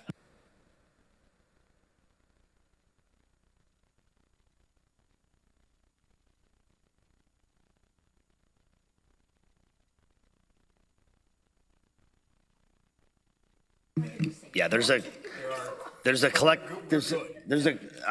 saying that the end of councillor initiated motions is over, and now it's an array of things that are being assembled by staff. So, Councillor James. Thank you. Through you, Chair Harris, just to comment on the water quantity situation. I think, all of us are concerned about that. And I know there's reference to the reserves, and Councillor Gowing and I were just cross-referencing, and there's over 100 million in the reserves for capital. Not to say that that's, there's not allocations, provincial or what have you around that, but I think it is healthy, and we do have the support of the province in this situation. So I think we deal with that when it comes. We continue with the budget and trust that our staff and corporate leadership team and the necessary conversations are happening. And when the time's right, we get that fulsome report to state exactly what is happening. I'd rather get the full rather than in parts and having to make decisions without having the holistic perspective. So just about those reserves, they are healthy, but just if that was a concern. Councillor Foxton. Thank you. Just on the water issue, just keep us informed. I mean, you're going to get at some point, someone's going to come in and say, this is what your problem is. And it's essential that all of us know that so that we can deal with it appropriately. we're all in this together, and sink or swim. I'm a lifeguard. We'll get through this. I would like to move the library budget. We're gonna get, okay, I'll get back to you on that. We're gonna now get to those. So, so library budget consideration, moved by Councillor Foxon, seconded by Councillor Gowing. And I can read it, but it's before you here that we approve the operating budget of the Waterloo, Region of Waterloo Libraries. So I'll ask everybody to go over to eScribe on that one, please. Sure. You have a question? Yes, there was an earlier motion that 92 said, was that included, the difference taken off already? That's what I wanted to confirm. Thank you. Yeah, it's there.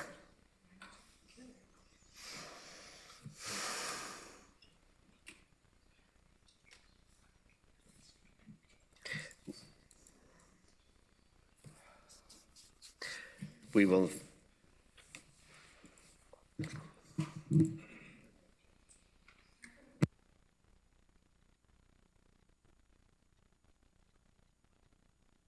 Okay, that's carried, colleagues. We will now head over to the user fees and charges bylaw. I would like to now move to approve the user fees and charges bylaw. Do we have a mover?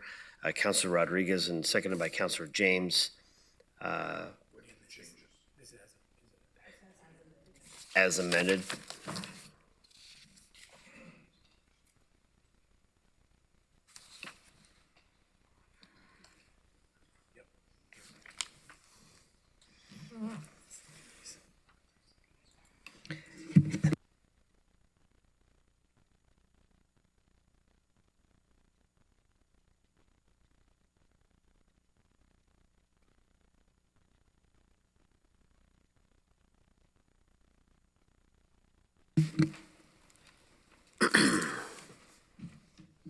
Okay, that is carried. We will move to the municipal budget regulation. Colleagues, under item 10, we are required to pass a bylaw in accordance with Ontario regulations. Do I have a mover and a seconder for the recommended motion? Moved by Councillor Gowing, seconded by, so that the Regional Municipality of Waterloo adopt report dated December 16, titled Municipal Budget Regulation is required by Ontario Reg 28409. Seconded by Councillor James.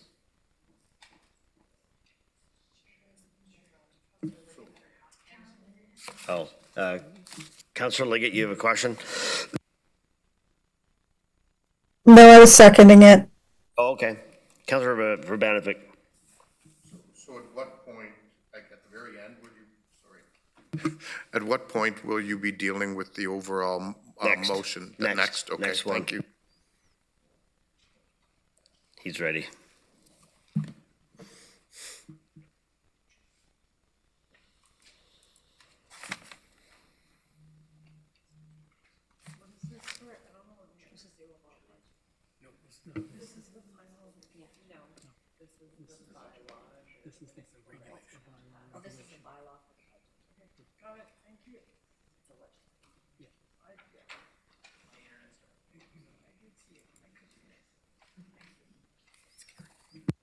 That's carried, colleagues. And so 11, the final passing of budget motion, I'll ask staff to put them up. With all the amendments passed this meeting, I'll ask the finance staff to give the numbers. So basically it'll ask for 1, approve the 2026 plan as set out in Appendix A of the report dated today. Approve the 2026 operating budget as summarized in Appendix C of report dated today. As amended by Budget Committee on December 16th with a net expenditure of?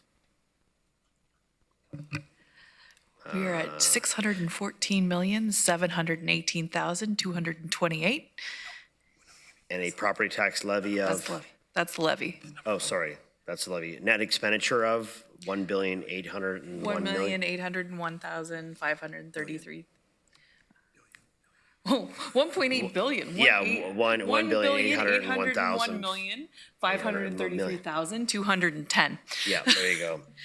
Okay, in 2026. And 3, approve the 2026 capital budget and 2027 to 35 capital forecast as summarized in Appendix C dated December 16th, if amended, as amended by Budget Committee on December 16th and subject to final adjustments for the 2025 budget carry forwards.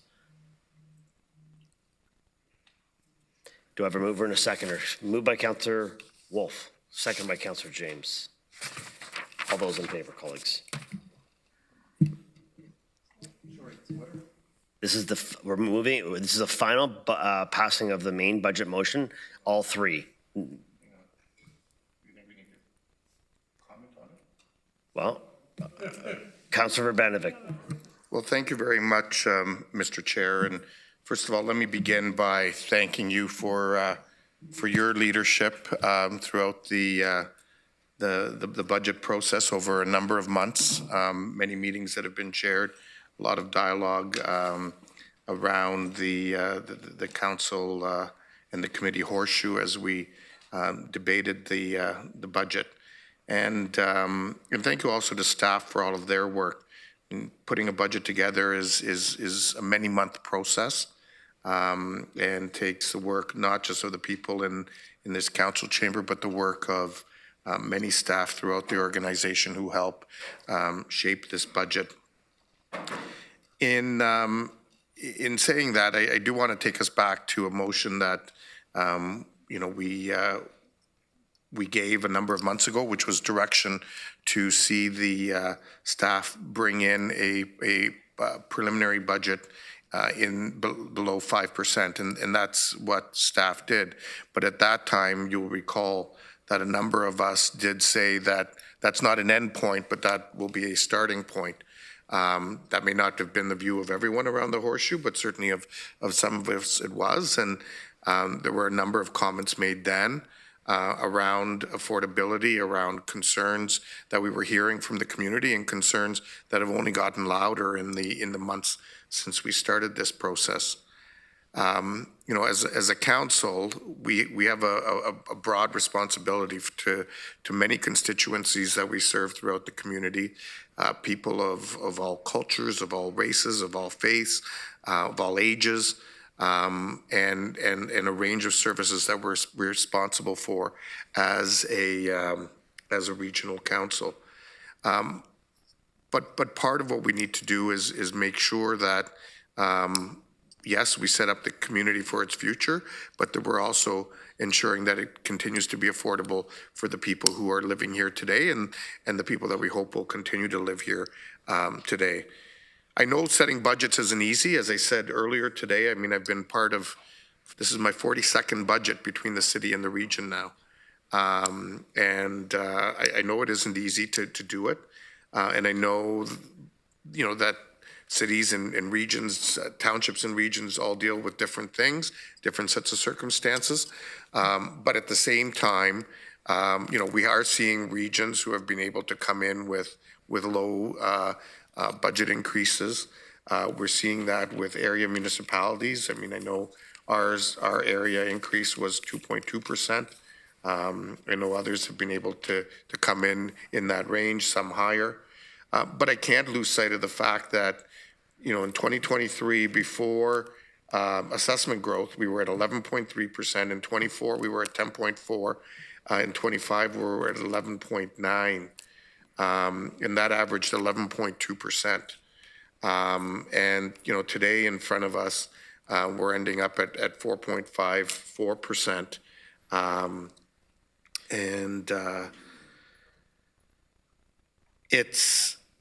It's a significant amount. If you average that over 4 years, that's just under 10% at 9.64%.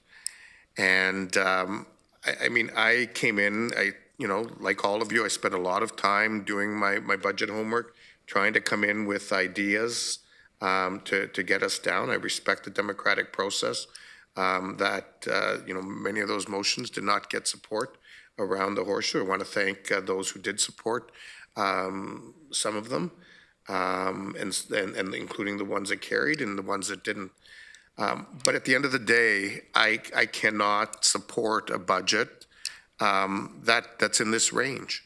It's too high for the people I believe I represent, not just in Kitchener, but throughout the region. You know, I read the comments that we get on affordability from people in our emails, comments on social media, comments into record articles, and people are upset. People are upset. And, you know, I'd hoped that collectively we would have been able to do more and get it down there. But as a result of where we're at, I unfortunately am going to be in the position I was hoping I wouldn't need to be in again this year. But for, you know, the third time in 42 budgets, and 3 of them have been regional ones during this term of council, I will have to vote against the budget today. I don't do that lightly, but I think there's more work that needs to be done on it. And, you know, I would have hoped that direction came, but it didn't. And so, you know, this is where we are. Council will deal with it as they see fit. But that's where I feel I need to be at on behalf of the people that have elected me. Thank you. Okay, colleagues, we don't have any further speakers, so we do have a special counsel following, you know, this motion. So I'll ask for those to go over to eScribe and have their final say. Yes, Councillor Craig. Sorry. Try, Mr. Chair, to get in. Go ahead. Thank you, Mr. Chair.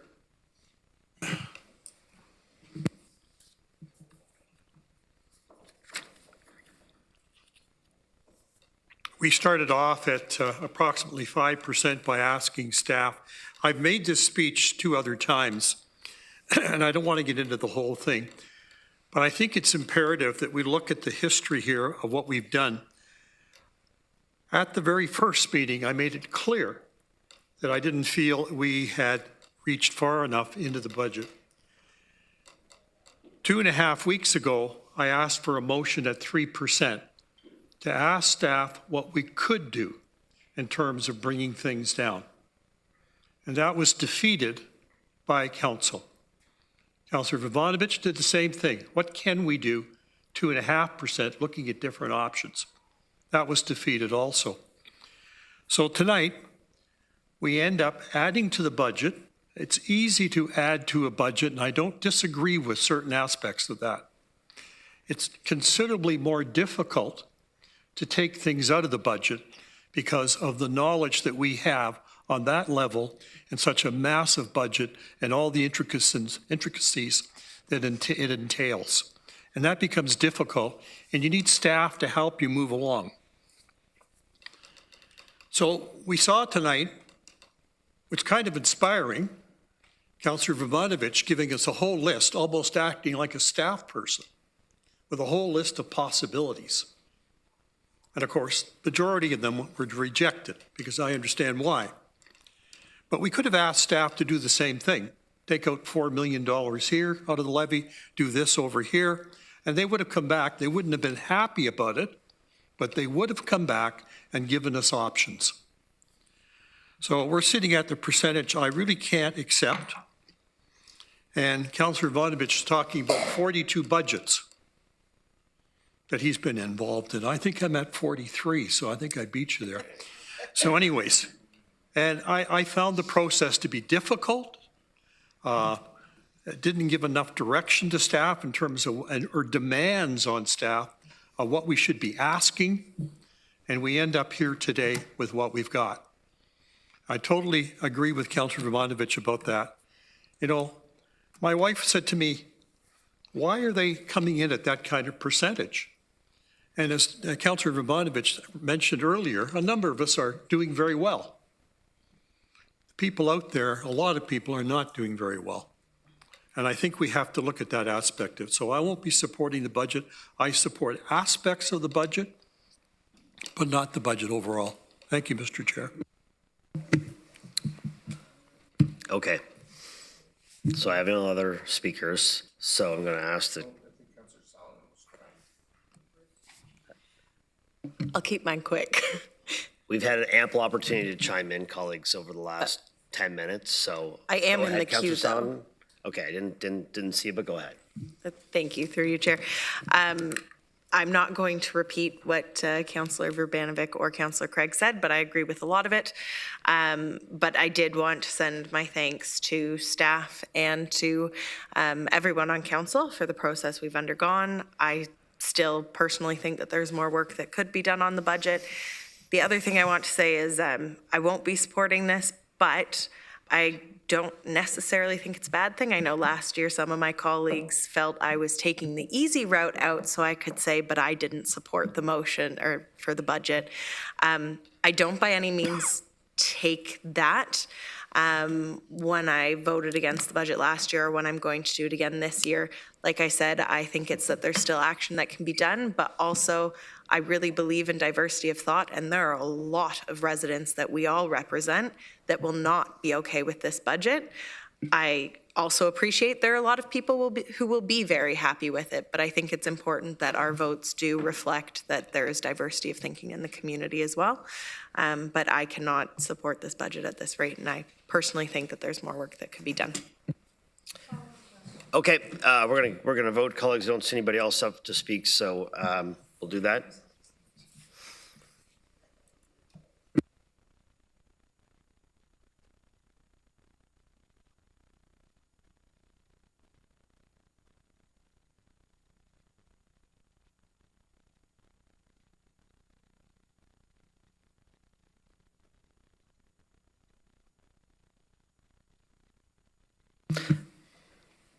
Okay, that carries, colleagues. So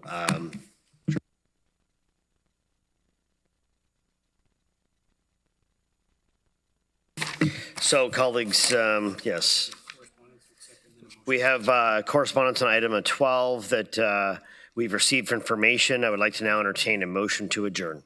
Councillor Fox and Councillor Nowak. Do I ask for any consent? Say aye. Aye. Okay, that's carried. We have a special council meeting here next to ratify, so I'll give you a few minutes, and I believe Chair Redmond steps up at this point. So thank you, colleagues.